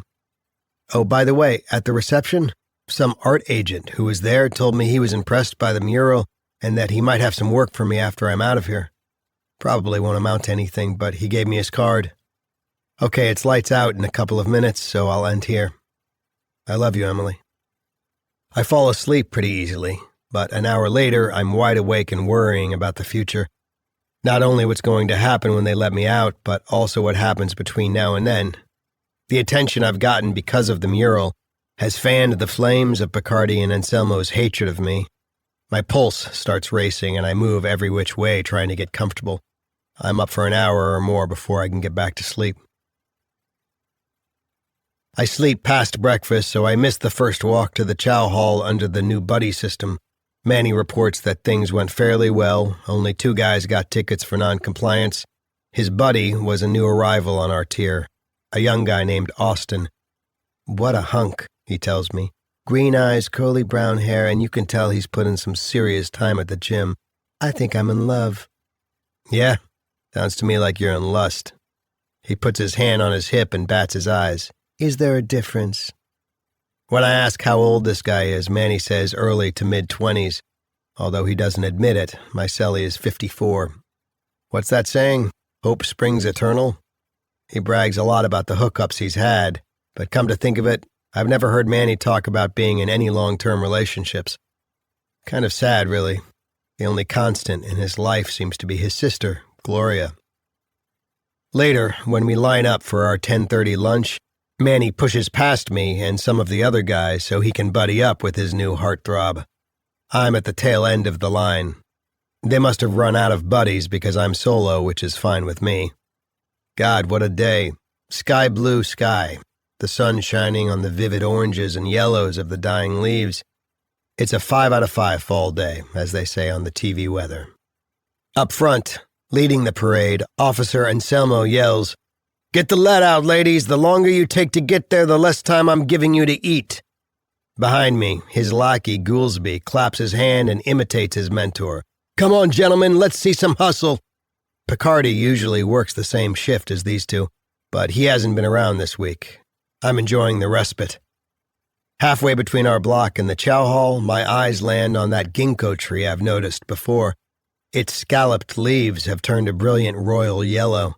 It looks spectacular and carries me back to an October memory during the twins' first year. Maisie, Nico, and I were out at the reservoir, where I took them sometimes for mid-morning weekend strolls while Emily stayed home doing her schoolwork. She and I were just a normal couple still, unmarked by tragedy and prison. We both had jobs. We were doing okay financially. Monday through Thursday, we dropped the kids off at a daycare we liked, and Emily's mom took them every Friday. I drank a little too much on the weekends, maybe, and enjoyed the occasional recreational drug, but neither was a problem yet. We were happily unaware of the bad shit that was about a year away from happening. It was breezy that morning out at the reservoir, but warm still. Maisie had fallen asleep in their double stroller, but Nico was awake and alert, his arms reaching up toward all those dancing colors in the trees. "Come here, buddy," I said, and lifted him out of the stroller, held him up to a low-hanging branch of a majestic red maple. Just as he was reaching out to touch a leaf, a strong gust came up. Fluttering vermilion leaves fell down around us. When I managed to grab one and give it to Nico, he squealed with delight at his treasure.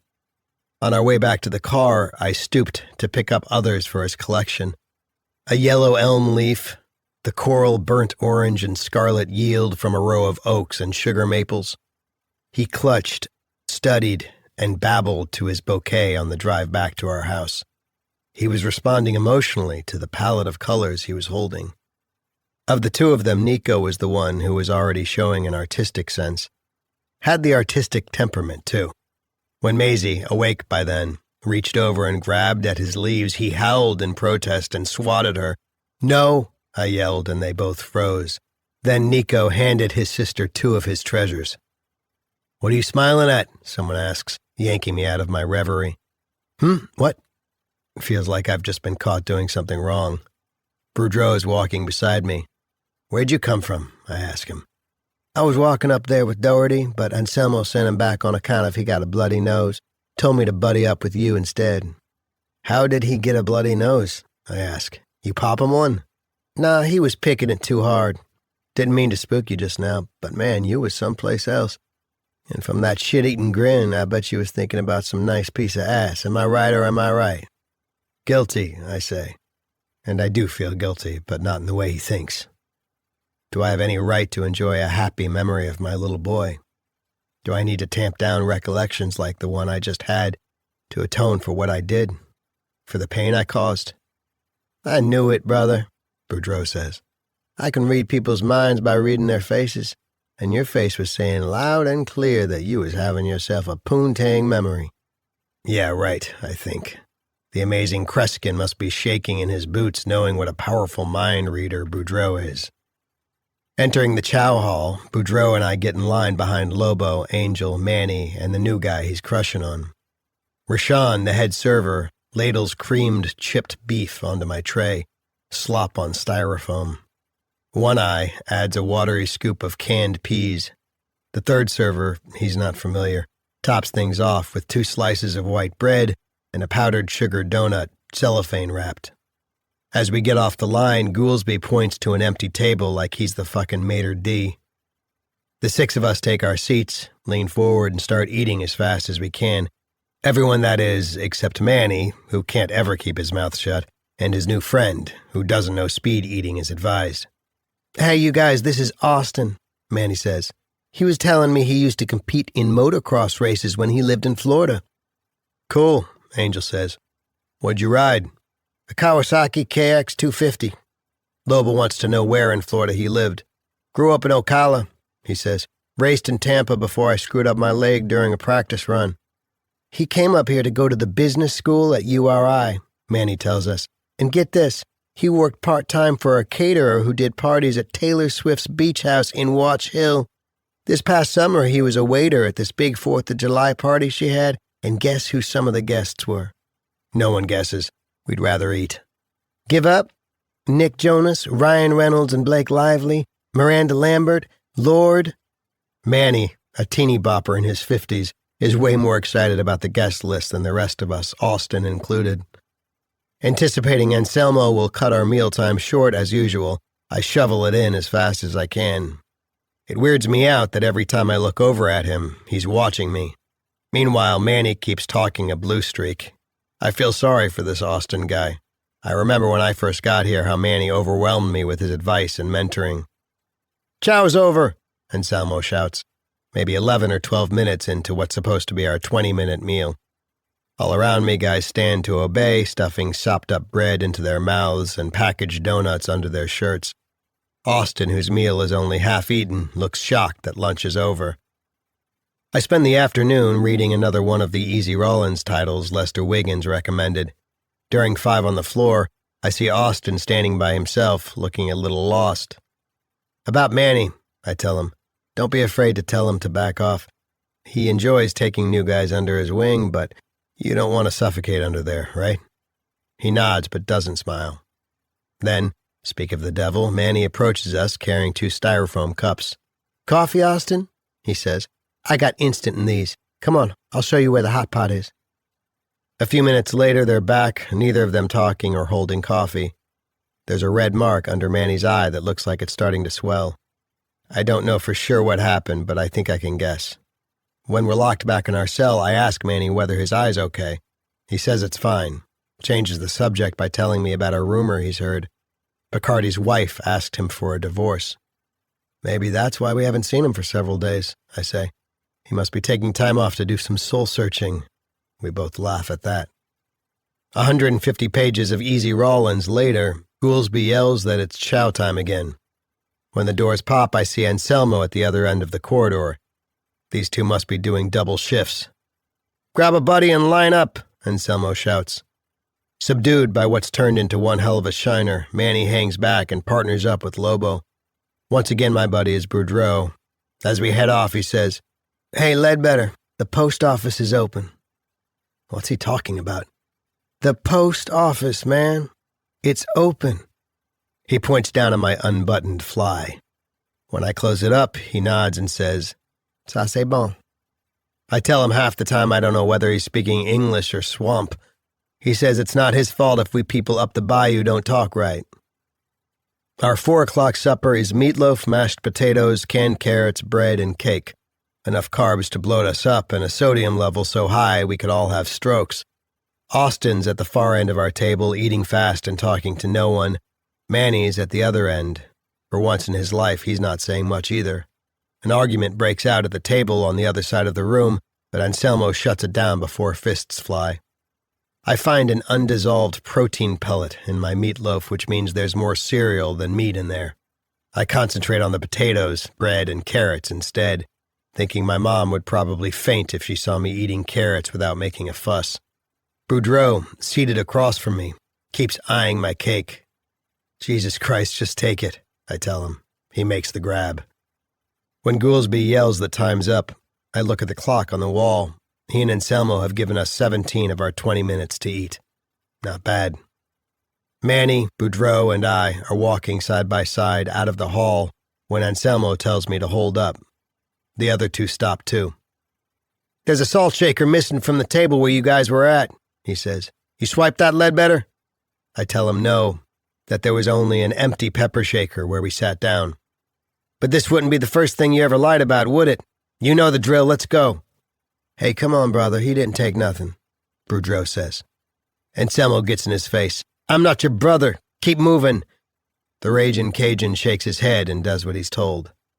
I'm about to be patted down, and there's nothing for me to do but comply, so I stare up at the ceiling as Goolsby does the honors. His hands move from my shoulders, down my outstretched arms, then up and down the rest of my torso.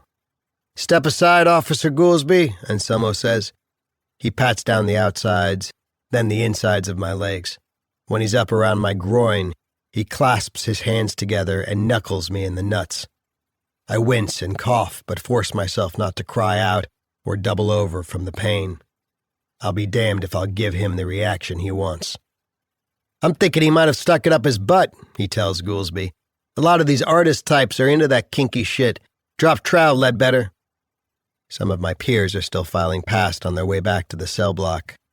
"Full strip searches are supposed to be done in private," I remind him. "There he goes again," Anselmo says, "telling officers what they should and shouldn't be doing. He got his picture in the paper, so now he thinks he's buddy-buddy with the warden and the deputy warden. Maybe you should write me up then, Picasso. Make sure you spell my name right. It's Fuckyou." He pulls out a pair of latex gloves and snaps them on. "Officer, excuse me." I look around and realize that Manny's still there. "I was at that table, too. There was no salt shaker when we sat down." "Is that right?" Anselmo says. "Ain't that sweet, Officer Goolsby? Twinkletoes is sticking up for his cellie or his boyfriend, or whatever they are to each other. How'd you get that black eye, Twinkletoes? Someone's dick slap you in the face?" Goolsby orders Manny to get back to his tier before he writes him up for interference. He looks to Anselmo for approval. Or we could always go over there and shake his cell down, Anselmo says. He hits the jackpot with that threat. Sorry, officer, Manny mumbles. Walking away, he turns back and shouts, But there was no stinking salt shaker on that table. I appreciate Manny's effort, but he could have saved his energy. To get this over with, I open my mouth wide so Goolsby can check inside, make sure there's no missing salt shaker pouched in my cheek or hiding under my tongue. Why don't you head back, Officer Goolsby? Anselmo says. I got this. I'll see you over there. His sidekick does what he's told.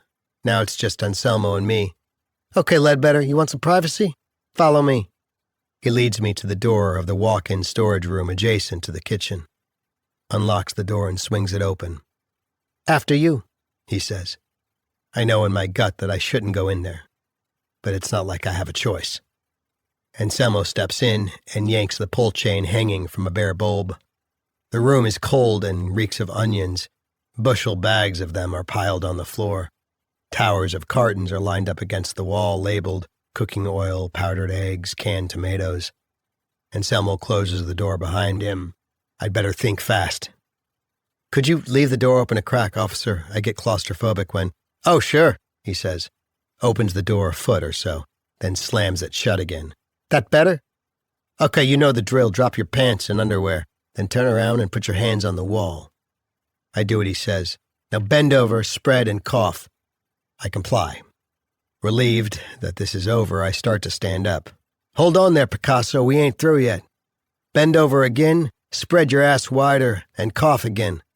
Louder this time. I break out in a sweat and can feel my heart pounding. This isn't just harassment. It's torture, pure and simple. I half expect him to order me to bark like a dog, but the sooner I can get out of this room, the better. I bend over again, pull my cheeks apart, and cough once, twice, 3 times. Satisfied? As a matter of fact, I'm not, he says. And if we have to keep doing this until I am satisfied, then that's what we're going to do. Now get in position again, spread that hairy ass wide enough so I can see the pink inside your butthole, and cough until I tell you to stop. Furious, I do what he says. I'm goddamn if I'm going to give him a reason to ticket me for noncompliance. As I bend over this time, I feel something poking and jabbing around back there. Hey, what the hell are you... I scream out in pain as something is shoved up my rectum, withdrawn, and plunged back in again. Overcome with nausea, I lose my balance and stumble forward, hitting my forehead against the wall as I go down on my knees. I might have passed out for a few seconds, I'm not sure.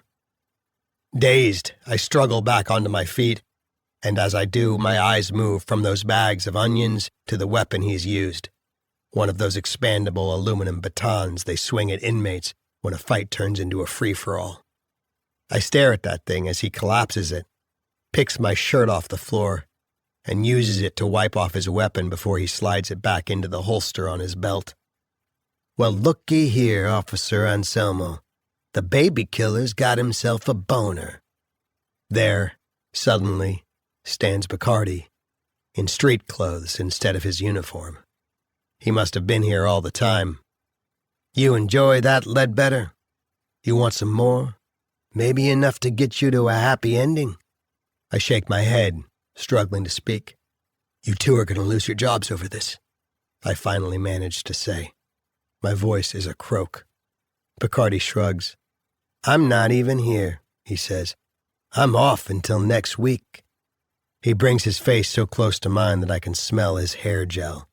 Whispers, better not make threats you can't prove, baby killer. You see anyone who can back up your bullshit? Who do you think they believe? A whiny little bitch like you or an officer of the month who is just doing his job? Anselmo joins in. Good thing I checked too, Officer Bacardi, because look what fell out of his asshole. He reaches into his pants pocket and tosses something onto the floor. It rolls toward me and stops against my shoe. One of the chow hall's cylindrical cardboard salt shakers. Bacardi shakes his head and clucks his tongue. Stolen contraband, Ledbetter. Exhibit A. Now, if I were you, I'd get the fuck back to my unit and keep my mouth shut unless I want more of the same. Or worse. And from now on, try to remember who's in charge around here and who isn't. With that, he pivots, opens the door, and disappears around the corner. "Is that clear what he said?" Anselmo asks. His hand is on the pull chain. He watches my involuntary trembling. "Yes, sir." "Good." He pulls the chain and the room goes dark. Hobbling in pain along the walkway, I don't know why all those fall colors have turned monochromatic gray. I'm confused by the numbness that's overtaken me as I walk back toward B Block. Where's my outrage about what they've done to me? I flash back to Emily's behavior the night of Nico's death and most of the next day. Picture the way she sat slumped on the couch for hours, hugging a pillow to her chest and paying attention to no one, not even Maisie. Her pupils were saucers and her complexion was ashen. When I sat beside her and reached for her hand, it felt clammy and cold. Later, a counselor we talked to said she'd probably been in shock. Is that why I'm feeling detached from what they just did? Am I in shock? If not for the pain back there, I might almost be able to convince myself that it didn't really happen, that it was just some perverse dream I was relieved to wake up from. But it did happen.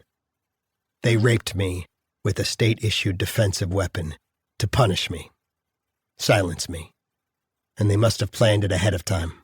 Why else would Picardi have shown up on his day off? Nearing the cell block, I approach two guards chatting with each other. Neither looks familiar. As I come closer, their conversation stops. Why are they staring at me? Is this something Anselmo and Picardi would keep to themselves or brag about to other officers? Has word already gotten out? Walking past them, I glimpse their batons and shudder. Better not make threats you can't prove. Who do you think they believe, a whiny little bitch like you or an officer of the month? Challenging their two-bit authority put me in their crosshairs. That was how it started. Then, to make matters worse, I got noticed and praised by their superiors. They had to punish me for that. And if I don't want more of the same or worse, I'd better keep my mouth shut.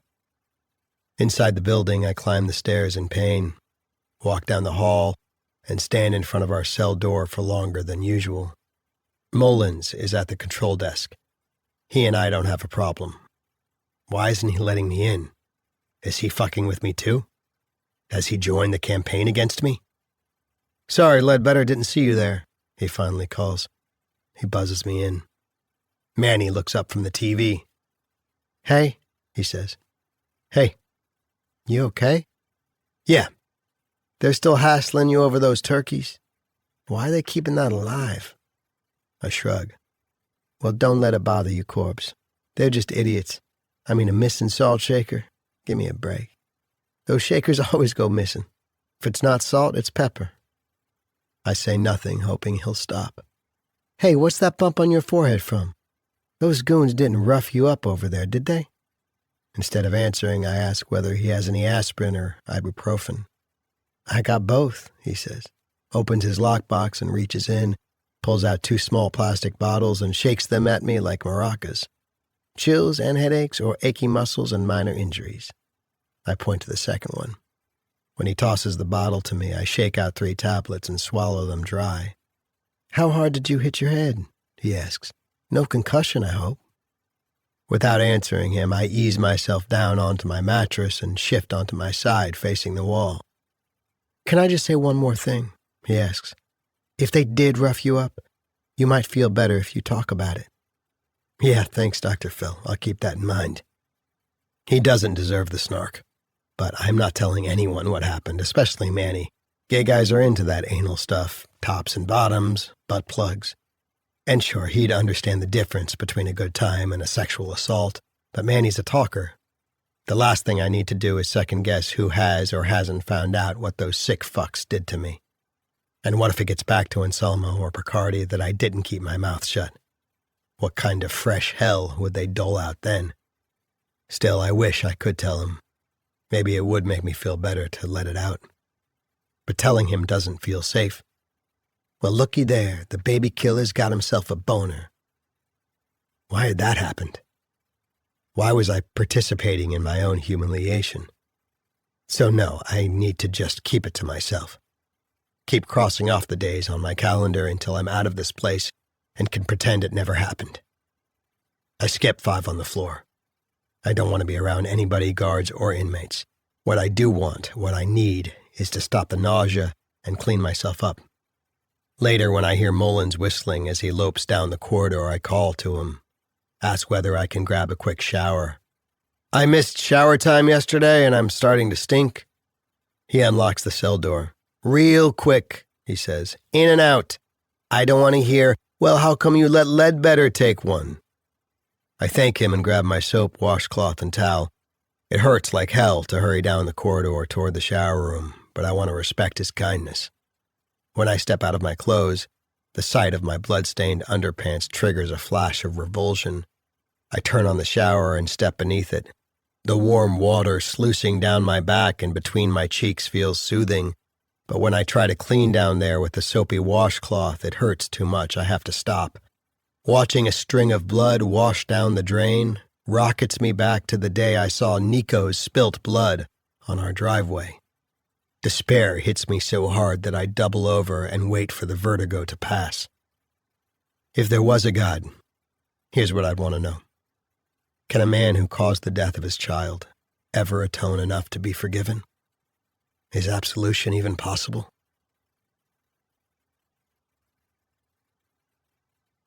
Chapter 35, October and November 2019, days 818 to 31 of 1095. Hot dogs tonight, Manny reports when he gets back from chow. I was going to sneak a couple out for you, but they were watching us like hawks. I tell him I still don't have much of an appetite anyway, but thanks for the thought. He sits down on my bunk, says he's worried about me, and asks whether we can talk. Bracing for the pep talk that's coming, I give him an indifferent shrug. I know something's the matter with you, Corby. You've been staying in here skipping meals. Why don't you go over to medical and get checked out? Why would I do that? I don't know, but when I was bagging up the laundry this morning, I noticed that there was blood in your underpants. I cover my fear of exposure with an angry retort. How do you figure that's your fucking business? Do me a favor, will you? Keep your hands off my underwear. Then put them in the laundry bag rather than leaving them under your bunk, douchebag. Other than that time with the snake, this is the closest he's ever come to yelling at me, and, in a way, I'm proud of him. Most cellies just write it out in close proximity, but Manny and I have come to care about each other. He shows it more than I do, but the friendship is mutual. I'm grateful for it, as annoying as he can get. If it's hemorrhoids, they can give you some suppositories, Corbs. Groaning, I tell him I don't have hemorrhoids. Geez, I hope it's not an ulcer. My friend Finley had a bleeding ulcer, and when he took a shit, there was this blackish blood. Stop it, Manny. I don't need to see a doctor because there's nothing physically wrong with me. Those bloodstains were from weeks ago and never came out, okay? Maybe it's emotional then. I know something's up with you. If you don't want to talk to me about it, maybe you should put in a request to see one of the shrinks who come here. I consider his suggestion. There are 2 psychologists at this place. I've heard that the younger one is pretty good, but seeing Blankenship would be a waste of time. He's the one who interviewed me when I was on suicide watch, and he was pretty much dialing it in. Their schedules rotate, so you can't make a specific request. Maybe I'll give the psych wheel a spin anyway. Telling either one what they did to me would be brutal, but at least it would be confidential. Keeping it to myself is driving me nuts. Still, even if I get the new shrink, how useful will a sympathetic ear and some coping strategies be when what I really want is to figure out how to make those fuckers pay? Hey, you're right, I tell Manny. I have been acting douchey lately, sorry. Maybe I should go talk to one of those shrinks. He says it couldn't hurt. Oh, by the way, do you mind if I hold on to those ibuprofens? I ask him. It's been a little over a week since the assault, and it doesn't hurt as much except when I take a dump, which is when there's a little blood. I promise him I'll order him a replacement bottle on my next commissary sheet. Don't worry about it, he says. Hey, by the way, you got any more of those Jolly Ranchers? I remind him that he ate the last of them. Did I? Oh, yeah, my bad. Mind if I watch TV? Go for it, I tell him. I lie on the bunk, face to the wall as usual, half listening to Alex Trebek and then Pat Sajak. start dozing when one of those lame-ass sitcoms with the phony laugh track comes on. I must have slept for a couple of hours at least, because when I wake up, it's already lights out. Needing to take a leak, but not trusting my aim in the dark, I sit on the seat. My butt is still sore, so back in bed, I grope around in the dark for the ibuprofen. Instead, my fingers touch the smooth, cool surface of my river stone. I pick it up and clutch it in one hand, fumble around for those tablets with the other. I swallow 3 more, then flop back down and try to deep breathe my way back to sleep. No go. The night demons are taunting me. Maybe after I get out of here, I can contact one of those investigative reporters on TV or in the paper. See whether I can get someone to do an expose about the kind of shit Picardi and Anselmo are getting away with in here. Not just what they've done to me, what about what they did to Solomon and others? I didn't witness it myself, but it's gone around the compound about how they amused themselves that time by convincing Billy, a Down syndrome inmate, to imitate a bunch of farm animals. And how Picardi got transferred here because his uncle, Zabrowski, pulled some strings after Loverboy knocked up that female inmate. Maybe if the public gets wind of this shit, the commissioner might have to fire them both. That's the thing DOC is most afraid of. Negative publicity. Complaints from the public. Maisie understands that you're away, but that you're coming back. We still have to figure out how that's going to work. Yeah, well, maybe if you'd brought her down here to see me, they wouldn't be telling you she needs a shrink. Tell the truth, Emily, isn't keeping her from me another way to punish me because of Nico? Having to be caged in here for 3 years isn't punishment enough? And what do you mean when you say we have to figure out how that's going to work after I'm out? How much are you going to try to restrict access to my daughter? When that judge came out of her chambers with her decision, she said some sentences were easy to decide, others kept her up at night, and mine was one of the latter ones. My decision is that you are to be incarcerated for a period of 5 years, suspended after 3, and another 3 years. Then she pounded her gavel and left the courtroom. I bet she hasn't thought of me once since then. And why had Dad sobbed when he heard her decision? Who was he crying for? The grandson he'd only bothered to see once? For himself because he'd fathered a loser for a son? It's doubtful Professor Ledbetter was crying for me. If that had been the case, he probably would have answered the one letter I'd written him 2 or 3 weeks into my bid here. Or maybe even shown up here and sat down across from me to see how I was doing. I have months, not years, left to go before I get out. No matter what's going to happen between Emily and me, I'll fight her tooth and nail if she's going to try to screw with my parental rights. I was a good dad before it happened. She knows that. Doesn't that count for anything? Does it all just come down to that one worst thing I did? I guess I know the answer to that one. Picardi and Anselmo better watch their backs once I'm out of here. If I can't get the media to do anything, I'll find some other way to make them pay. At the library, I'd found an article in the staff newsletter about the pair. They'd played football for competing high schools. After graduation, they both enlisted in the Army. Both went to Fort Benning for basic training, and they bonded there. Picardi fought in Afghanistan and Anselmo in Iraq. After they both got out, the article said, they commuted to the police academy for their training to become correctional officers. They've run 5Ks together, been each other's best man, and competed together in one of those Tough Mudder challenges. The article included 2 photos of them. In one, they're at a game at Yankee Stadium, both of them wearing U.S. Army caps, one of them with an embroidered eagle, the other camo with a stars and stripes patch.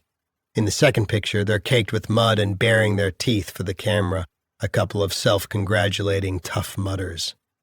Lying there, I imagine the 2 of them jogging along some country road, unaware that I'm tailing them in a car, something heavy like a Ford Expedition or a Chevy Suburban.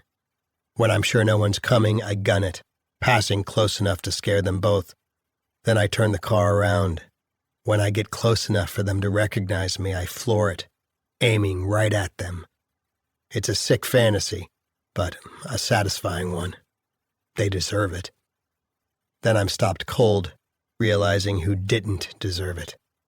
My little boy. I was at the wheel when he died, too. Nausea overtakes me. I get off my bunk, rush to the bowl, and heave. Lying back down, I break out in a cold sweat. You see what kind of a sick bastard prison's turned me into, Emily? And half the time you can't be bothered to pick up the phone and accept the charges? You can't manage more than a couple of letters a month, sometimes one a month? How long has it been since you visited? 2 months. Right, Em? 8 weeks, 56 days. Clock says 12:47. 1:16. 2:39. Fuck all this lying awake thinking. What I need is sleep. The river is loud tonight. After all that rain we've had, it sounds urgent as it rushes past, heading south. Rubbing my thumb against the stone, I begin to relax. Start to doze. Wake up, doze some more, then fall into a deep sleep. When I crack my eyes open, I glimpse, through the slit of the cell's back window, the drab gray of another morning getting ready for the sun to break through on the horizon. Lying there, I recall the dream I've just woken up from. Emily and the twins are in a paddle boat on some lake. I'm happy that Nico's alive again, or wasn't dead after all. For some reason, I'm not in the boat. I'm swimming after them, trying to catch up. When I hear something behind me and look back, I see a bear, dog paddling after me. I swim faster, but the paddle boat has gotten far ahead. The bear is gaining on me. I can hear it chuffing and growling. When I look back, its eyes meet mine. But it's baked chicken leg night, Manny says. You don't want to miss chicken leg night, do you? He's up on his bunk in just his skivvies, his scrawny legs dangling over the side. I'm sitting on my storage box, my face in the book I'm pretending to read so he'll shut up. It's not working. Last week you skipped Jamaican meat pies and now this. I wish you'd just tell me what's bothering you, Corby. Maybe if you talk it out, you'll feel better. Without looking up, I tell him I've been on the same freaking page for 10 minutes now, and I'm wondering whether he's going to shut up anytime soon. Is it about your wife, or leave it alone, Manny? Are Picardi and his wingman still bothering you? I thought that had died down, but has it?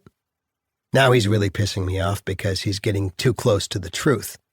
And yes, their harassment seems to have stopped, but the assault served its purpose. The toy cops must be so proud of themselves now that they've shut me up and shut me down. Out in the corridor, C.O. Sullivan shouts 5 minutes till chow call. Manny jumps down from his bunk, pulls on his pants, and slips his feet into the frayed checkerboard Vans I wear as slippers. He used to ask me whether he could wear them. Now he just assumes they're his. Is it about your daughter, the custody thing? Stop it, Manny, you're not my shrink. No, I'm your friend. When I look over at him, the compassion in his eyes hurts so much that I have to look away. He's my only real friend in this place. Well, he and Javi over at the library. Look, I'm sorry I've been so surly lately, but I've got less than 10 months left in here. All I want to do is lie low and keep crossing off those days on my calendar, okay? I still think you should put in a request to talk to someone. I already did, okay? I'm disappointed to see I've drawn the short straw. It's Blankenship again. He's on the wall phone talking to someone he's calling sweetheart. He holds up his be-with-you-in-a-minute finger and gestures that I should take a seat. I don't. I just stand there, looking around the room where I was told to meet him. Pink, cinder block walls, dirty blue plastic chairs on either side of a chipped metal table, bulletin board with nothing much posted on it, an almost empty bookshelf. This is nobody's office. It's just a room where you're sent when you put in a request to see someone, which I did 2 weeks ago. Why am I even here? I just need to keep my head down, keep my mouth shut, and keep counting the days until I'm out of here.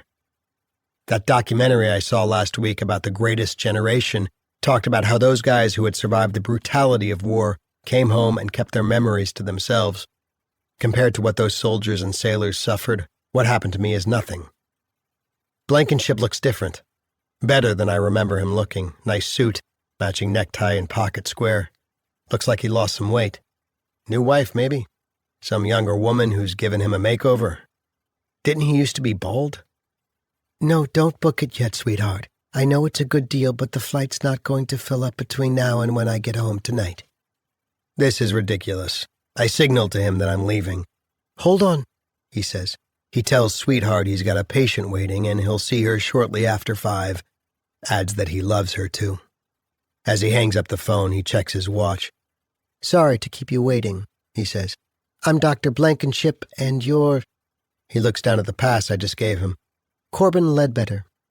No recognition of our earlier exchange, not that I should have expected it. It was almost 3 years ago. "So what can I do for you, Corbin? Tell me what's happening." He may look different, but he still has that high-pitched voice. I scan the room, feel the fingernails of my one hand digging into the flesh of the other.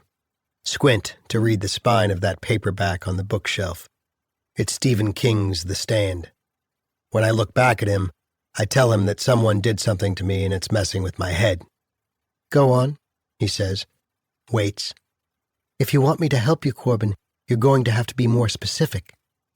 My right foot's tapping against the floor like crazy. I should have walked the fuck out of here while I had the chance. "Hey, can I ask you something? Before I got sentenced, I was seeing this doctor, Dr. Patel. Didn't she used to work here?" "Yes, part-time, lovely woman. You saw her at her private practice?" "Yeah, yep." "So, what did that person do to you?" I take a deep breath and let it out, but give him an edited version. Tell him I got butt raped, but don't correct his assumption that my assailant was another inmate. "Did you go to the medical unit, get tested for HIV or any other STDs?" I lie, say I did. Everything came back negative. "Well, that's a relief, right?" I nod. "Have you reported this? Filed a complaint, talked to your counselor?" I shake my head. "What about privately? Have you told anyone in confidence? A friend or a custody officer who you can trust?" "An officer I can trust? Where would I find one of those?" He doesn't respond. "No, you're the first person I've told." "And this incident happened when?" "About 3 weeks ago." He glances again at his watch. "How have things been going for you since?" "Not so good." "And what are the specifics of not so good?" "I feel nervous a lot, scared that it might happen again, and just so freaking angry, you know? I've been having fantasies about payback." "But they're just fantasies? Nothing you're planning to act on?" I shake my head. "You having problems sleeping, depression, loss of appetite?" "All of the above, actually." "Anything triggering you, making you relive the memory?" I shake my head. "No, wait," I tell him. "The assault happened in a storage room outside the chow hall, okay? And there's these big sacks of onions piled up in there. Last week, someone left the door to that room open, and on my way into the hall to eat, I got a whiff of those onions, and it didn't last long, but for a couple of seconds, I started breathing hard, and it felt like it was going to happen again." "Like a flashback?" "More like a mini panic attack or something." "You've experienced panic attacks before?" "Yeah.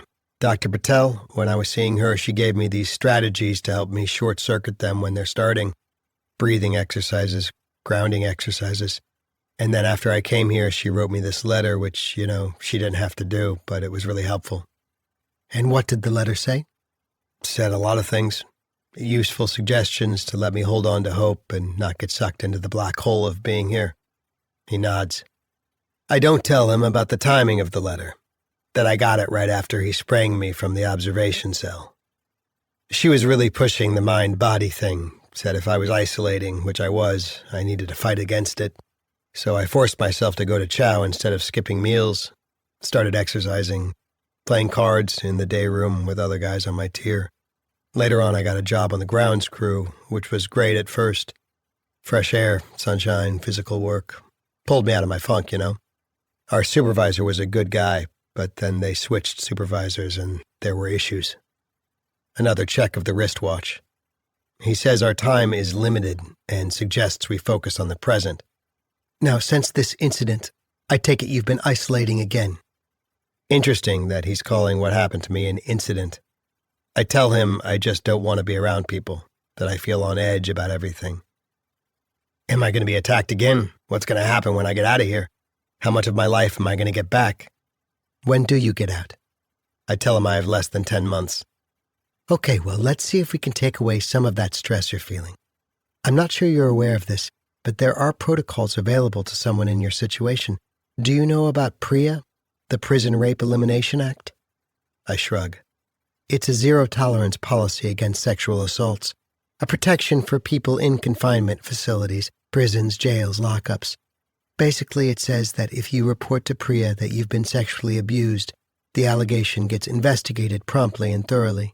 Theoretically, that's what happens anyway. It's been around for a while, and there are mixed reviews about how effective it is, but if you wanted to go that route, it may make you feel more in control than just staying in your cell and stewing about things. You think you might want to look into that? When I shake my head, he asks why not. Well, besides the obvious that I'm pretty goddamn ashamed that it happened, I'm afraid he might retaliate if there's an investigation. And maybe I'm cynical, but I doubt anything would happen if I did report it. When I filed a complaint about something else a while back, it went nowhere. He nods. A second ago you said they might retaliate, and then you corrected yourself, said he. Were you assaulted by one person or more than one? You mean, was I gang raped? No. It was just a slip of the tongue. There were two of them, though. One of them did it, and the other one watched. He was the one who probably orchestrated it. Got it, he says. To refresh his memory about what my name is, he glances down at the call slip I handed him when I walked in. Well, Corbin, unfortunately, you're not the first guy at this place that this has happened to. Comes up from time to time with the men I see in here. And maybe you're right to be cautious about who you tell. It's not a bad thing to be self-protective in here. And to tell you the truth, it didn't end well for one guy I counseled when he decided to file a PRIA complaint. That said, think about that option, and if you change your mind, I tell him I won't. Okay then, let's get back to the symptoms you're experiencing. Anxiety, insomnia, loss of appetite, lack of motivation. Jesus Christ, another check of the watch. How many times is that, 4? I'm going to call Dr. Beller, who does some consulting here, and get you a prescription for anti-anxiety medication. Benzodiazepines aren't magic, but they can help to take the edge off, and the effect kicks in pretty quickly. There's a bunch of them out there: Xanax, Ativan, Halcion, Klonopin. Klonopin's used to treat panic attacks and seizures, and a couple of my patients with anxiety and sleep disorder issues have had good results taking it too. How much longer did you say you have in here? About 8.5 months. Okay, that'll work. I'm going to have you take a 0.5 milligram twice a day to start with, then once a day as you get closer to your release date, then every other day. With benzos, you don't want to go off them cold turkey. You have to taper off. So let's go with the Klonopin then. Sound good? Here's where I should come clean. Instead, I hear myself saying, sounds good. So let's see how that works for you. We can always adjust the dosage up or down as needed. Okay? Okay. A benzo's a benzo, and an addict is an addict. But this time it will be monitored, controlled. It's not like when I get to the front of the med line, they're going to give me more than what's prescribed. 0.5 milligram's not much, but if it lifts me out of the hell my mind's putting me through, that's all I'm looking for. And a plan's in place so that I will have stopped taking it before I get out of here. So that will work. All bets would be off with Emily if I don't walk out of here clean. All right, my friend. Anything else you want to ask me before you go? Should I say it or not?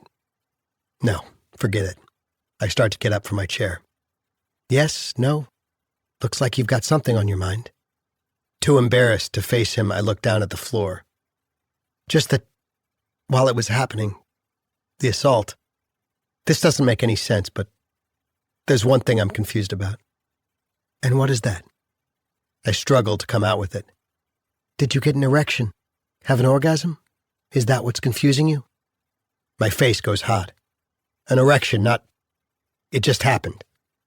He tells me to sit back down, says I don't need to worry about it or feel guilty, that the nerve endings in the anal canal were only reacting autonomically to a stimulus. When I shrug, he says, think about the difference between a blink and a wink. Winking's a conscious act, right? But blinking's autonomic. You do it without thinking about it. Okay, let me put it this way. An enjoyable sexual experience results from the body and the brain working in concert to give pleasure. Female rape victims sometimes feel guilty or confused when, during an assault, they become wet the way they would with a lover. But there's no shame in that. It's just their body having an autonomic response. You see? I tell him I do. All right then, my friend. Go forth and prosper. Quick handshake. Big straight teeth. He's one of those people who look creepy when they smile. Yeah, okay, thanks. I'm guessing neither one of us can wait for me to get out of there, but I can't chalk this up to being a total waste of time. He's put me at ease about the hard-on, and more important, he's going to get me that prescription, which this time I'll be taking under controlled circumstances. Not because I'm craving it. Thank God that obsession has left me. And I'm not really breaking the promise I made to Emily before I came here. Well, I am and I'm not.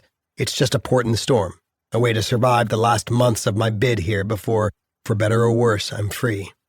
I'm never going to tell her that I was sexually assaulted, and she doesn't need to know that I'm going to get past it with the help of a low-dose benzo either. It's all good.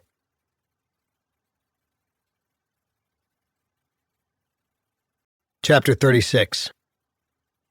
December 2019 to January 2020. Days 872 to 901 of 1095. I'm surprised when Aaliyah Jackson, the counselor supervisor who got Solomon transferred, calls me into her office. I like the orange and blue beads she's decorated her dreads with. At this place, I'm always grateful for color. 2 things, she says. First of all, I've been hearing so much about your mural that I went over to the library to check it out. Awesome job, Corby. Congratulations. I thank her. Ask her what the other thing is. It's good news, she says. The governor's going to be rolling out a new initiative after the holidays. He wants to bring down the numbers at state prisons, so they're releasing some inmates earlier than scheduled. 50 or so of the guys here. Merry Christmas, Corby. It looks like you'll be going home in February. I'm stunned. What? 6 months early? I don't have a date yet, but your name is on the list. What did the judge give you? I haven't looked it up yet. 5 years suspended after 3, plus 3 years probation, as long as I don't screw up. I don't see that happening. You've done well in here. And because of the hiring freeze, the caseloads for probation officers have gotten ridiculous. You'll probably just have to report once or twice a month. I'm having trouble reading you, Corby. What are you thinking? Well, I'm glad.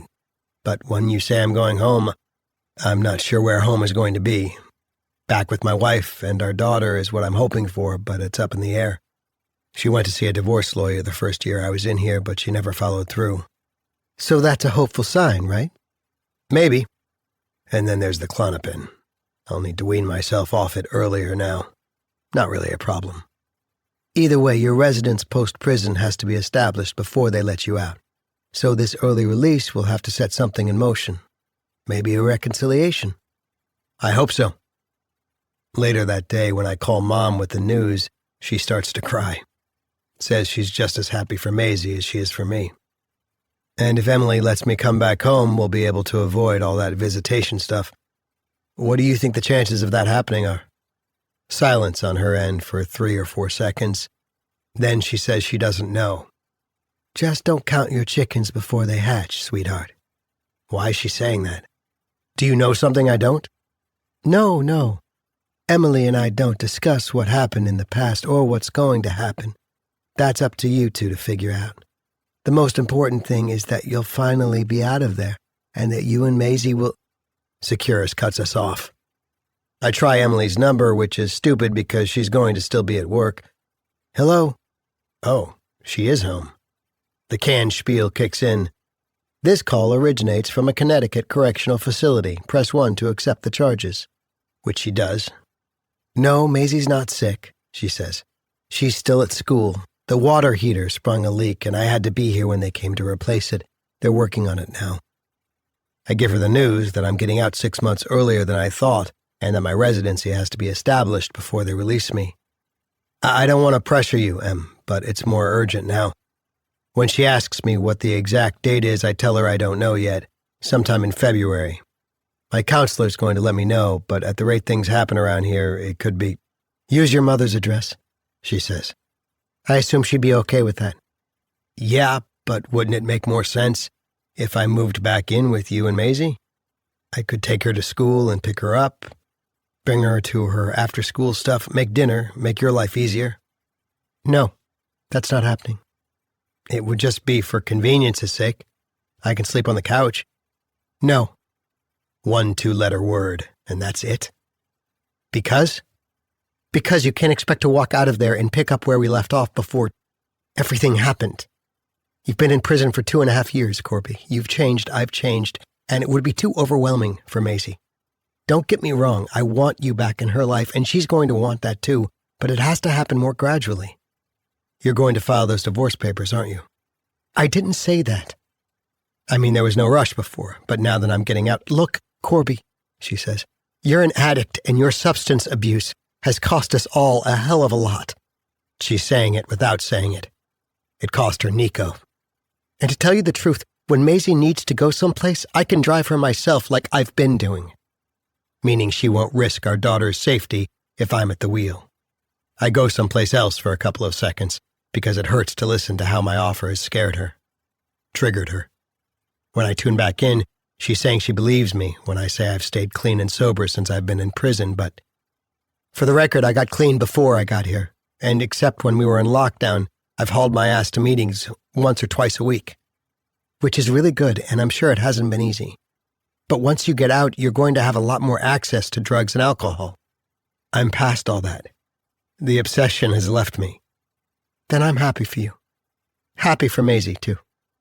All I'm saying is that you're going to have to prove to me that you're committed to maintaining your sobriety before we can talk about driving her places or living arrangements. Prove it for how long?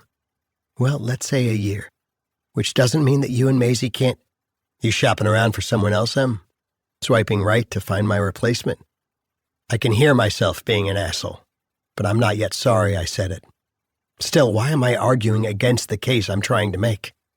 No, that's not it, she says. I'm going to end this conversation now before we both say things we're going to regret. I'm glad you're getting out early. Take care. What's it been? Less than an hour since I received the news from Miss Jackson? And in that time, my emotions have ricocheted like a pinball. Relieved, excited, afraid, hopeful, hopes dashed. But that's no excuse for going off on her like that. Hasn't my time in here, all of it sober time, taught me anything about restraining myself, being humble enough to resist running off at the mouth?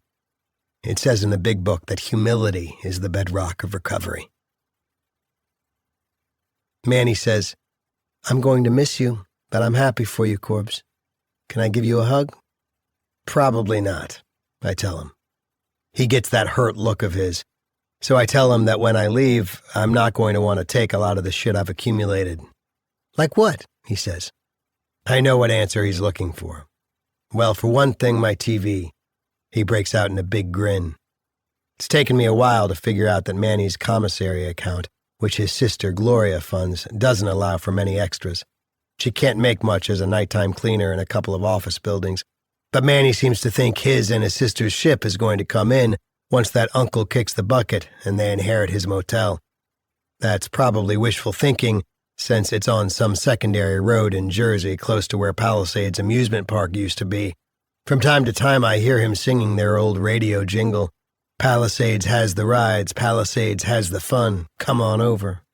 I hope I'm wrong, but I can't imagine a motel on the way to where a tourist attraction used to be is going to be much of a moneymaker. I've done my best to avoid Anselmo and Picardi, but even when I can't, they ignore me, look past me as if I don't exist. The only exception was the time out in the yard when Picardi put his finger to his lips and smiled. Even his silent threat didn't intimidate me that much, thanks to the Klonopin. It's really helped me to stay calmer during the day, sleep better at night, and quiet the violent fantasies I'd been having about how I'd make him and Anselmo pay for what they did. The only problem is that when Blankenship prescribed it for me, I told him I was getting out next August. After that changed, I put in a request for an appointment to discuss getting off it sooner. I heard back yesterday, but the appointment's not for another week and a half, and it's with the other shrink. What I'll do is start tapering down 6 weeks before my release. I'll start going over to the Medline every other time I'm due for a dose. Then for the last couple of weeks, I'll stop taking it altogether, wean myself off it that way. It's just a crutch, and the closer I get to leaving, the less I'll need it. Hey, Em. I'm writing for 2 reasons. First and most important, I want to apologize for the stupid things I said on the phone last week. I had just found out about my earlier release, and my head was all over the place emotionally. Still, that's no excuse for me acting like a dick. I should have let the news sink in before I called you. I'm sorry. I've been thinking a lot about the things you said and realized they make sense. You're right. I need to prove myself once I'm out. Addicts get to be really good liars, and I was no exception when I was drinking and drugging. I get it that I have to win back your trust over time. My probation officer will drug test me regularly and will have the power to send me back here if I test positive, but that's not going to happen. Once I'm out of here, I'm never coming back. There's this saying in the program, meeting makers make it, and it's true. I've heard people in AA and NA say they were 5, 10, even 20 years sober, but then they got complacent, stopped going to meetings, and started drinking or using again. I've promised myself that I'll get to meetings 4 or 5 times a week minimum. With my counselor's help, I've just recently gotten my sponsor's address and written to him. Dale was who I was working with before I got sentenced. He and I were doing the 12 steps, but that got cut short when I had to come here. We were getting ready to start step 9, which is about making amends to the people we've hurt. I'm hoping to hear back from him so I can finish the last 4 steps. I know promises can sound empty, but I mean it when I say I'm going to work consistently on my sobriety for you, for Maisie, and most of all for myself. The second reason I'm writing is to update you on a couple of things. I found out my release date. It's Tuesday, February 4th. My mom says I can stay at her place for as long as I need to. I'm hoping to get some kind of a job ASAP so that I can begin to contribute toward your expenses, plus give my mom a little something every week. She's not charging me rent, but I want to chip in. I have the number of an agency that helps ex-cons find employment, so I'll contact them. Meanwhile, Mom says one of her regulars at the diner hires ex-prisoners at his scrap metal business and that her boss, Skip, is always looking for dishwashers. I can always mow lawns and shovel snow or whatever. Start small and stay humble, right? Take care, Em. Kiss Maisie for me and tell her Daddy will see her soon. Love you too. Corby. For some reason, writing that letter takes it out of me. I address the envelope and put the letter inside, but instead of sealing it, I decide I'll read it over tomorrow before I put it in outgoing mail on the way to breakfast. In the morning, the one part of my letter that makes me a little uncomfortable is when I wrote, addicts get to be really good liars, and I was no exception when I was drinking and drugging.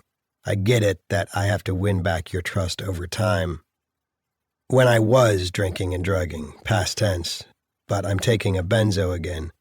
Should I rewrite the letter and leave that sentence out? Nah, it's low dose. I'm taking it medicinally under supervision, and I've got a plan to start tapering off it as my release date gets closer. That's a whole different thing than abusing it. It's just a crutch, that's all. When someone breaks an ankle, no one expects them to get around without using crutches, same difference. She might not understand the difference between how I was using it then and now, decide it's a deal breaker when it's not even a problem. And anyway, if I told her I'm taking it in here, I might have to tell her why, because I was anally raped by one guard while another one watched. There's no way in hell I'm doing that. It's just a crutch, Emily. After they sodomized me, I was losing it. It calms my nerves and helps me get to sleep. Taking it is just temporary. I know what I'm doing. So the letter is fine as is. I seal the envelope and, when they call us for morning chow, hand it to the desk sergeant. Outgoing? He asks. Yes. The following Saturday morning, Manny and I are cleaning up the cell when the squawk box clicks on. Hey, Del Vecchio, you've got a visitor. Must be Manny's sister. He said she was driving up from Jersey to visit him. Ledbetter, you there? Yes. You've got visitors, too. Visitors? Plural. Emily and my mother? No, it can't be Mom. Not at 10:30 on a Saturday morning when the diner gets its biggest crowd of the week. Could be just Emily, though. Singular, not plural. A slip of the tongue. Maybe my letter apologizing to her has put us back on track. It can't be Em and Maisie, can it? No, don't even go there. Dad and his wife? I don't remember putting Natalie's name on my visitors list. The first year I was here, whenever they said I had a visitor, I'd brace myself, thinking it might be my father. I'd walk over there feeling dread that I had to face him and, at the same time, relief that he'd cared enough to come. But it never was him, so by the third year, I hid my disappointment with a fuck him attitude. Fake it till you make it, as they say. But at this point, I really couldn't care less whether he shows up. In fact, I hope it's not him. Too little, too late. My complicated feelings about dear old Dad have gone to sleep, and I'd just as soon not poke the bear. "Who's your company?" Manny asks me. "I'm not sure, maybe Melania and the Donald?" He pretends he's gagging.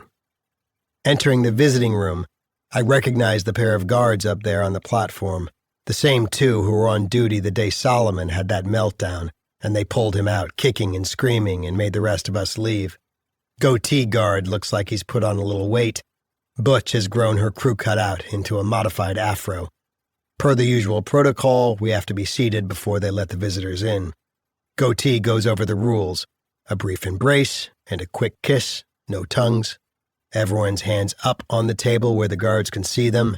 No exchanges of any kind, or we'll get a ticket and our visitor will be banned from coming here.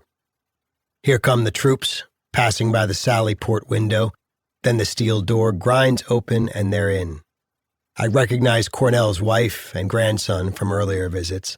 That's got to be Manny's sister behind them. She's a Manny look-alike in a Hawaiian shirt, crop pants, and a thick gray braid. Watching them hug each other makes me wish I had a sister. Hey, I was wrong. It is Mom. What's she doing here on a... Oh my God, it's Maisie. She's brought Maisie. As they walk toward me hand in hand, I'm hungry to take her in. Dark eyes, dark hair. She's got her mother's coloring. As I watch her scan the room, taking in the noisy reunions of families, friends, and cons, I have an unwelcome flashback to that morning, me turning and looking in the back seat, seeing her strapped in safely next to Nico's empty car seat. I refocus on who she is now, a kindergartner in a pretty plaid dress with a white collar, white anklets, and those little girl shoes with the straps. Is she tall for her age? She looks tall. When Mom directs Maisie's attention to me, I wave. She stares at me without waving back. As they reach my table, I swipe the tears from my cheeks and get down on one knee, my arms outstretched. Instead of stepping forward for a hug, she hides behind her grandmother. "Easy does it," Mom tells me. "She's feeling a little shy. Why don't we all sit down?" Given the choice of a chair of her own or her grandmother's lap, she opts for Grandma Vicky. "Well, hi, Maisie," I say. "I haven't seen you in a long, long time, and I'm so happy you came to see me. Do you know who I am?" She shakes her head. "Sure you do," Mom tells her. "Who did I say we're coming to see?" She reaches up and whispers in Mom's ear. "That's right, and here he is." Maisie shakes her head and tells her grandma that her daddy doesn't have a beard. "Not in the pictures you have of him at home, but he's grown one since he's been here. Right, Daddy?" "Yes, that's right. Do you like it, Maisie, or do you think I should shave it off?" "Shave it off." She says it to Mom, not me. Manny calls to me from one table over. "Hey, Corby, is that your kid?" I nod. "And my mother." "Pleased to meet you," Manny says. "This is my sister Gloria." We all say hello, and Gloria tells me my daughter's adorable and asks me how old she is. Before I can answer, Butch yells to us from the guard's platform that we need to limit our conversations to our own visitors. Everyone nods. Okay, we get it. "Maisie, pretty soon, you and I are going to see a lot more of each other," I tell her. "And we can do fun things.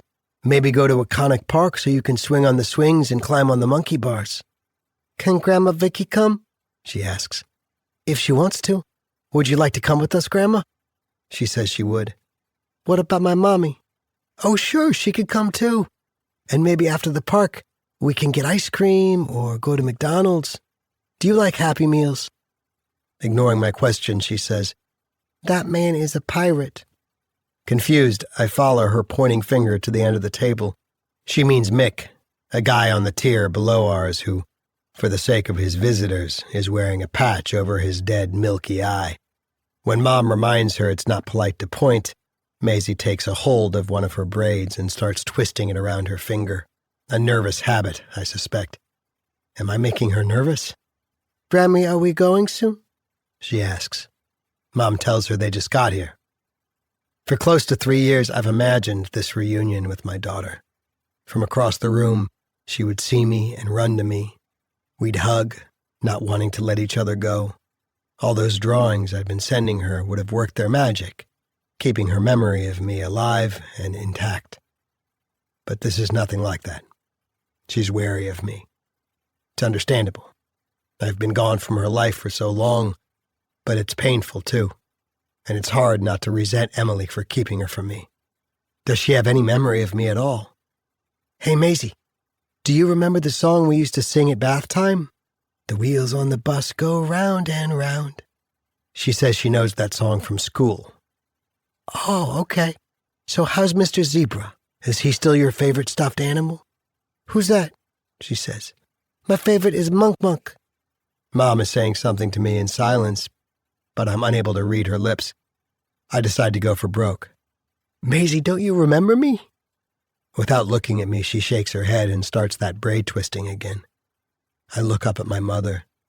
This time I can read her lips. Don't pressure her, she's saying. Patrolling the room, Butch, in fairness, she's Officer Stickley, stops at our table and asks Maisie whether she likes books. Maisie nods. Well, you see Bert and Ernie on that wall over there. She directs Maisie's attention to a badly done version of the Sesame Street characters. Over there is where the books are. I bet if you pick one out, your daddy will read it to you. Maisie looks at her grandmother, who tells her to go ahead, so she slides off Mom's lap and heads for the books. You are her father, right? Stickley asks me. I tell her yes, but after she walks away, I say to my mother, I used to be. Now stop that, Corby, Mom says. This is a lot for her to process. Be patient. She'll come around. Yeah, okay. But I wish you'd have given me a heads up that she was coming. Kind of a shock to see her walk in here when I wasn't expecting it. Well, this got put together very quickly, and you and I haven't spoken since when? Tuesday? It's not like I can call you. No, you're right. I apologize. Thank you so much for bringing her here. How the hell did you pull it off? Is this visit clandestine, or is it Emily approved? Corby, I never would have brought her here without permission, she says. Emily had planned a weekend getaway in Boston with some of her teacher girlfriends. Betsy was going to babysit, but she came down with a bad cold, so I volunteered. I got one of the other girls to take my weekend shifts. I have Maisie until tomorrow night. I figured it was a long shot when I asked Emily about bringing her here to see you, but she surprised me and said it was probably a good idea. She told me the child psychologist she's taking Maisie to has urged her to let you and your daughter see each other again to prepare for your getting out. To tell you the truth, I think Emily was relieved when I offered to bring her. She told me she feels guilty she hasn't come to see you more often herself, but she finds this place so intimidating she gets nauseous. You sure it's the place? I ask, half kidding, half not. Mom assures me that it's the place. But having you back in her life is going to take getting used to for Maisie. Today is just the first baby step, okay? Okay. Hey, were you always this wise, or is it something new? She laughs and says she doesn't know how wise she is. She's just trying to make things easier for everyone, Emily included. All the time we've been talking, I've been keeping an eye on Maisie.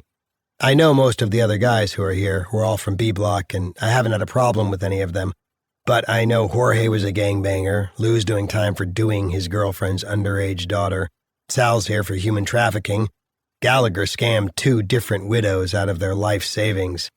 Nobody's bothering Maisie, and most of my peers absorbed with their company don't even notice her. But watching her pass within 5 or 6 feet of these guys puts me on alert. I'm not their peer right now. I'm Maisie's father. In all the time she's been kept away from me, I've only been able to see through the lens of my own selfish need. To look at her, talk to her, touch her, observe her from visit to visit, how she's doing, how she's changing. But this is the first time I'm able to see things through Emily's eyes. To consider that she may not have been withholding my daughter to punish me, but to make sure her only living child stays away from a potentially dangerous place that houses dangerous people.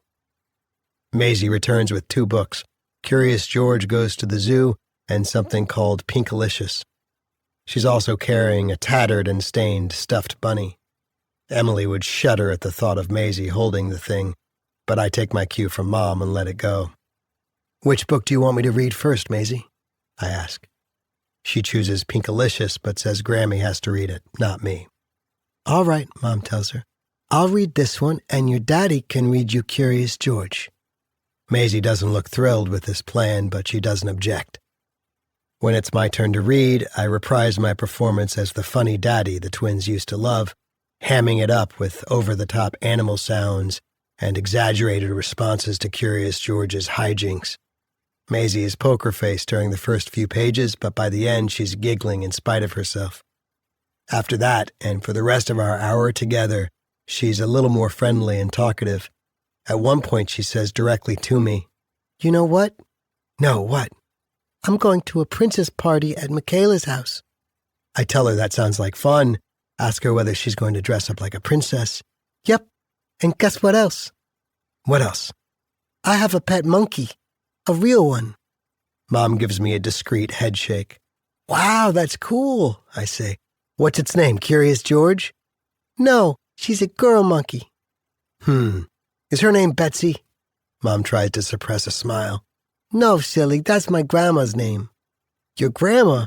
I thought your grandma's name was Vicky. She widens her eyes and slaps her forehead. My other grandma, dumbhead. What? Your other grandma's name is Dumbhead? Mom reminds us both that it's not nice to call someone that. When Officer Goatee gives visitors the 5-minute warning, Mom tells Maisie she'd better put the books and the bunny back where she got them. She tells her no, she can't keep the bunny because other children will want to play with it too. As we watch her walk across the room, my protective parent instinct kicks in again. Mom says she thinks Maisie and I made some good headway today. They used to love it when I read to them and got silly, I tell her. Came back like riding a bike. But please don't say things like that about Betsy. That's not going to help. Point taken, I tell her. Mom says it broke her heart when Maisie told me she's going to that princess party. It already happened, and Maisie was the only girl in her class who wasn't invited. Apparently, when she asked that girl Michaela why, she told her it was because she's a weirdo. Emily said poor Maisie was devastated. Hearing this breaks my heart, too. But once I'm out of here, and here she comes, back to the table. For whatever reason, she's an outcast at school. We're going to help her fix that. Visits are now over, people, Officer Stickley announces. Most of the others in the room stand and embrace. Mom and I share a quick hug, and I get a peck on the cheek. Not too much longer before I'm out of here, I tell her. She puts her hands together as if in prayer. Turning to Maisie, Mom asks whether she'd like to give me a hug or a kiss goodbye. Maisie shakes her head. Okay then, see you soon, I tell her. I watch them walk with the other visitors to the steel door and wait for it to open. Mom and Manny's sister are saying something to each other. As they stand there, Maisie suddenly pivots, looks back at me, and gives me a timid wave. I wave back. For the time being, this little exchange is all I need. The door begins its noisy opening. The visitors walk through. The door reverses direction, and they're gone.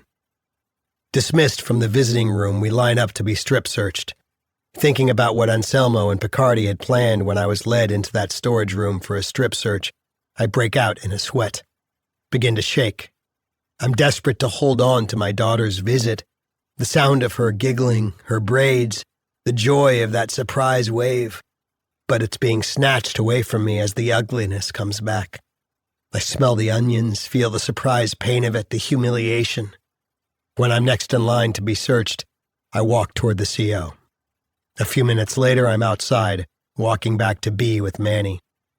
I can't recall bending and coughing just now, any of that. When I began flashing back, I must have checked out until it was over. I started weaning myself off the Klonopin 2 weeks ago and quit it altogether the day before yesterday. That's it, I told myself, no more.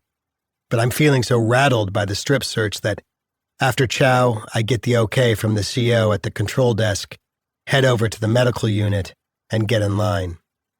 I'll just take it this one last time so that after that flashback I had, I can calm my nerves and get some sleep tonight. Then that will be it.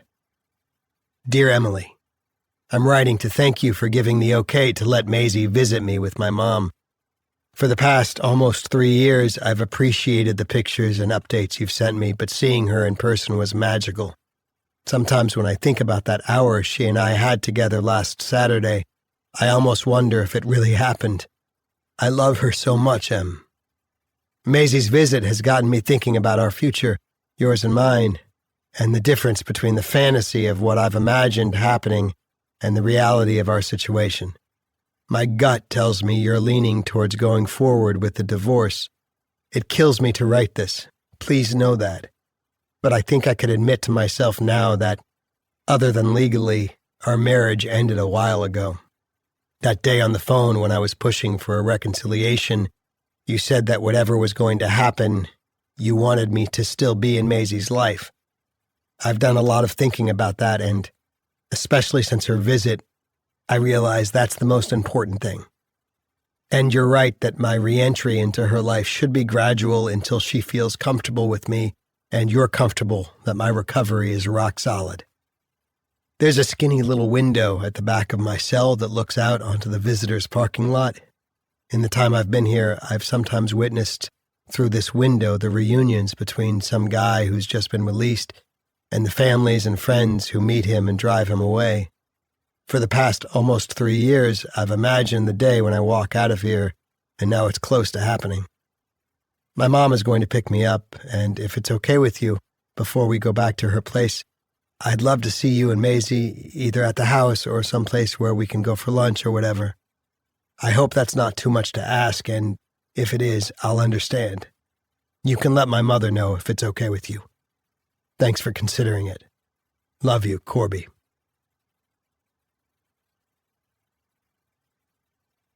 Chapter 37. January and February 2020. Days 914 through 17 of 920. It's Friday, January 31st, 4 days until my release. To make sure everything goes smoothly, I'm spending most of the day with a new CO, Officer Whiteley, who looks like she's just out of middle school, never mind the police academy. She's assigned to escort me to the offices where various personnel will help me do everything I need to do and sign everything I need to sign to ensure smooth sailing when I'm processed out of here on Tuesday. Our first stop is the Inmate Trust Fund office. My account was frozen a week ago, and I'm told I have $87.42 left on the books. From that, $50 will be subtracted and handed to me in cash as gate money just before I leave. The remaining $38 and change will be issued in a check forwarded to me at my mom's address. Next, I have my picture taken for the ID card I'll exchange for my prison ID. This new identification will substitute for the driver's license I surrendered when I was indicted 3 years ago. I've been warned by my case manager that getting my license reinstated won't be easy, given the nature of my conviction. The DMV fees will be steep, and I'll probably have a better shot at it if I hire a lawyer. I make a mental note to call Rachel Dixon's office later, but there's a part of me that dreads the thought of getting behind the wheel of a car again. On our way to the property office, I asked CO Whiteley what drew her to this kind of work. My last job was checking members in at a fitness center and saying, "Have a good workout 100 times a shift." Plus, it's kind of in the family. My dad's a state cop and one of my brothers is a CO. Which prison is your brother at? That's where her training kicks in, I guess. Her face turns expressionless and she says, "Never mind, no more questions." At the property window, I refuse the personal effects I came in here with. The last thing I want to be reminded of is the courtroom clothes I was wearing the day I was processed in here. Donate them or throw them out, I tell the property manager. And so he issues me a thermal undershirt, a pair of khakis with an elastic waistband, and a hooded sweatshirt. "I ain't got any winter jackets at the moment. You can't walk out of here with the winter coat they issued you because it's state property. They'll make you surrender it before you leave. When you leaving?" "This coming Tuesday," I tell him. "Supposed to snow," he says. "You need socks or skivvies? They'll let you leave here with those." I tell him I just got laundry back, so I'm good. Last time I talked to my mother, I asked her to buy me some underwear and socks so I could throw out the used shit they issue us here. "Any excuse to go to TJ Maxx," she said. More offices, more signatures. At medical, a nurse tells me I still have some left on my Klonopin. Do I want them to send the rest of my prescription over to discharge? I tell her no, that I've gotten myself off them. Haven't taken any for about a week and a half. Any negative effects? She asks. Palpitations, some on and off twitching, a little more irritability, nothing I can't manage. None that I've noticed, I tell her. Okay then, she says, if you're sure. Our last stop is Counselor Jackson's office. Okay, this is it for me, C.O. Whiteley says. Good luck.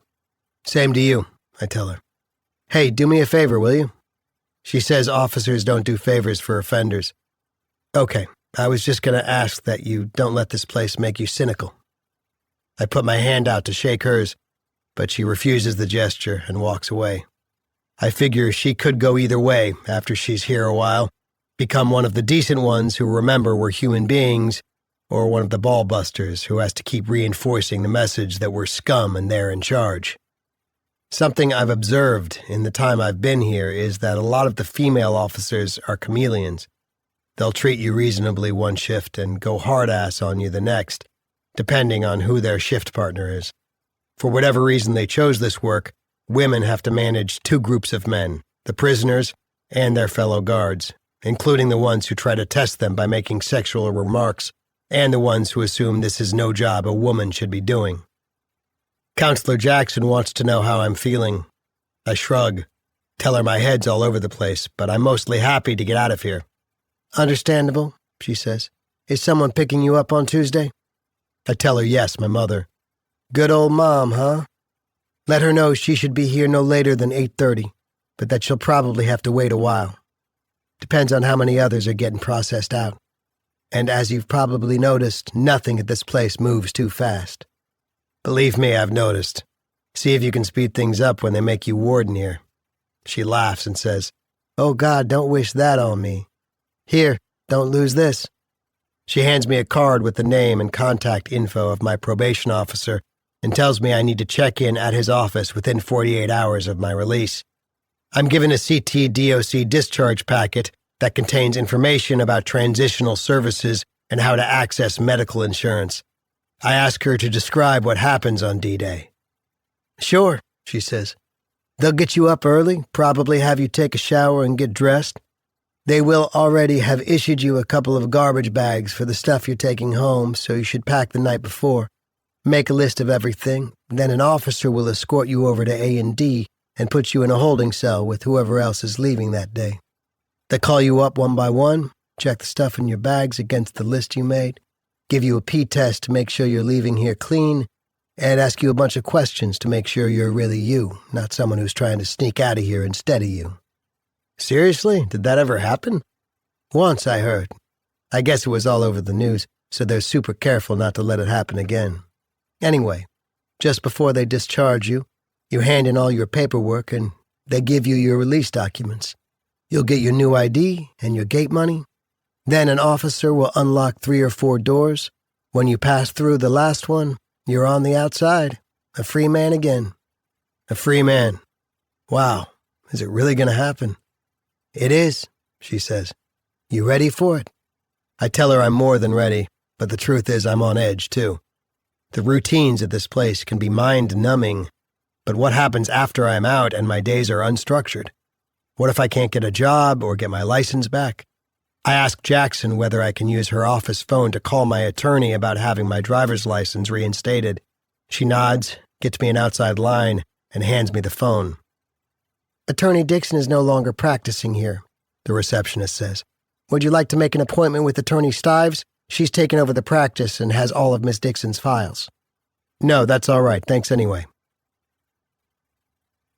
It's February the 1st, late Saturday morning, and the final countdown to Tuesday has begun.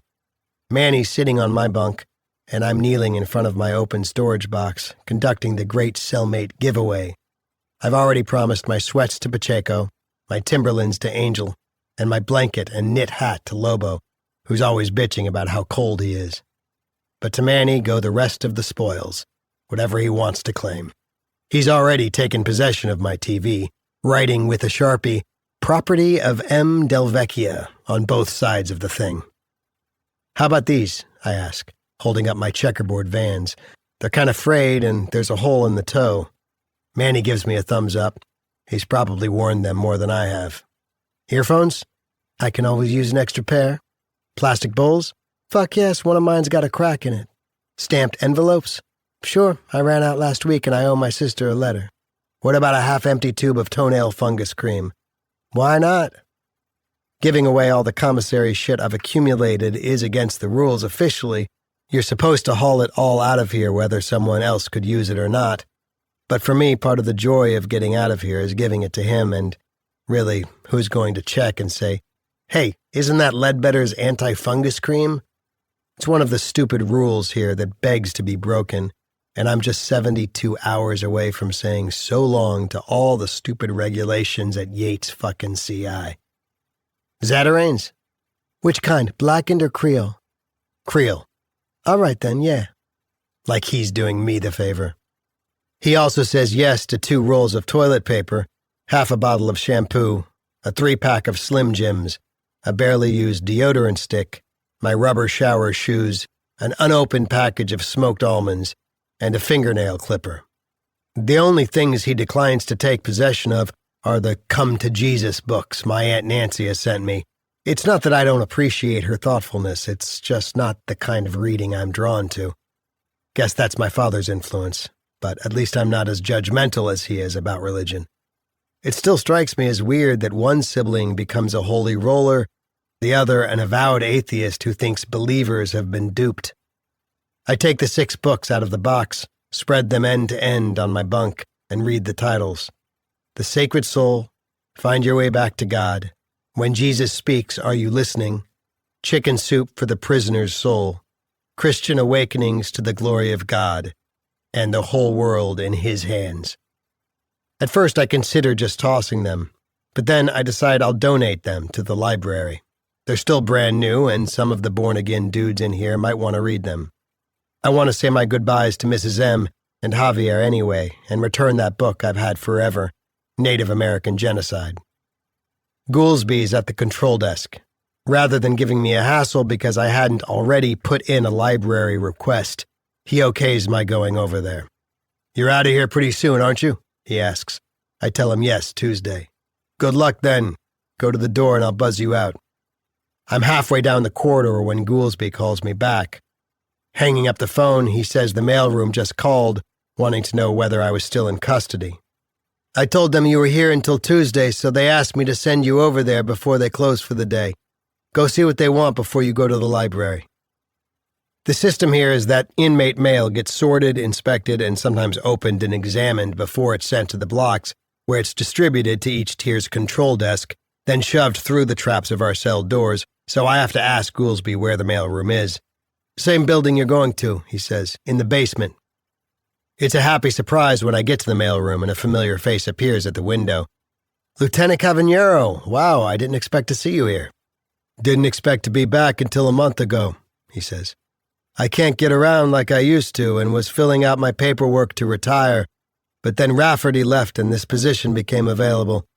Less wear and tear on the body, and no second or third shift, so I decided to stick around a little longer and max out my pension. How are you doing? Painting any more pictures since that one on the wall?" I tell him no, that was it. "You're getting out soon, huh? Well, I'm happy for you." I thank him, tell him what my plan is, as much as I know at this point. Ask him why he wanted to see me. "Oh yeah, just a sec," he says, and hobbles to the back of the room.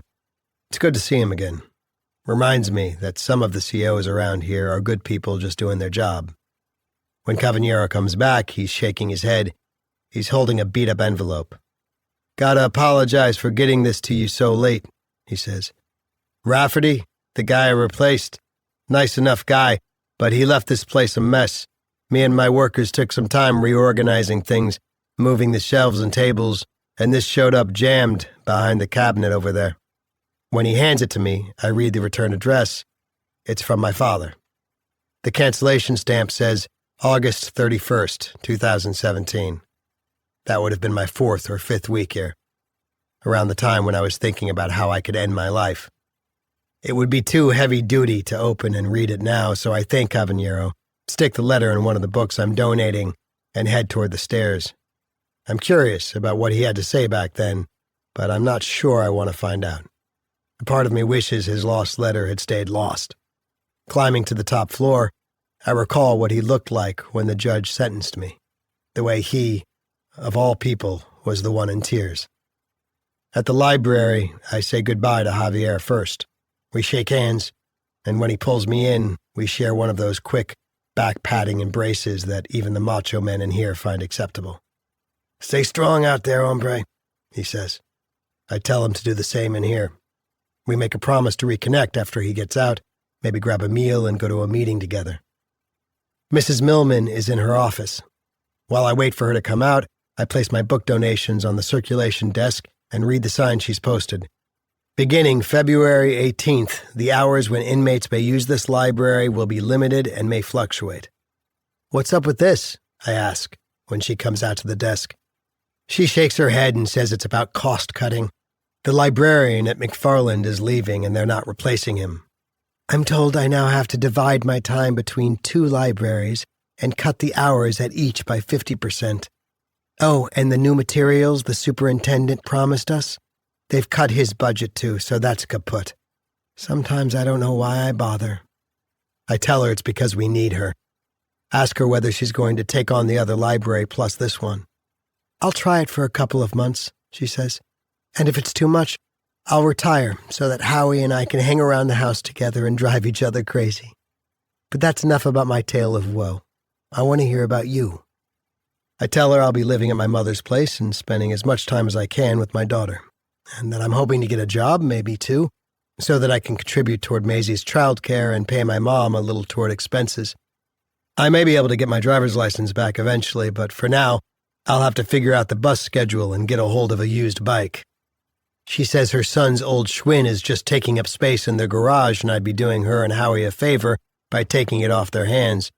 She jots her address and phone number on a slip of paper, folds it, and hands it to me. "We are not supposed to share our personal information with you guys, so don't let the officers see this when they discharge you," she says. I smile and tell her I'll swallow it if I have to. Noticing the books I've brought, she picks them up and looks them over. I ask her whether they're anything she could use. "Oh, sure," she says. "Our spiritual books are always in circulation. We have a couple of these, but we can always use extras, and we're happy to get new titles. Thank you." "Yeah, and sorry to be returning this one so late," I tell her, pointing to Native American genocide. "Took me forever to get through it. It was a tough read." "How so?" she asks. "It was hard reading about how badly we screwed the indigenous populations. We being the white man, of course. I mean, I knew about the Trail of Tears and Wounded Knee and all that, but this assumption of white supremacy went all the way back to the holier-than-thou Puritans. They tried to wipe out the tribes, attacked and slaughtered them, enslaved the survivors. You wouldn't believe the cruelty." "Oh, yes, I would, my dear," she says, smiling sadly. "I'm a Jew." We lock eyes for a couple of seconds. "Yeah," I say. "Right." We share a long goodbye hug. "So now you know how to get a hold of me," she says. "Stay in touch. And Corby," she whispers the next in my ear, "promise me you won't get too busy to practice your art. Don't squander your gift." Without a clue about what will happen after I'm out of here, I promise. On my way out, I stop at my mural. My eyes wander over the various figures and come to rest on Nico. "So long, kiddo," I whisper. "I love you always." Then I'm out the door. I'm halfway down the stairs when Mrs. M calls to me. "Forgot something? This was stuck in one of the books you dropped off." Had I forgotten it? Or had I subconsciously tried to get away from it? I'm not sure. Why had Dad's letter been hiding behind that metal cabinet in the mailroom for years, waiting to boomerang back to me today, when I'm feeling 100 different emotions already? I spent the better part of 3 years hoping he might reach out in some way, be a real father instead of just the checkbook dad who paid for my lawyer and kicked in toward my commissary account. I concluded that he wouldn't or couldn't reach out in any personal way because he was too ashamed of me. My crime and conviction, my status as a prisoner reflected poorly on him, tarnished his sterling reputation. Receiving his letter now, 3 years after he sent it, leaves me bewildered. Having finally convinced myself that his rejection no longer matters, that I've become impervious to his disapproval, I realize I'm as vulnerable as ever. When I get back to our cell, Manny's not there, so I take a deep breath and, with trembling hands, open the envelope and take out the handwritten 4-page letter. Dear Corbin, I'm writing in response to your note thanking me for paying your legal fees and coming to your sentencing. You're my son, no thanks necessary. I just wish your lawyer had been able to keep you out of prison. There are some rough characters in there, so I hope you're holding your own. I've been doing a good deal of soul-searching since that day in the courtroom when I watched them handcuff you and take you away. At first, I assigned most of the blame for your addiction to your mother. I told myself that if she had been less casual about her use of marijuana, you may not have come to rely on the addictive substances that led to such a terrible outcome. More recently, I've admitted to myself that blaming Vicky left me off the hook. As I became more and more unhappy with your mother's and my married life, my drinking increased and I made no effort to conceal this from you. Added to that was how my moving out may have impacted you. Of course, there had to have been other variables at play. Children weather their parents' divorces all the time without there being such dire consequences later in their lives. I'm so angry I have to stop reading and catch my breath. Par for the course that he was blaming Mom, his favorite scapegoat. Her smoking weed had nothing to do with it. His abandonment may have impacted me. Most kids from broken homes don't grow up and cause dire consequences. So which is it, Dad? Are you still trying to wiggle off the hook? Or is your big ego telling you that your defection had such a big influence that... And his name was Nico, Dad. He was a beautiful little boy, not just a terrible outcome. You might have gotten a kick out of him, maybe even loved him, if you'd bothered to see him and his sister more than once. You're lost, Dad. Maybe I should rip up the rest and throw his bullshit letter in the trash. Instead, I keep reading. Thinking back, I recall how we used to enjoy our nature walks when you were a little guy. You seemed so fascinated by all the creatures we'd spot in the woods, the ponds and streams, the fields, and I felt so proud to be able to share my knowledge of the natural world with you. My expectation back then was that you would follow in my footsteps and become a man of science, perhaps in the field of zoology. It was no secret that I was unhappy with you when you went in a different direction and chose to study art in college. I've come to realize only lately that my disapproval was based on my own ego. You had every right to pursue what you were interested in, instead of creating a life in my image. This is late in coming, Corbin, but I apologize for having devalued your artistic impulses. Though this does not come easily, Corbin, I need to admit something to you. Despite the circumstances that led to your little boy's death, you were a far better father than I was. That became crystal clear to me the time Natalie and I visited you, Emily, and the twins. I'm ashamed to say this, but seeing the loving way you interacted with your wife and children made me feel jealous of you. I had to admit to myself that I did not have the capacity to love the way you did, so I took the coward's way out. I made no further effort to visit you and your family. Corbin, I don't know how you'll react to the things I've shared in this letter. I have no idea if they might bring us closer together or drive us further apart. I'll leave it to you to decide. If you write back and tell me you want me to visit you, I'll contact your mother and ask her what the procedures are. If I don't hear back from you, I'll understand that you don't want me to come. As you know, I am not someone who can pray to a non-existent God. So instead of prayers, I offer you my deepest hope that you will remain safe and that your time in there will pass as quickly as possible. I love you and look forward to the day when you walk out of there a free man. Sincerely, Dad. It's too much to take in all at once, too overwhelming and confusing, so I put his letter down and pace the cell. Take deep breaths. Then I sit back on my bunk, pick it up again, and read it a second time. If I had been a better father, is he actually owning up to his flaws? And Jesus, I didn't see this coming. His giving me belated permission to be myself? Are you actually humbling yourself, Dad? I didn't realize you were capable of doing that. And you're saying you only came to see the twins once, not because you were indifferent to them, but because you were envious of me? His letter is such a total mindfuck that I sit here, stunned. How do I feel? How am I supposed to feel? What's my relationship with him supposed to be like now? When Manny enters our cell, I barely notice him until he speaks to me. "Hey man, did you forget you're getting out of here? What the hell are you crying for?"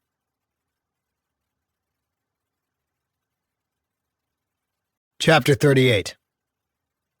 February 2020. Days 918 through 20 of 920. After supper chow on Sunday, I head over to my last jailhouse AA meeting. They changed the time a few months ago, from late morning to early evening. The membership has changed some too since I started coming. Santiago and Red Sox Danny have been good additions. Durnell's gotten released, and I hear he's doing great. Methmouth died in his sleep last Thanksgiving. That was a sad one, but Dusty's death was even sadder. I remember him talking about how scared he was when his discharge was coming up. Didn't take him long before he was back here again, telling us he'd been rejected as a candidate for a liver transplant, and reacted to the news by going on an extended bender that he funded by pickpocketing shoppers outside Walmart.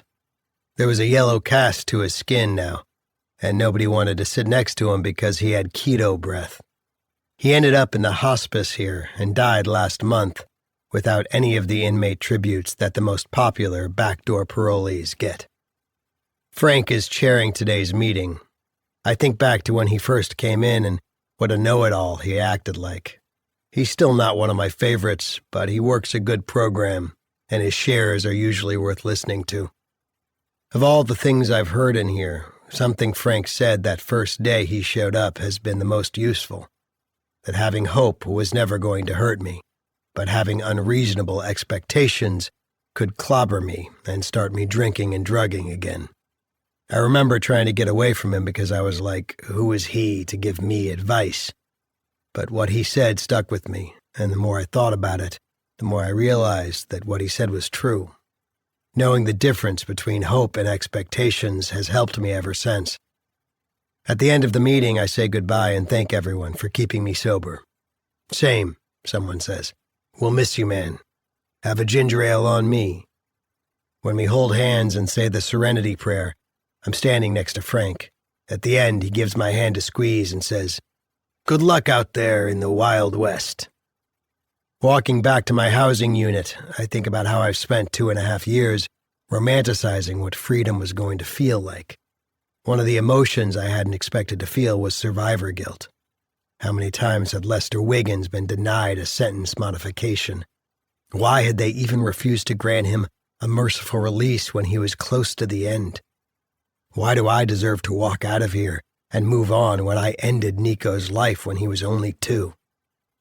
Back in B, I'm glad to see that it's Captain Graham and C.O. McGreevy working this shift. Both have always been decent to me.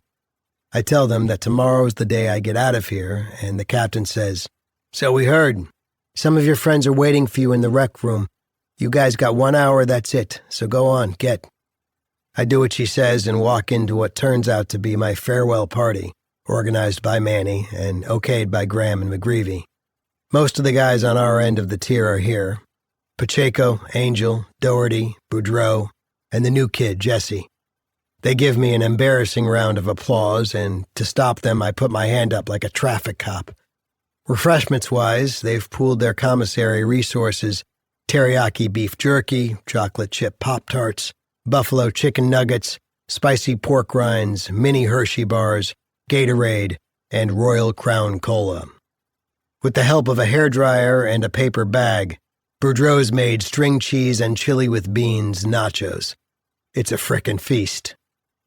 And what's a party without music? Angel has his radio dialed to an old-school R&B station, and when Marvin Gaye's Let's Get It On comes on, a couple of the guys break out their slow dance moves as if they're grinding against their women. Manny's moves flirt with being X-rated, so who knows where his fantasies are taking him. Luckily, the song ends before C.O. McGreevy pops his head in. "Ledbetter's leaving tomorrow," Angel tells him. "Captain Graham gave us the okay." I know, just keep the music down." But when James Brown's I Feel Good comes on, McGreevy starts doing a little two-step and joins the sing-along. An hour later, as the party wraps up, I make an attempt to thank everyone and say how much the effort means to me, but it sounds so sappy, I cut it off mid-sentence and just tell them I'm going to miss them. "Stick around then," someone quips. "Nope, not a chance," I tell them, and they answer with a cheer. Back in our cell, I thank Manny for his loyalty to me and for organizing the party. "Hug?" he says. I tell him okay and hold him tight, then tighter. He's already given me the address of the motel he and his sister will inherit, but he writes it down again in case I lose the first. I promise him that when he gets out in a few more years, I'll go down to see him and Gloria. "You fucking better," he says. Before I go to bed, I make that list of what I'm walking out of here with. Signed legal paperwork, the letters I've saved, my sketchbooks and art supplies, the photos of Maisie that Emily sent, and my lucky Riverstone. Because I gave away most of my shit, I only have to use one of the 2 plastic bags they gave me. At lights out, I get into bed, then remember I forgot to pack the Riverstone. No sense in groping around in the dark for it. I'll drop it in the bag first thing in the morning. I drift in and out of restless sleep all night, my mind going in 100 different directions. And let's not forget the individual who may end up paying the highest price of all, Nico's twin sister, Maisie. "You ain't turning me into your Uncle Remus or your magical Negro. You're the baby killer, right? Code Purple, Building B, first floor. Seeing the loving way you interacted with your wife and children made me feel jealous of you. Mind, body, mind, body, mind, body. You've gotten too involved with that kid. There's a salt shaker missing. You swipe that lead better." So let's go with the Klonopin then. Sound good? We have this big blank wall now. How would you like to make it your canvas? This call originates from a Connecticut correctional facility. Seek the light, dear Corby. Move toward the light. She's not coming here, Corby. End of subject. But then Maisie did come, thanks to Mom. She seemed uncomfortable at first, then warmed up a little, then gave me that unexpected wave goodbye. As I think about what a gift that was, my restlessness subsides, and I finally fall into a deeper sleep. I wake up a little before 4 on Tuesday. The day is finally here, and I feel happy, sure, but not what you'd call joyous. My stomach's clenched, and my hands are a little shaky. I've been told it could be a long morning before I'm able to get in Mom's car and look at this place in the rearview mirror. Manny's snoring away up top. When I get out of bed, I go to the back window. I can see from the lamppost light that it started snowing. The visitor's lot has about an inch already. This isn't going to screw things up, is it? I haven't heard anything about accumulation. McGreevy must be doing a double shift because at 4:30 he unlocks our door and enters the cell. He gives me my instructions: shower, get dressed, strip my mattress, and leave the laundry on the floor. At 5, I should go over to morning chow as usual. At around 7, he says a first shift officer will escort me over to discharge. "Hey, nice party they gave you last night," he says. "Not everyone gets one of those." Can't believe I'm saying this, but I'm going to miss some of the guys here, even a few of the COs, I tell him. He nods, then points up at Manny, still asleep on the top bunk. He says he bets I won't miss that snoring, though. I laugh and tell him no, I won't miss that. I just hope he lucks out with whoever they move in here next. McGreevy says he's going off shift pretty soon. Do I have any questions? "Yeah. Do you know how many of us are getting out today?" "Not a clue," he says. "Anything else? How much snow are we supposed to get?" "I heard 6 inches, but I doubt it. It's never as much as they forecast." "Okay, if there's nothing else, good luck. We don't want to see you back here." "Hey, one more question," I tell him. "Who's on duty first shift?" "This morning. Dang, I read it on the schedule, but I can't remember. It's not Anselmo and Picardi, is it?" He cocks his head. "Why are you asking about those two? You hear something?" I tell him no, I was just wondering. "They're both on administrative leave," he says. "And don't ask me why, because I'm not discussing it." Administrative leave means they're in trouble for something, doesn't it? Have those two motherfuckers finally gotten nailed? Morning chow is sparsely attended, just as well.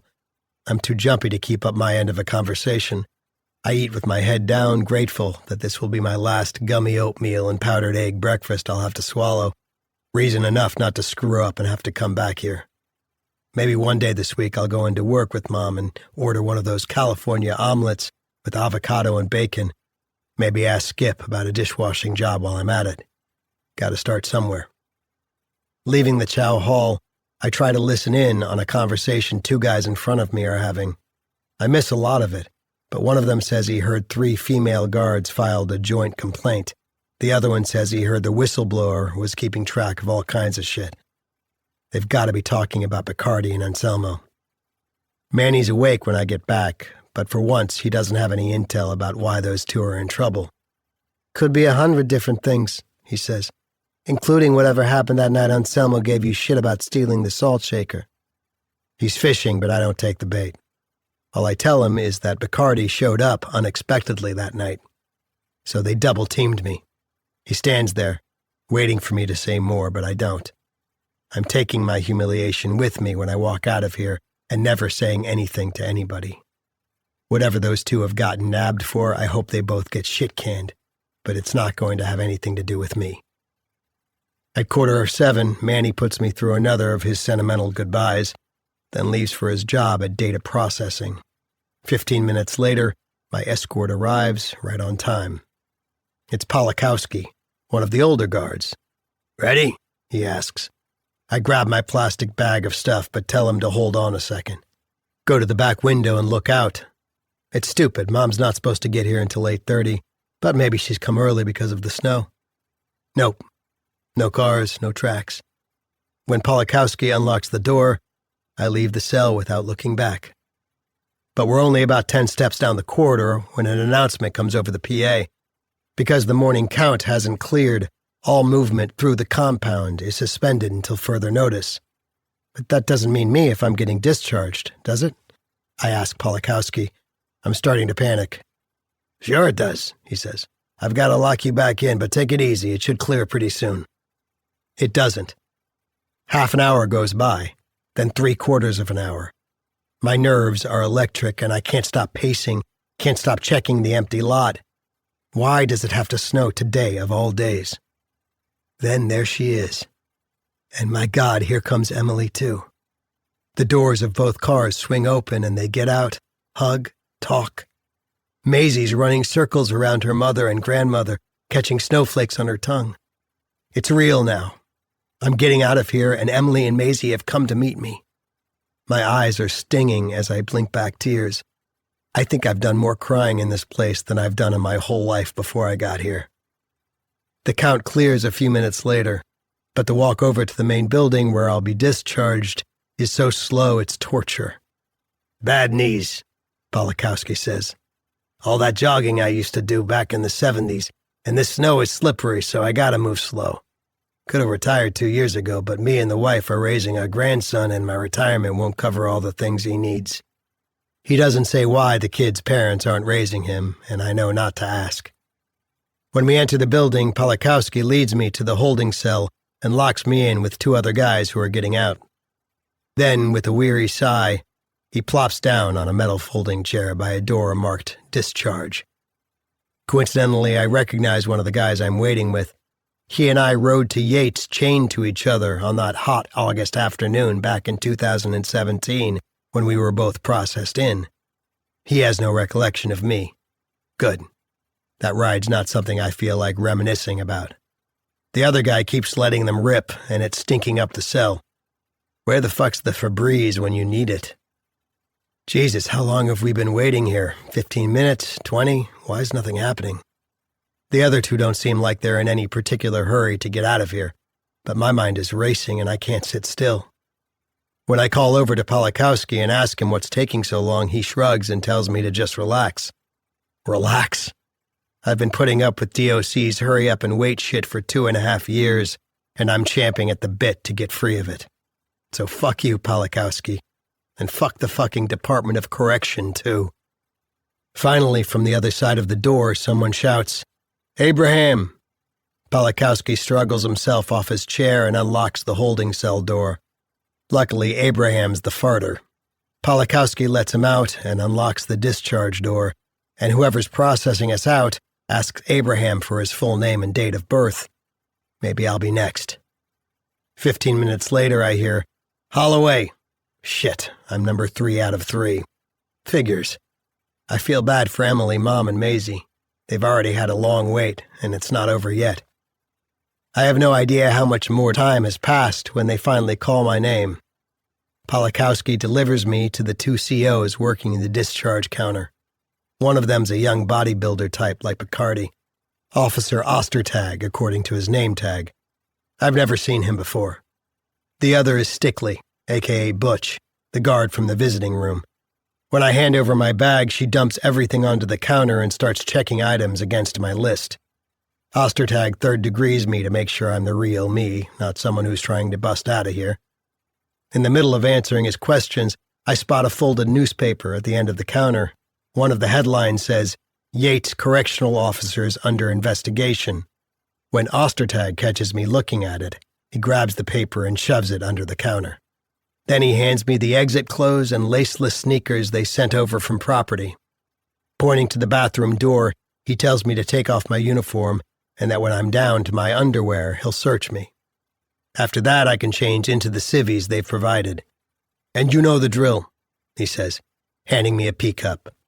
Leave it on the top of the tank when you're done, and don't fill it to overflow like the last dingleberry. He nods toward a small puddle on the bathroom floor. Then he stands at the open bathroom door as I do what he says. Once all that's accomplished, I figure there can't be much more to this rigmarole. I emerge from the bathroom wearing what feel like clown clothes. The shirt's too small, the elastic waistband on the khakis has had it, and the sneakers fit me like bozo shoes. Stickley says everything on my list checks out except for one thing. Lucky stone, she says. What's that? Oh, shit. All that time waiting around during the lockdown and I didn't remember to put it in the bag. It's just a stone I picked up at the river, out back when I was working on the grounds crew. It's kind of like my good luck charm, I guess you could say. I forgot to pack it, but maybe if you let me... She cuts me off, shakes her head, and crosses the item off my list. Lucky stone, she mumbles. You men are more superstitious than a bunch of old ladies. I smile at that, ask her what time it is. She checks her watch, says it's 10:20. Oh, wow, is there much more you have to do before I get out? Ostertag's the one who answers. You're not getting out, Ledbetter. Not today. Your urine's dirty. I shake my head. No, it's not. It can't be. I swear to God I'm clean. He shrugs. Well, what can I tell you? You say one thing, your test says something different. Then test me again, because either you didn't do it right or the one you used is flawed. And don't tell me I'm not getting out today, because that's bullshit. He tells me to lower my voice and watch my tone when speaking to an officer. I turn my attention to Stickley. Look, I've got family waiting out there in the snow, including my little girl. Remember her from the visiting room? You told her where the kids' books were? They've been waiting here since 8 o'clock. Just please retest me. You'll get a different result and I can go. Her face goes DOC neutral. That's not how it works, Ledbetter. You're right, these instant result tests aren't foolproof. You can get a false positive once in a while, so you will be retested. But there are procedures we have to follow. The second specimen has to be sent to the lab where the results are going to be more accurate. The lab? How long would that take? A couple of days, 3 at most. No, that's fucking unacceptable. Watch your mouth, Ostertag warns. You two in cahoots with Picardi? You one of his weightlifting pals? He and Stickley look at each other like I'm nuts. We're not in cahoots with anyone, Stickley says. We're just following procedure. Whether you find that unacceptable or not, Ostertag says. His sarcasm infuriates me. You don't even give a shit that I'm telling the truth, do you? My wife and kid can freeze to death out there for all you care. Stickley says she understands I'm upset, but I need to calm down right now. Oh, I'm way more than upset. I'm fucking furious. I'm shouting at them, at Anselmo and Picardi for what they did to me, and at everyone else in this place who treats us like we're subhuman. And I'm not taking it anymore. My adrenaline's in charge now, and I'm finally fighting back. Ostertag comes out from behind the counter, stands next to me, and talks into his radio. Ostertag in discharge. We've got a code 2 here. Guy who's being sent back to his block and... No, I'm not, I scream. I'm clean. I'll fucking fight my way out if I have to. Stickley comes out from behind the counter, too, and stands next to him. "Yeah, he's pretty agitated," Ostertag says. "All right, thanks." "Motherfucker!" I take a swing at him, but it misses and clips Stickley instead. I'm grabbed and slammed to the floor on my back. Ostertag's breath blasting in my face. Wrenching my left arm, he flips me onto my stomach and pins me to the floor, his knee pressing hard against my back. Less than a minute later, 3 of his goons arrive. I'm yanked up onto my feet, shackled and belly-chained. 2 of them grab me under the arms and drag me backward while the 3rd one videotapes us. As I'm pulled out of discharge, the last thing I see is Officer Stickley holding her hand against her nose, blood dripping in the spaces between her fingers. "I'm clean," I keep insisting. I'm not shouting anymore. I'm mumbling. The fight's gone out of me. Is this really happening? How can it be when today's the day I'm getting out?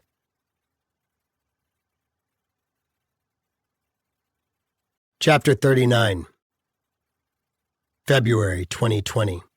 Day 923 of 1095. The door to my cell in the segregation unit is unlocked. From the doorway, the guard says, "Let's go, Ledbetter."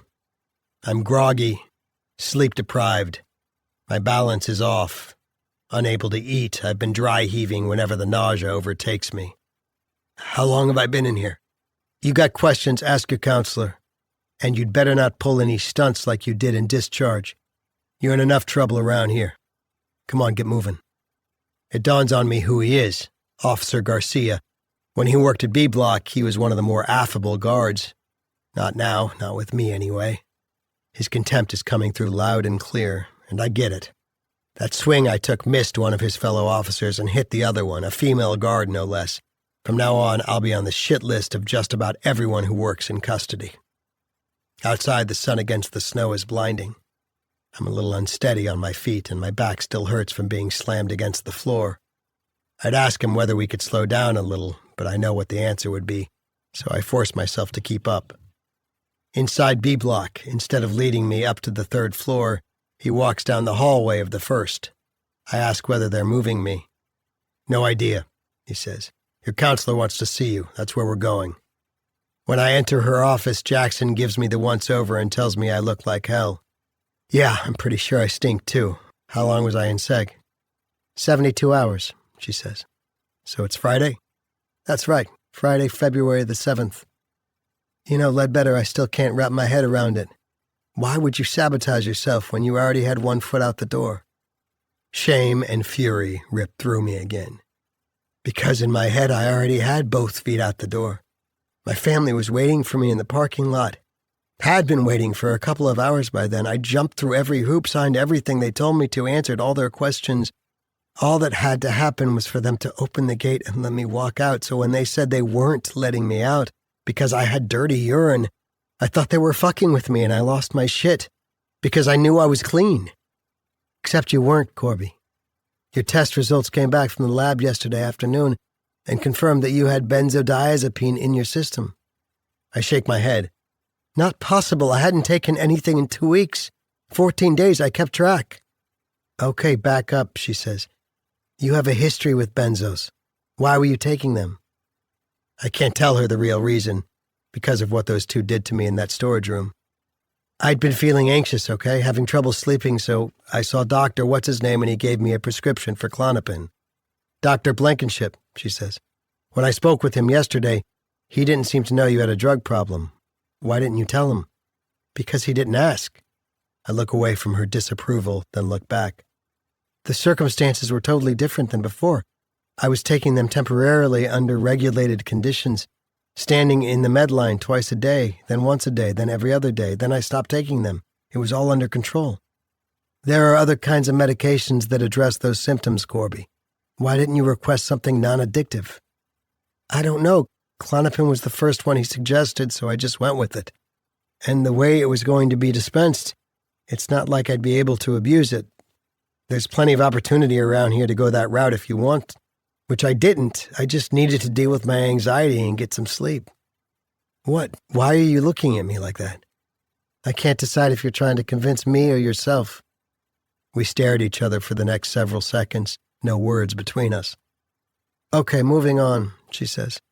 Blankenship checked his notes and said you and he had made plans so that you'd be totally clean prior to your release, and that was a priority for you. But his notes also said you weren't scheduled to be discharged until August. Didn't you get back to him when you found out you were being released 6 months earlier? I explained that I tried to make an appointment with him, but got the other shrink instead. I didn't want to go over the whole thing with them, too, so I just began tapering off myself. You can ask them over at Medline. I had a lot left on that prescription when I stopped taking them. And okay, full disclosure, when I said I hadn't taken anything for 14 days, I took a couple of pills during that time because my symptoms were coming back a little. A couple? How many is that? 3, I think, maybe 4, but not right near the end, and not enough for me to have tested positive. When she asks whether Blankenship told me about the half-life of the drugs in the benzodiazepine family, I shake my head. I'm guessing that's why you tested positive? You rolled the dice and the Klonopin was taking its sweet time leaving your system. I think you need to own up to it, Corby. This is on you.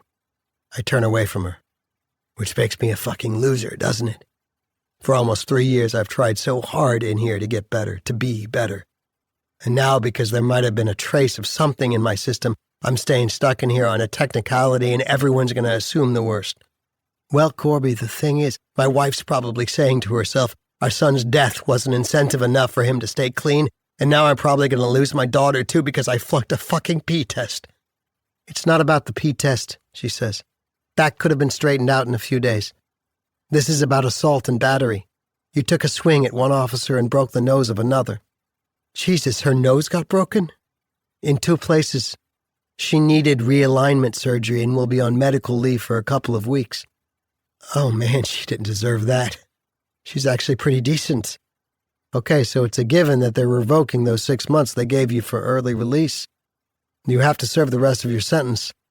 The warden might have taken into account the stressful circumstances that made you lose control, but custody's up in arms about Officer Stickley's injury, so they're demanding that the department press charges.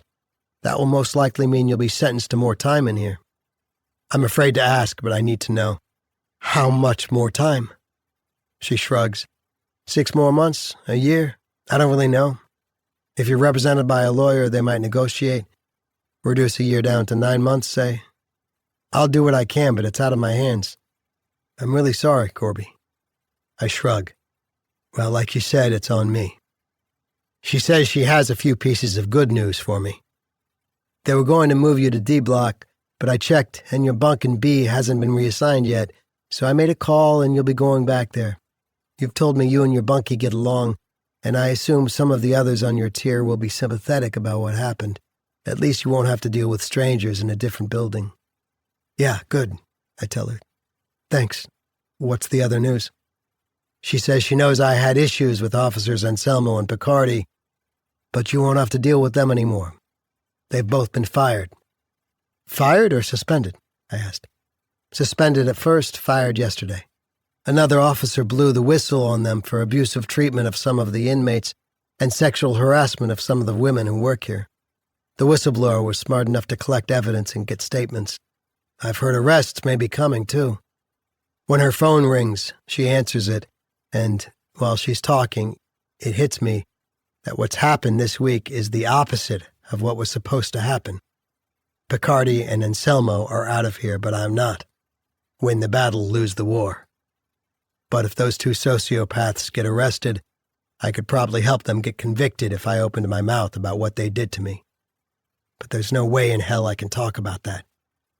When she's off the phone, Jackson says, "You look exhausted.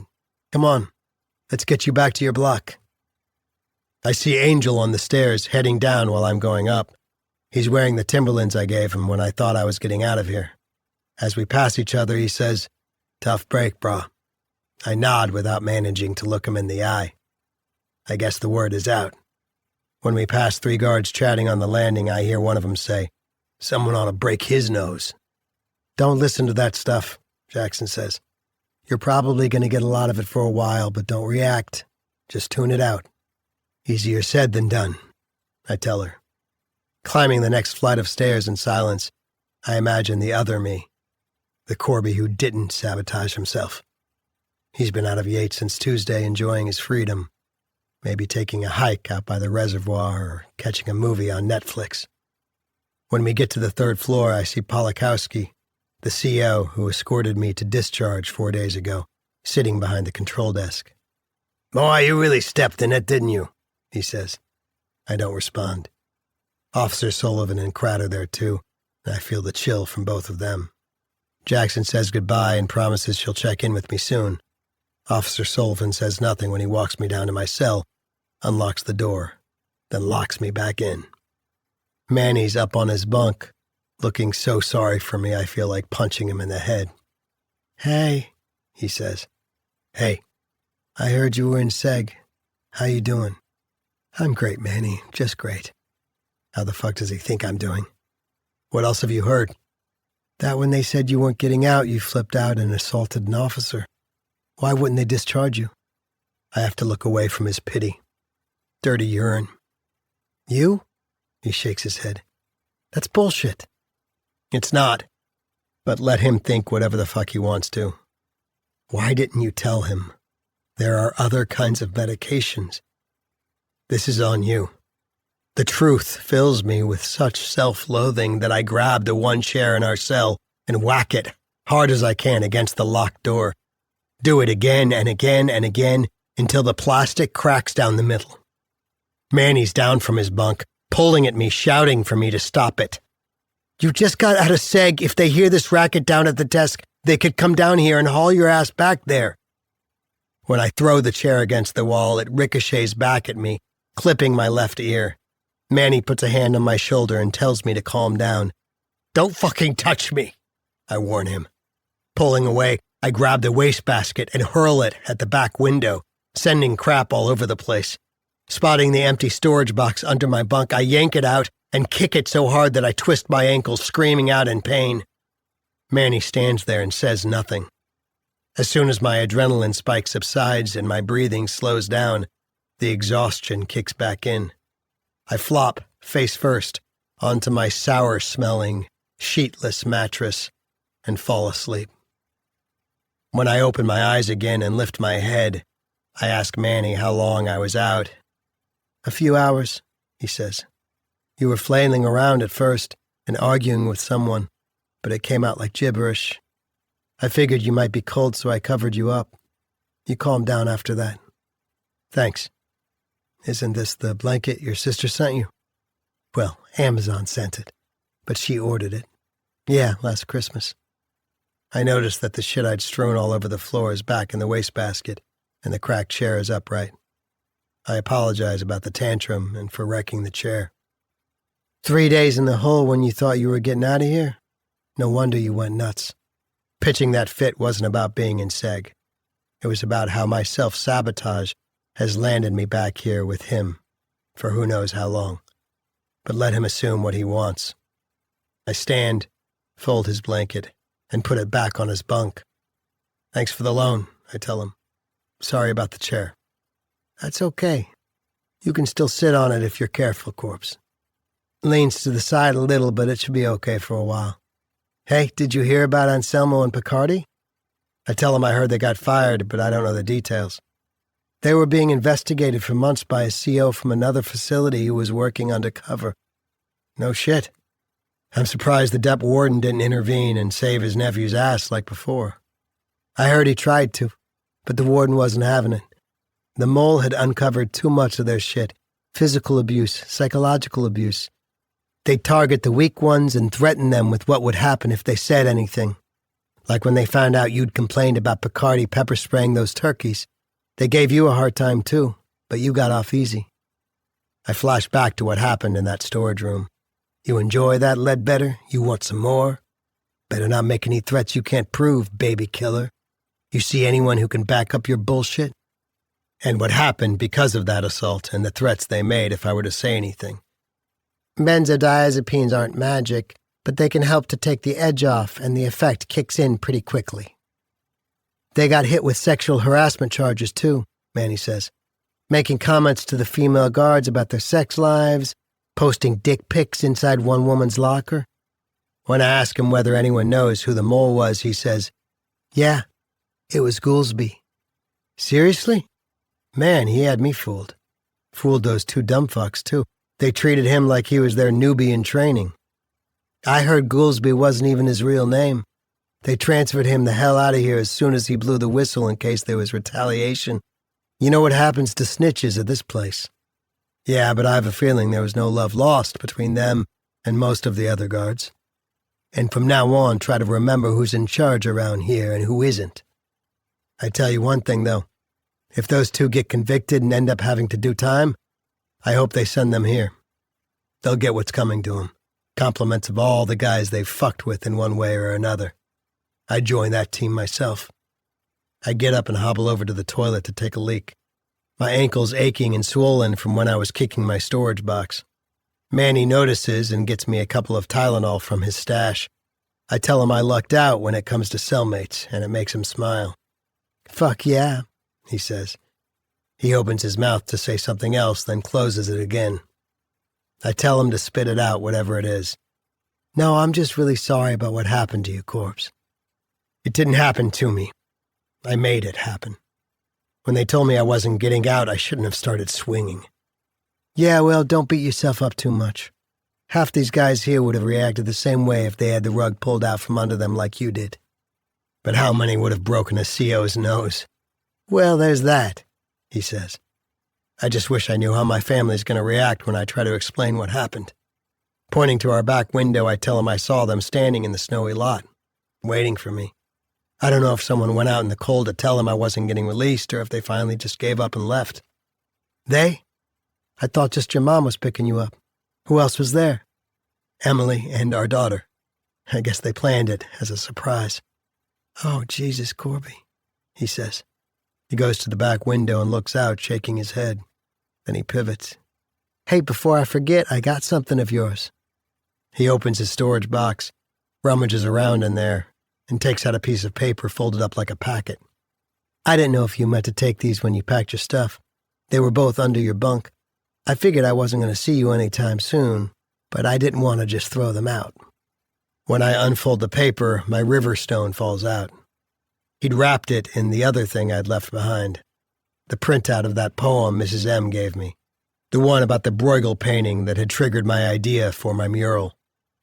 I don't care about the poem, but I thank him for not tossing out the stone. No problem, he says. I figured from the way you were always holding it that it meant something to you.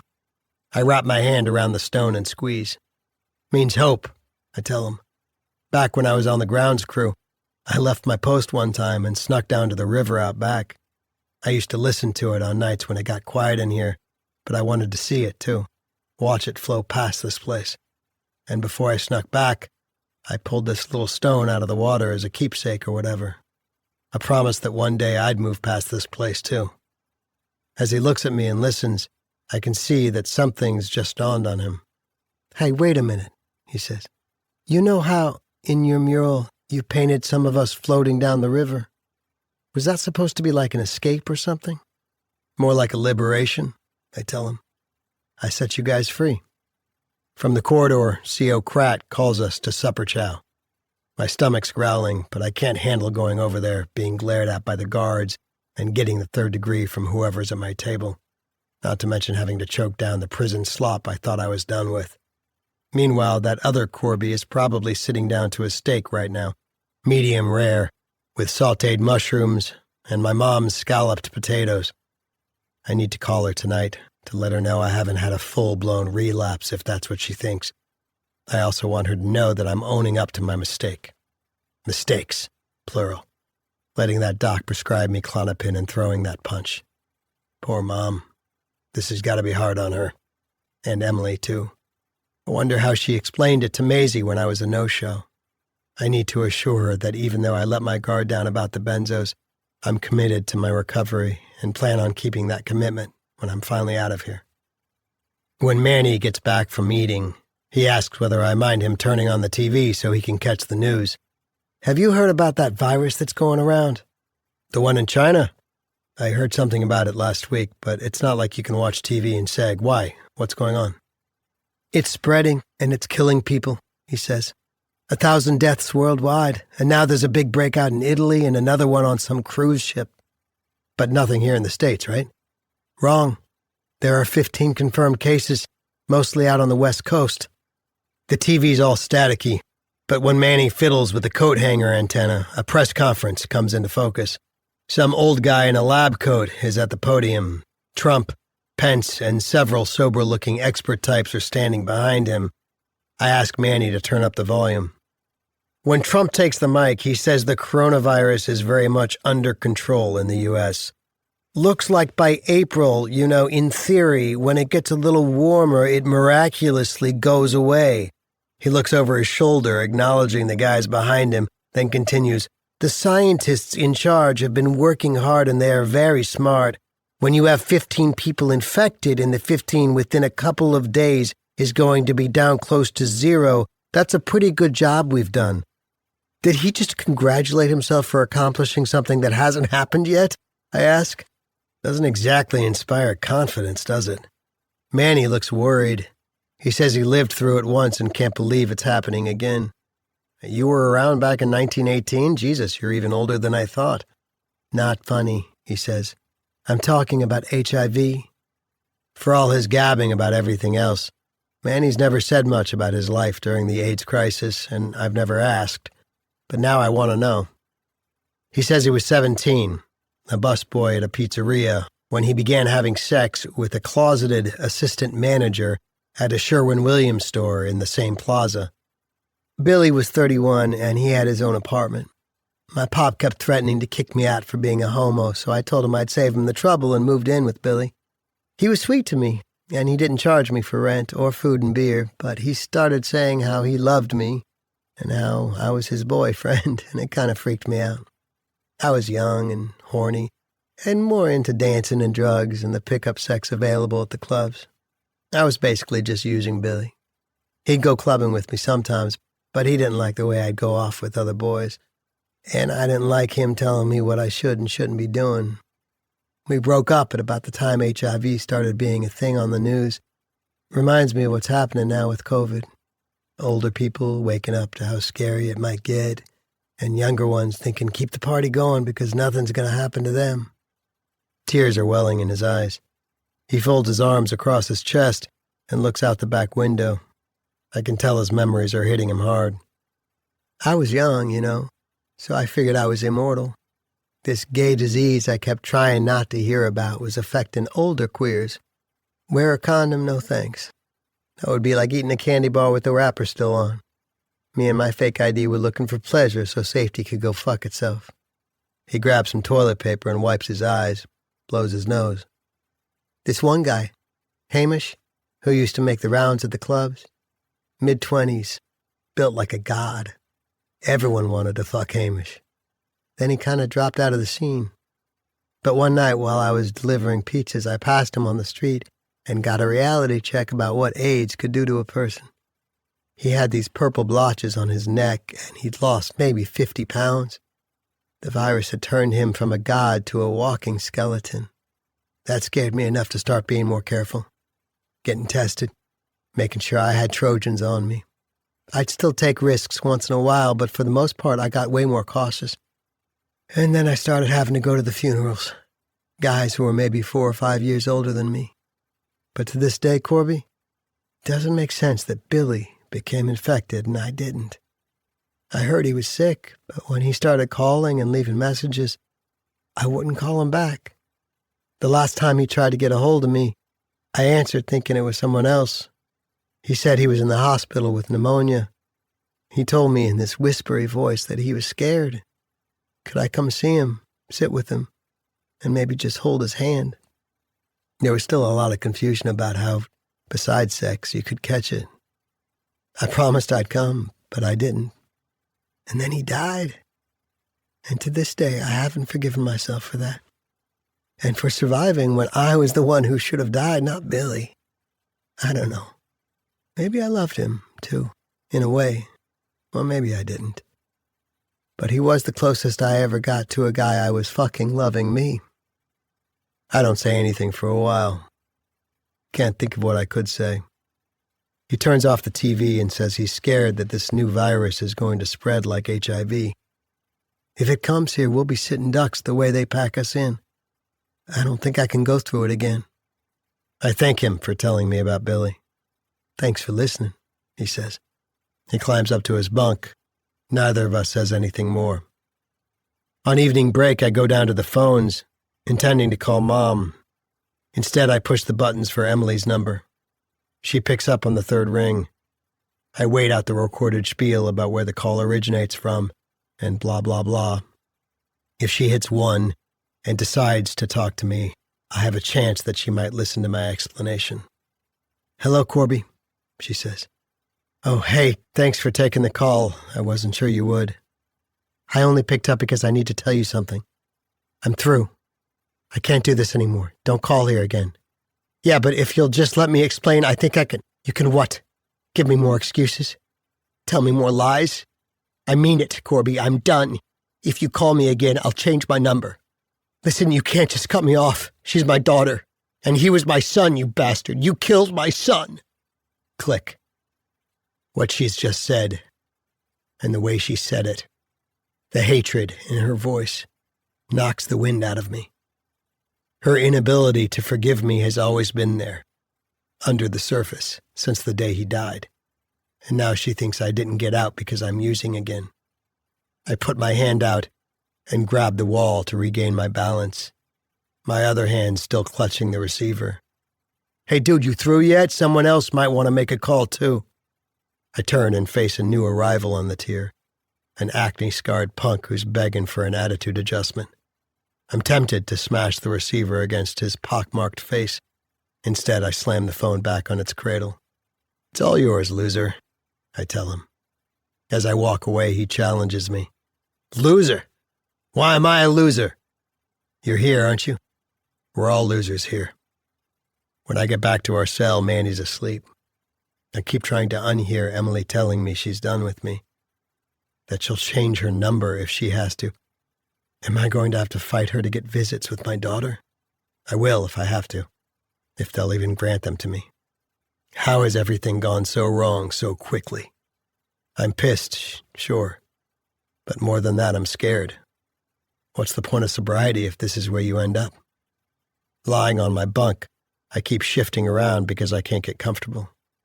When I hear the crinkle of paper, I reach down and grab that poem, the one about Bruegel's painting of Icarus. It didn't make sense before, but I try reading it again. Musée des Beaux-Arts by W.H. Auden. About suffering they were never wrong, the old masters, how well they understood its human position, how it takes place while someone else is eating or opening a window or... I still don't get it, but instead of crumpling it up and aiming for the wastebasket, I skip to the second part. In Bruegel's Icarus, for instance, how everything turns away quite leisurely from the disaster. The plowman may have heard the splash, the forsaken cry, but for him, it was not an important failure. The sun shone as it had to on the white legs disappearing into the green water, and the expensive, delicate ship that must have seen something amazing, a boy falling out of the sky, had somewhere to get to and sailed calmly on. So maybe I do get it. The plowmen, the sailors, the townspeople, everyone goes about their business, unfazed about a boy's falling from the sky into the sea and drowning. Maybe the poem's about dying alone. It makes me think of that guy Billy, whispering into the phone and waiting for Manny to come, and about all the other gay men taken by that disease, and about the victims of this new plague that's on its way. I think about Lester Wiggins, who died alone in prison because he was denied the compassionate release that would have returned him to his family. And about that prisoner Hogan, who committed suicide during my first year here, how he had made a noose out of ripped bed sheets and jumped into the stairwell, and about how, in desperation, I might have suffocated myself with my head inside a plastic bag if those two COs hadn't caught on and stopped me. Finally, I think about Nico, my precious boy, suffering and dying alone in the back of an ambulance as it sped toward the hospital. How could I ever have expected her forgiveness when I can never forgive myself? At lights out, I lie on my bare mattress, twisting and writhing from the sad truth that Bruegel painted and Auden wrote about, that to live means to suffer, then to die alone. At first, I don't know where the strange sound I hear is coming from, but then I feel it traveling up from my gut to my diaphragm, moving past my throat and out my mouth. I'm wailing, and I can't stifle or stop it. From the top bunk, Manny tells me to let it out, to release the suffering inside of me. Then he's down off his bunk and standing next to mine. His hand cups my shoulder. "Let it out, Corbs," he keeps saying. "Let it go. I've lost everything. She's finished with me, and she's going to keep Maisie from me, too. I didn't tell that doctor I was a benzo addict because I wanted those pills. Needed them. They warned me that if I said anything, they'd do it again. And I was weak and scared, and I just needed a way to block what they did from my mind and get some sleep. And now I've lost everything. Everything. It was a setup.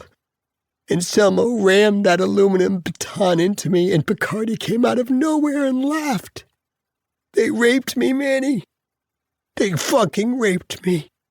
He tells me to push over, and when I do, he gets on my bunk with me, pushing up against me, puts his arms around me and begins rocking me like I'm his child.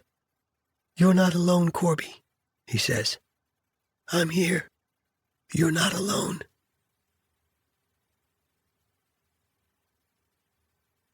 Part 4. Butterfly Boy. Chapter 40.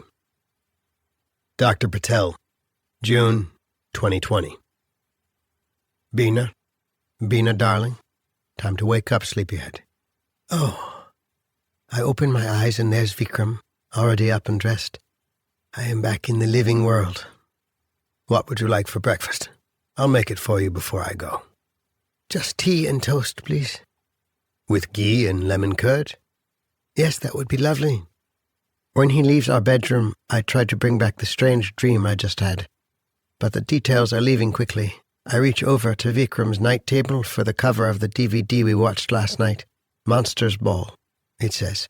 Billy Bob Thornton, Halle Berry, Heath Ledger. Before Vikram started the film, he said the actor who played the tragic son died before he was 30 from an accidental overdose of prescription medicines. I was struck by his resemblance to Corby Ledbetter. Perhaps that's why I dreamed about Corby. Of course, he'd be on my mind.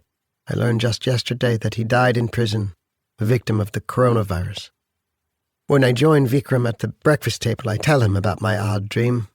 I was dead, but I was alive, advising the newly arrived in the afterworld about reincarnation. He smiles, says he is more amused than intrigued. He goes over to the counter to check on my toast. I'm still pondering the dream and my former patient's appearance in it. Corby was one of the first inmates at Yates to succumb to the coronavirus.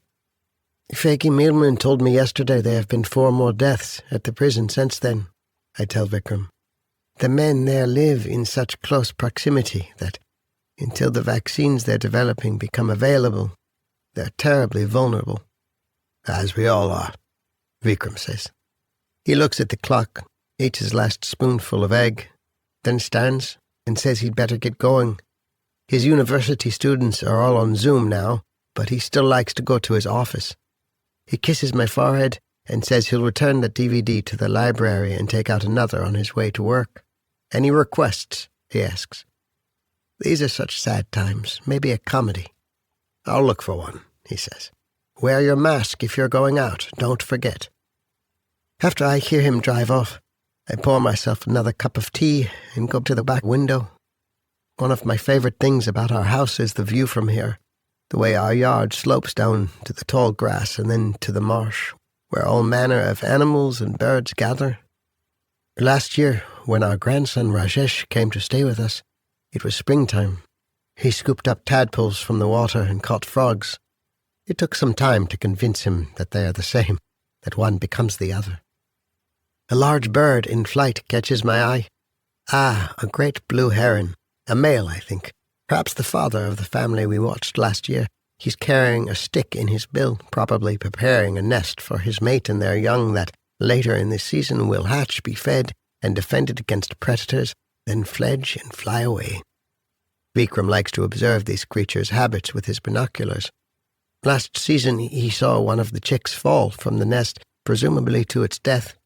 The others, parent and siblings, were focused on feeding. Vikram says he was the only one who seemed to notice. Well, enough birdwatching for now. Time for me to get dressed and ready for my 9 o'clock Zoom appointment, then put on my mask and go out into the world.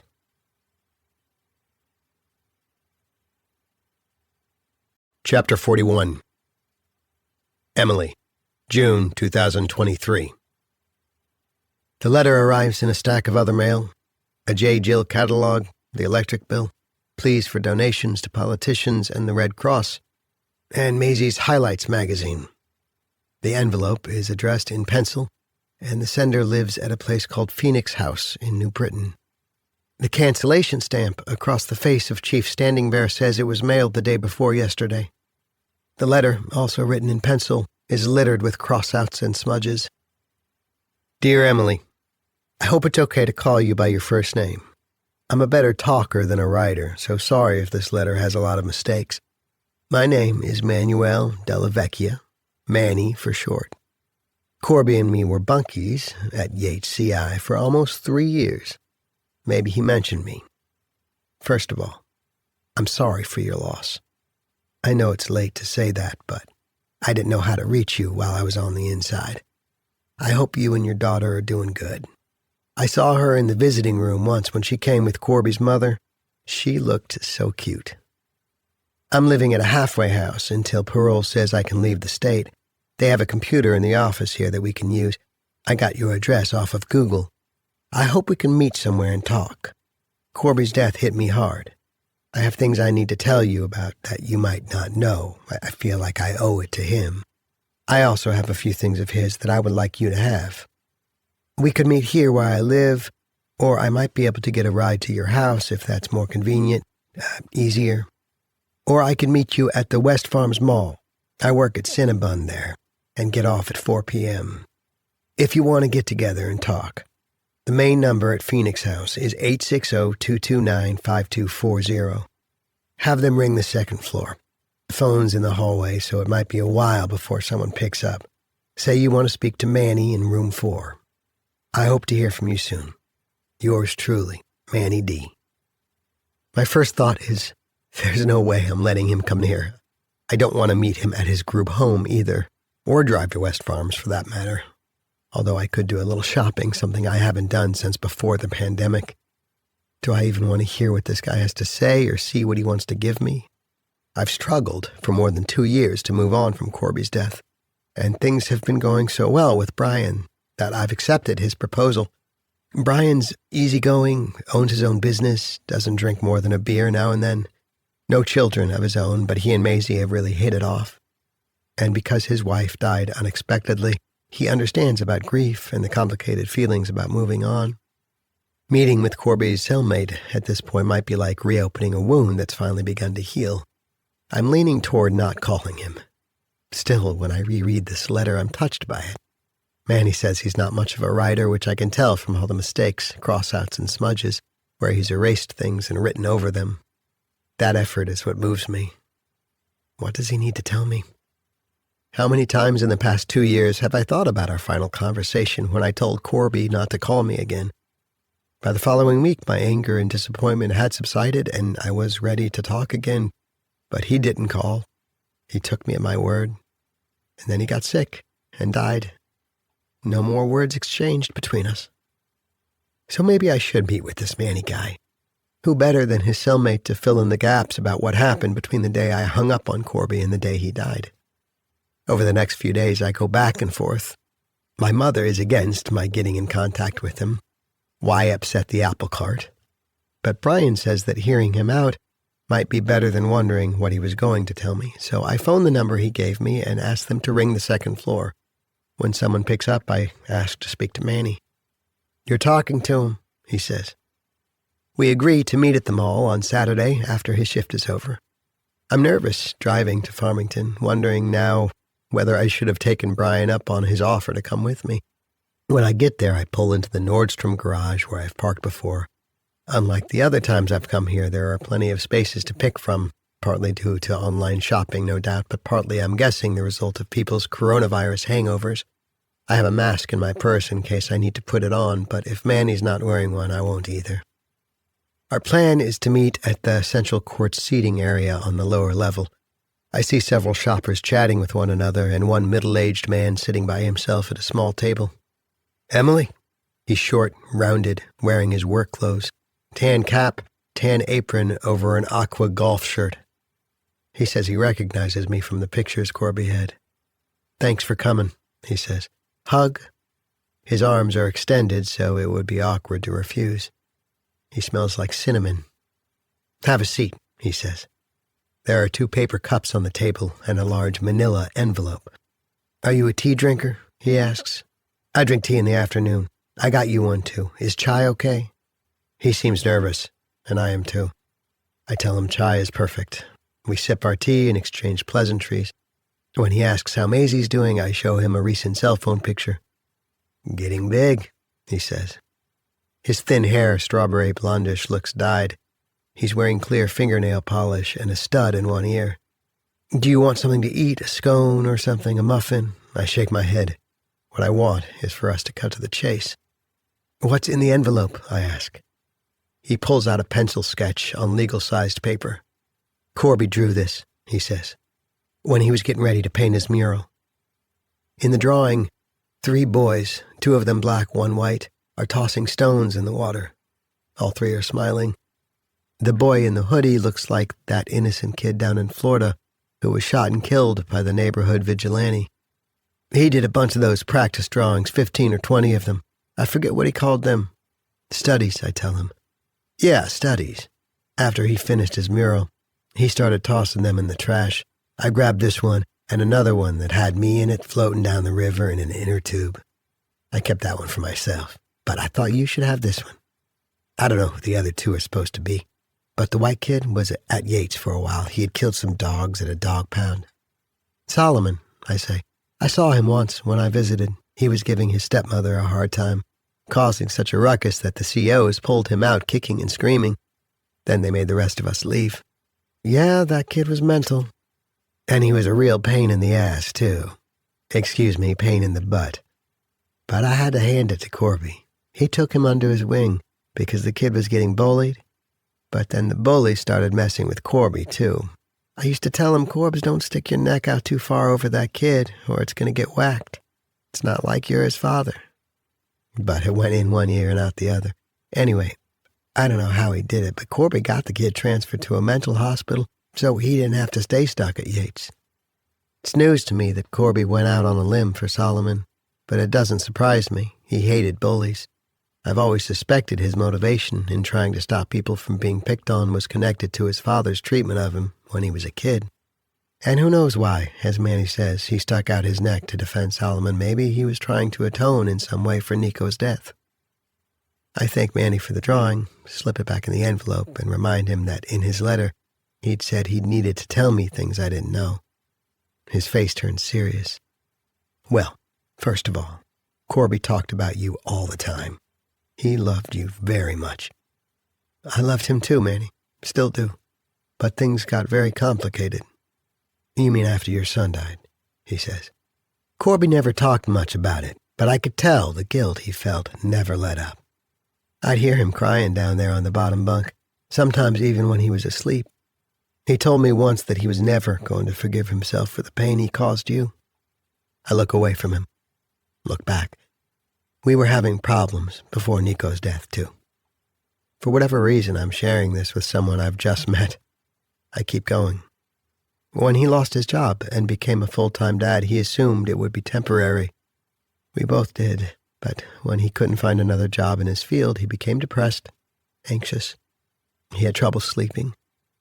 It was my idea that he should see a doctor and get something for his anxiety, but I didn't know the medication he was taking was addictive, or that he was overdoing it. And drinking during the day when he was watching the kids. He kept it from me, so I had no idea. Manny gives me a skeptical look. Huh, he says. What? No, nothing. It's just that I've known a lot of addicts. Been in relationships with a couple of them, and even if they hide what they're doing, they usually give themselves away in one way or another. What is he implying? That I wasn't being vigilant? That I was looking the other way? Well, Manny, I bet you have no idea how hectic a full-time teacher's life can get, especially if she's got 2 toddlers waiting for her when she gets home. Corby had them all day, but they wanted Mommy as soon as I walked in the door, and then after supper and bath time, when we finally got them in bed, I had schoolwork I needed to get to. So maybe I did miss some of the signs, but I trail off, not bothering to finish my thought. I don't need to defend myself to him. Or maybe Corby was better at covering his tracks than the guys I knew. Those were just my experiences. Every addict is different, right? Right. I make a point of checking my watch and tell him I'm a little pressed for time, that I have to get back for Maisie. It's a lie. Brian's taking her to see that new Pixar movie, so there's no rush. But I hear myself telling Manny I have to leave in about 20 minutes. So what else did you need to tell me?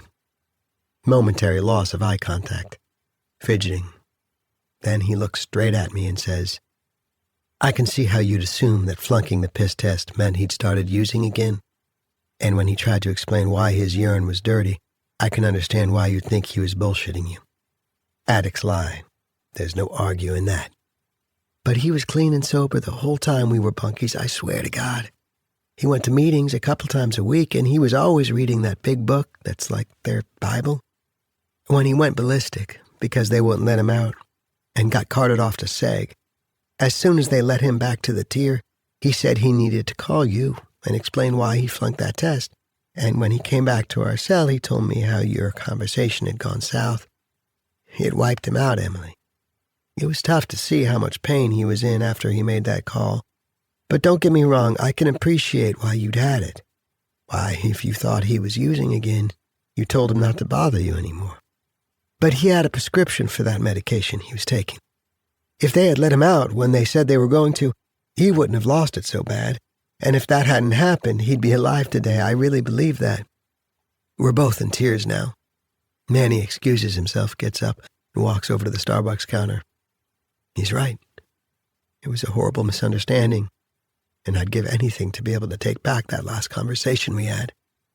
Every time I think about it, I'm filled with regret and shame. But still, prescription or not, with his history of misusing them, why did he start taking benzodiazepines? If he loved us so much, why would he risk that? I can feel the anger rising in me, an emotion I thought I'd gotten past. So maybe my mother was right, that I shouldn't have come here today. Why upset the apple cart? I use my hand to swipe away my tears, then look around to see whether anyone else is watching or listening, but no. 2 teenage girls are the only ones close enough to have heard, and they're deep in conversation about whatever girls that age talk about. Manny comes back with a fistful of napkins, takes a couple, and slides the rest across the table for me. He wipes his eyes, blows his nose, and continues. Me and Corby got COVID at the same time, he says. What? You had it too? Yeah, I'm pretty sure we both caught it from a transfer from Rikers, a barber who was doing time for running a sports bookmaking operation. He was offering haircuts to the guys on our tier. He had a cough, I remember, but nobody thought much about it at the time.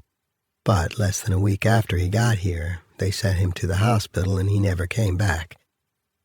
Me and Corby both started feeling like crap. Headaches, body aches, coughing fits. He had it worse than me.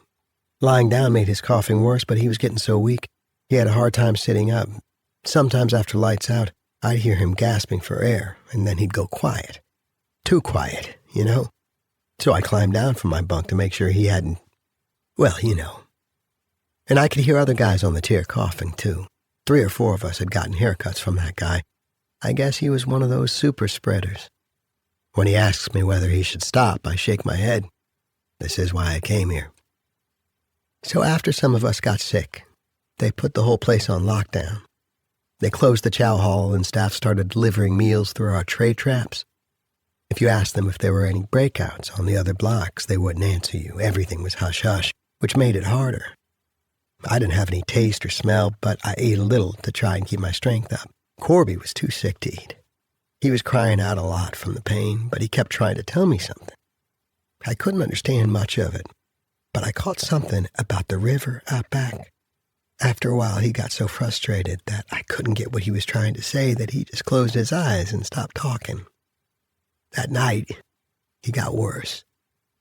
I had to do something, so I started shouting through the tray trap, "Ledbetter needs to go to the hospital. Get Ledbetter to the hospital." I guess they got the message, but it was 2 a.m. when the ambulance finally got there. That was the last I saw of him. I heard later that the hospital was so jammed up with COVID patients that he had to wait in the hall on a stretcher until they could get him a bed, and by the time he finally got hooked up to a ventilator, it was too late. He didn't make it. In tears, I watch him pick up the envelope he's brought. When he overturns it, something falls out, a little stone. Corby pulled this out of the river once. When he was on the grounds crew, he told me that whenever he felt like giving up, he'd hold it and it would give him hope. I thought you might want to have it. When he hands it to me, I examine it. It's just a simple stone, white and gray, oval-shaped, smooth to the touch. Mostly quartz, I think. I clutch it, imagining Corby holding it. I thank Manny and drop it back in the envelope. "I'm grateful to you for being such a good friend," I tell him, "and I'm glad you survived." "How many COVID deaths have there been at Yates?" "About a dozen by the time I left, maybe more now," he says. "The department tries to keep those numbers on the QT." "But they must have put protocols in place, right?" "Oh, sure. Corrections came up with all kinds of rules and regulations about how to prevent spreading the virus. The problem was nobody in charge did much checking to make sure they were being followed. A lot of the COs thought it wasn't macho to wear masks, so you'd see them dangling off one ear or poking out of their pocket. And when the vaccines became available, some of the guards refused to get shots because they didn't trust the government, especially once Biden got in. So yeah, there were deaths, and a lot of emotional problems from being quarantined for so long. No visits, no phone calls, no chow hall, no library. It was the same as being stuck in seg for weeks and weeks. And you know how staff helped us deal with the isolation? They passed out coloring books and puzzle books that were supposed to keep our minds occupied. Anger creeps into his voice. Like if you got busy coloring some stupid picture, you'd fucking forget about guys around here getting sick and dying. He apologizes for swearing. Says after you've been in prison for a while, using the F word becomes about as natural as breathing. Not a problem, I tell him. But I've heard about all I can take, so I thank him and tell him I have to be going. "Yeah, but can you hold on a minute?" he says. "There's one more thing I think I should tell you about, even though Corby probably wouldn't want me to." I sit back down. He had a hard time at the beginning of his bid. Got called names, had shit smeared on his sheets. It's sick what some cons will do to a new guy, especially if his crime involved the death of a kid. Oh my God, poor Corby. I tell Manny I had no idea that kind of thing was going on, that he kept it from me. Wanted to spare you, I guess. I kind of helped him out, showed him the ropes, promised him it was going to get better. I felt sorry for the guy, you know? Plus, he was cute. I kind of had a crush on him. Not that he was interested. With some guys in prison, it's gay for the stay and straight at the gate. But Corby made it clear we weren't going there, and I was cool with that. Is this what he wanted to tell me? I'm not sure it's something I need to know. Anyway, after he got more used to prison life, things went better for him. Guys on our tier got to know him and like him, so they backed off. Me and him were already friends, but then we became cellmates. I did 2 bids and had a bunch of different cellies, but none as good as Corby. We had opposite personalities, and I think I drove him crazy sometimes, but all in all, we got along good. He was a stand-up guy. Don't take this the wrong way, Emily, but I loved him and respected him. Pretty much everyone did. We even threw him a party when we thought he was getting out, and he would have if it wasn't for those 2 motherfuckers who were out to get him. And again, excuse my language. What do you mean? Who was out to get him? 2 of the guards on our tier. They went out of their way to make Corby's life a living hell. Why? What had he done? Manny looks away, sighs, and looks back. He stood up to them, called them on their shit. Now that I think about it, the whole thing started over you. Over me? What do you mean? You came to see Corby. It might have been your first visit, and one of those clowns hassled you about something, a metal detector maybe.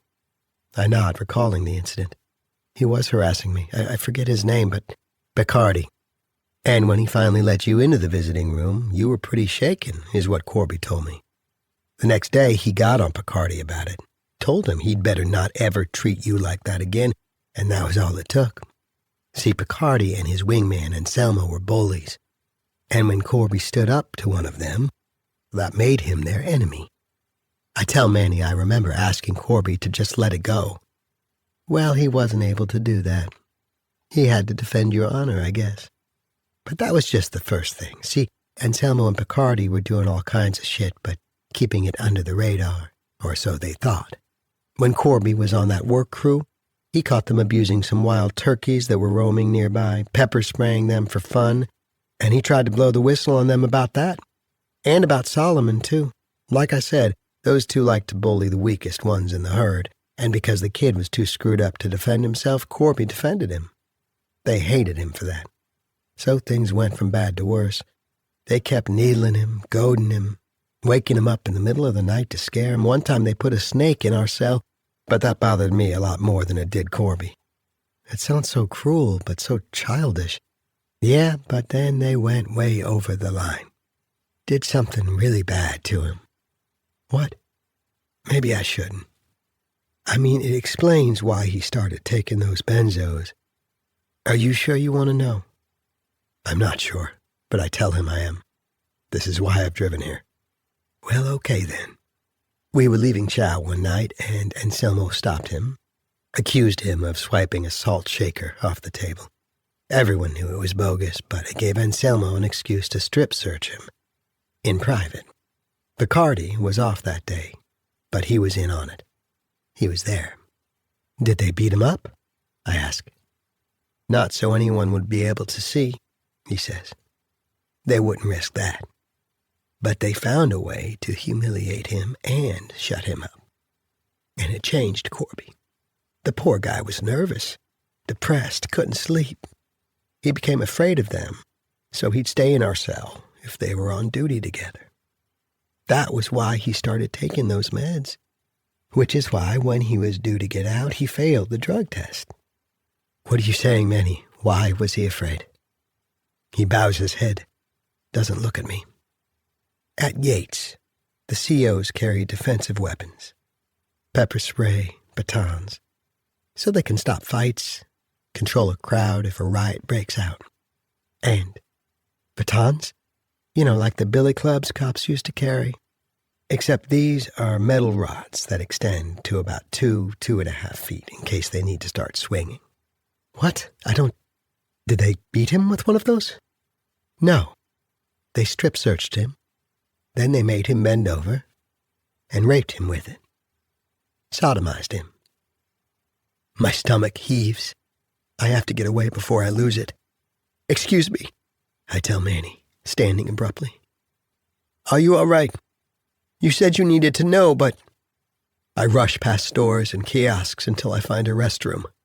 Lock myself in a stall, put my head down, and cry long and hard for Corby.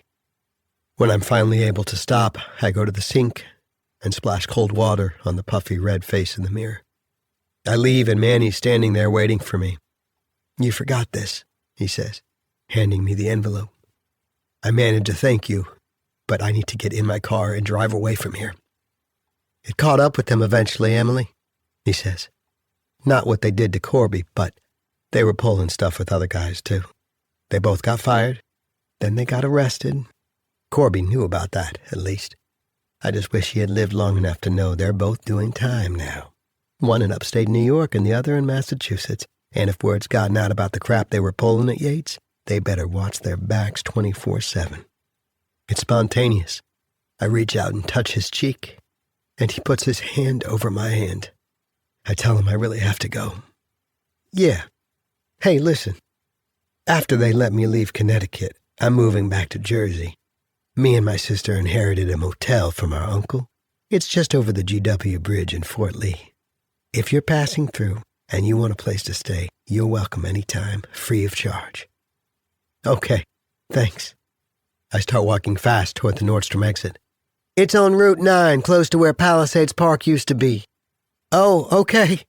There's a pool and free continental breakfast. Any time, Emily." Driving home, I can't unhear the things I heard. Metal rods that extend to about 2.5 feet. Raped him with it, sodomized him. Whenever he felt like giving up, he'd hold it, and it would give him hope. I'd hear him crying down there, sometimes even when he was asleep. Addicts usually give themselves away in one way or another. I might have smelled alcohol on Corby's breath once when I got home from school. And when I counted his Ativan that time, I wondered why he was going to run out before he could get a refill.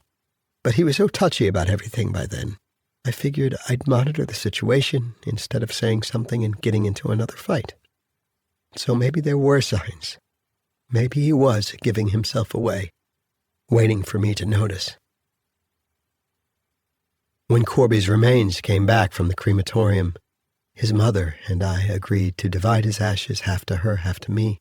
Vicky bought a plot at the Sheltering Arms Cemetery to memorialize her son. She had a flat stone carved and installed. Her portion of Corby's remains were buried at the foot of it, so she could have a place to visit and a grave to decorate. This all happened 1.5 years ago. Meanwhile, my canister of his remains has sat on a shelf in my bedroom closet since I received them. But it's time for me to stop procrastinating. Given Corby's love of nature, I decide I'll release the ashes I have into the Waconic River. There's a boat launch at the river's approach to Three Rivers. I pick a date, imagine a small early morning service, and jot down whom to invite. Corby's parents, of course, Manny, Dr. Patel, Mrs. Millman. I'd invite Solomon if he was well enough to come, but I wouldn't know how to contact him. Should I include Maisie? I'm undecided. The concept of her birth father having been transformed into dust and bone fragments might be difficult for her to handle. Maybe I'll have her stay home with Brian. That evening, thinking about my plans for the memorial, I remember that Solomon's stepmother, Adrian, and I exchanged phone numbers that night at the prison. I find her in my contacts and call her the next morning. She says she's sorry for my loss and sorry that she's late in acknowledging it. I found out how much your husband advocated for Solomon when he was at Yates, and that he paid a price for doing that. She doesn't say how she knows this, and I don't ask. So how is Solomon doing? I ask. Much better, she says. I tell her I'm calling to invite him to join us when we scatter Corby's ashes, give her the date and the time, and ask if she could let him know, but please tell him not to feel obligated. She says she and Solomon have very limited contact these days, but she'll make sure he gets the message. A couple from the tribe, Ron and Bev Bramlett, have taken him under their wing, and he lives with them on the reservation now. I'll call Bev and let her know. Solomon works at the casino in food service. I didn't imagine he'd ever be able to hold down a job, but he's done very well. The medication he's on has helped. There are side effects, but the gains he's made have been worth it. I tell her that's wonderful to hear and would have made Corby very happy. When I call Manny's halfway house, I learn that he has left the state. Dr. Patel says she wishes she could come, but will be in Europe. While I have her on the phone, I ask whether I should bring Maisie to the service. Well, Emily, you've told me more than once that you came to regret having withheld Maisie from her father while he was in prison. Why would you withhold her from the opportunity to tell him goodbye? Because if I try to explain cremation to her, it might scare her. Then don't dwell on that. Maybe you could give her a task, something that she can focus on so that she feels she has an important part in what's happening. That's my suggestion, but of course it's up to you. Oh dear, we have a commitment that morning, Mrs. Millman says. But that will be over by mid-morning. Hey, I have an idea. Since you're going to be in that area anyway, how would you like to see your husband's mural? I'm retired now and the library hasn't reopened since COVID, but I'm sure I can arrange a visit. Maybe we could meet there after Corby's service. My desire to see Corby's work competes with my dread of returning to that awful place, but I tell her I'd like that very much. I'll have my daughter with me. Will I be able to bring her too? Of course. Corby's mom and dad have already attended their son's graveside memorial, and with the others unable to be there, I scrap my plan. It will just be Maisie and me at the boat launch, then we'll drive over there and meet Mrs. Millman. 8 a.m., Saturday, October 21st, 2023. It's a beautiful, breezy fall morning. The sky is blue, the air is crisp, and the foliage, late this year, is at its peak. Maisie and I walk down the leaf-strewn path to the dock. It's fitting, I think, that the sound of the river flowing under our feet provides an accompaniment to what we're about to do. I pry the lid off the canister of ashes. With the cup I've put in there, I scoop up half, hold the cup at arm's length, and overturn it. The breeze carries most of Corby's remains into the flowing river, but some of the dust settles onto our jackets and the tops of our shoes. For a few seconds, Maisie and I are wearing Corby. Then a gust sends his dust on its way. Hi. I turn around and see a lanky young man with a goatee. Who is this? What's he doing here? And then, oh my God, it hits me. I invited him, but never called his stepmother back to cancel. I only saw him that one time in the visiting room. He seems taller and more filled out now, more a man than a boy. Thank you for coming, I tell him. He gives me a curt nod. Who's he? Maisie asks me. It's Solomon who answers. Corby was my friend. When I hand him the canister, I notice that his hands are shaking. Either he's nervous or tremors are a side effect of the medications he's on. But the gains have been worth it, I hear Adrian say. He removes the cup and puts it down on the dock. Then he pours ashes onto the palm of his hand, takes a deep breath, and blows them into the river. I reach into my pocket, take out Corby's stone, and hand it to my daughter. Maisie's father once pulled this little stone out of this river, I explained to Solomon. There's nothing distinctive about it that I can see, but when his friend Manny gave it to me, he told me that Corby thought of it as his lucky stone. Whenever he was feeling sad or upset, he would place it on his palm and wrap his hand around it. And like magic, holding it would make him feel better. Solomon says Corby lent it to him once, but I gave it back. I tell him Maisie and I discussed whether we should keep the stone or return it to the river, and we decided that Corby would want us to let it go back home. Solomon nods in agreement. I ask Maisie whether she's ready. With a face that's solemn and purposeful, she says yes and walks to the end of the dock. Bye-bye, stone, she says. She leans back, then throws it about 6 feet into the water, where it makes a soft plunk and sinks. Walking off the dock toward the parking lot, I ask Solomon whether he needs a ride. He says no, his Wakonic parents are waiting for him in the car. Okay, I tell him. Thank you so much for coming. I hold out my hand. No problem, he says, sounding like every other young person these days. But as we shake, I feel those tremors in his jumpy hand. I wave to the couple who's been waiting for him. They wave back. Now it's on to the last of the unfinished business. During our final session before Dr. Patel's trip abroad, she urged me to accept Mrs. Millman's offer to come see the mural. Engaged now to Brian and pregnant with his child, I still haven't been able to let go of the guilt I feel about the way I treated Corby when he was in prison. Maybe standing before his mural and saying what you need to say to him will free you to move on, she said. So I drive along the John Mason Parkway, then take a deep breath, put on my blinker, and turn into the long driveway that leads to the visitors' parking lot. It's been 3 years since that snowy morning when Vicky, Maisie, and I waited for hours expecting Corby to walk out a free man. Maisie's in the back seat on her box, probably watching some YouTube video about dinosaurs. She's become obsessed with them ever since Corby's father and his wife Natalie took her to Dinosaur State Park. Since Corby's death, his dad has made a conscientious effort to spend time with his granddaughter. Corby's relationship with him had been so damaged and difficult. I wasn't sure about these visits at first, but they've been good for Maisie. I wish Corby had lived to see how his father is making amends to him through her. Hey, Maisie, does this place look familiar? I ask her. No response. I raise my voice and ask again.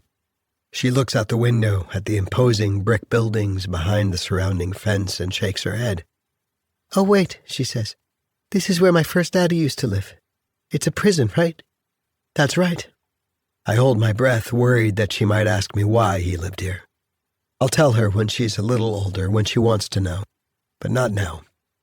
I'm relieved when, instead of asking that, she says, I came here once with Grandma Vicky to visit him. You remember that, huh? Yeah, I was kind of scared at first. Scared because it's a prison? No, scared because he had a really bushy beard. But after a while, I wasn't scared. He was nice. He read me a story. And he wrote you a story, remember? Uh-huh. About the giraffe family. He drew the pictures, too. And I'm in it. That's right. You're the girl who lives next door. Tell me again why we're here, she says. To see the big wall painting your daddy painted when he lived here. The one in that library? That's right. Your father was friends with Mrs. Millman, the librarian. It was her idea that he should paint the mural because he was such a good artist. She's going to meet us inside and show us where to go. Oh, my now daddy has a beard too, but his is neat. Uh-huh, he keeps his trimmed. But sometimes he leaves whiskers in the sink. Yuck. Well, sweetie, you can't have everything. I park. We get out of the car, walk toward the building, and climb the long set of cement stairs to the prison's main entrance. I recall the earlier times I'd do this, my nervousness increasing with each step.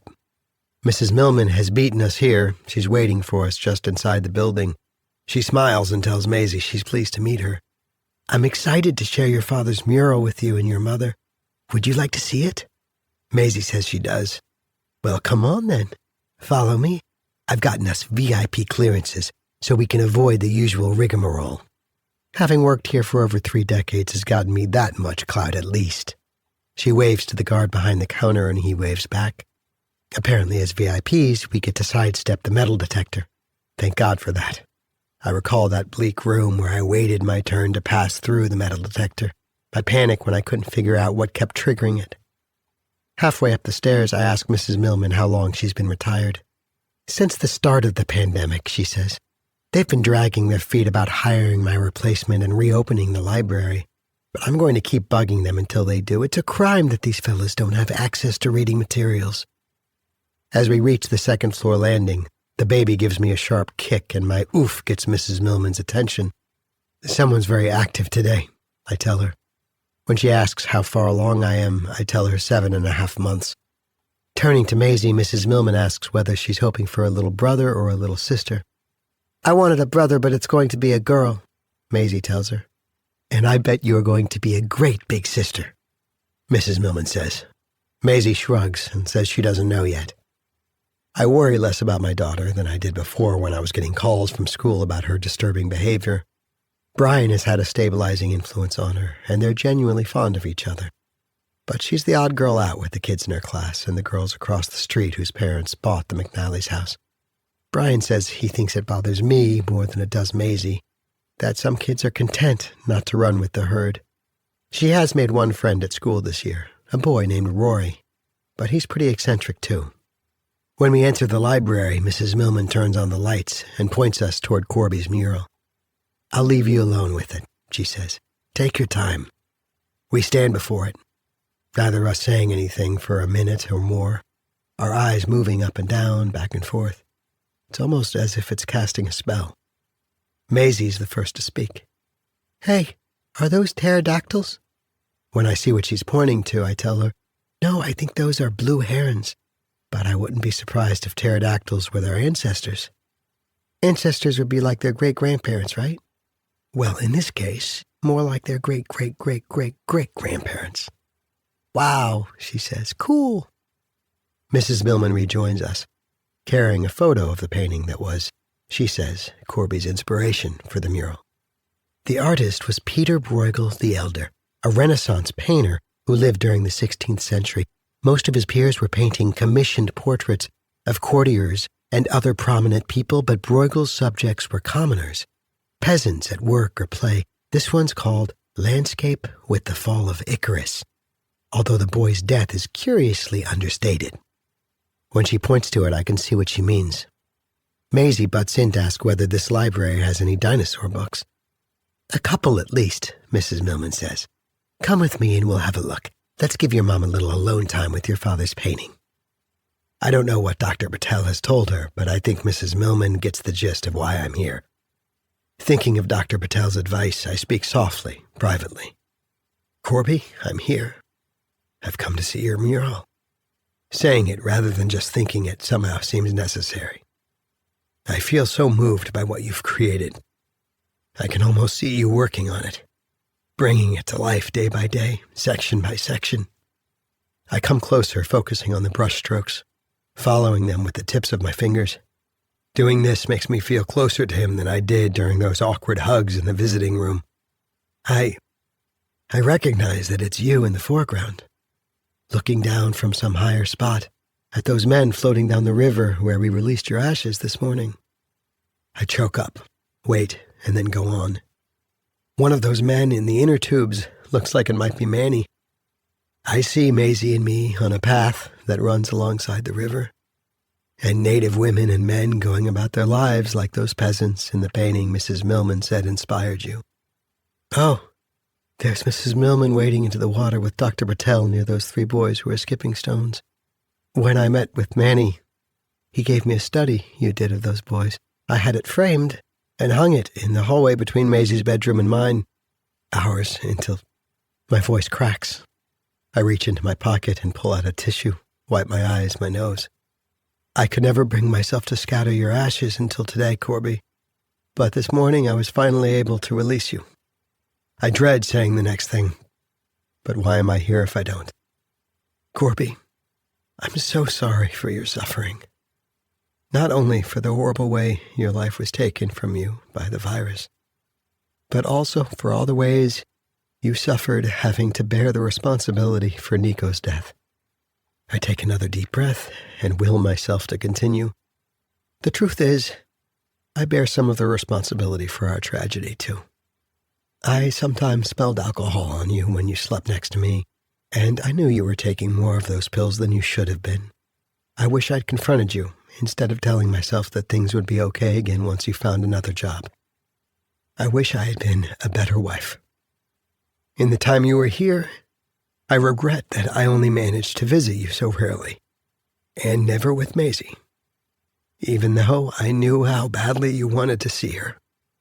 During those times when I did come, I would sit across the table from you trying to cope with the confusion of emotions I was feeling, sorrow, anger, despair, love. Please know, Corby, that despite everything that went wrong between us, I never stopped loving you. I'm struggling to continue, but I have to face the pain and keep going. I've thought many times about what I said to you in anger the last time we talked. When I found out why they weren't releasing you, I assumed the worst instead of listening to your explanation. I must have sounded as cold and unforgiving as my mother. But then last year I received an unexpected letter from Manny, and we arranged to meet in person. He wanted me to know that you had been clean and sober in the almost 3 years you two had roomed together. I was in tears when he told me how horribly you suffered because of those guards and how they did something so ugly to you I can't even say the word. Manny said you started taking that prescription to ease your suffering after that happened. When I learned what the circumstances were, I was finally able to get in touch with your pain instead of just focusing on my own. Corby, even though it's too late, I want you to know that I have forgiven you for what happened the day Nico died. I'm so sorry I withheld that forgiveness from you while you were alive. I hear Maisie and Mrs. Millman somewhere else in the library. Maisie's enlisted her in the game she sometimes plays with Brian. Triceratops. Herbivore. Correct. Allosaurus. Carnivore? Correct. Corby, I need you to know that I'm going to remarry. Brian is a carpenter and a kind, good man. We met at a grief group last year. His wife died from a cerebral hemorrhage, so he understands loss. They had always wanted a child, but could never conceive. My child with him, a girl, will be born a month and a half from now. Here's a hard one. Oviraptor. Let's see. Carnivore? Nope. Oviraptors were omnivores. Corby, Brian and Maisie get along well. He's a good stepfather to her, but you will never be replaced. Sometimes she and I look at photos of you, and I tell her about how much we loved each other. To this day, I can see you standing there at the door of that student apartment, in your baggy yellow sweater, your hair rumpled and disheveled, those tired bags under your beautiful eyes. It makes me teary every single time. Maisie loves that story about your cross-country trip and wants me to tell it over and over. She and I filled a scrapbook with the drawings, notes, and cartoons you sent her, and I'll sometimes see her take it off the shelf and look at it on her own. I will always help her to keep your memory alive. Rest in peace, Corby. I love you, and I always will. Looking closely at Corby's depiction of himself from the back, I spot a random bristle from his brush lodged in his reddish hair where the paint was applied thickly. I pluck it out and hold it between my thumb and index finger. No bigger than an eyelash, it feels to me like a rare treasure. I'm startled when Maisie at my side asks me whom I'm talking to. Your father, I tell her. Oh, he was a good artist, wasn't he? Yes, he was. Mom, can you pick me up? I want to see something up at the top. I tell her, no, sorry, she's too heavy for me to lift now because of the baby. From behind us, Mrs. Millman says, hold on. She disappears, then comes back, holding a step stool. Just be careful, she says. Maisie climbs the stool to the second highest step and reaches towards something on the far right side of the mural. A strange figure I hadn't noticed. Butterflies are flying free from what looks like a small green chrysalis with a child inside. Oh, it's Nico. The baby moves inside of me as I watch Maisie reach up, high-fiving the image of her twin. Hello, boy, she says.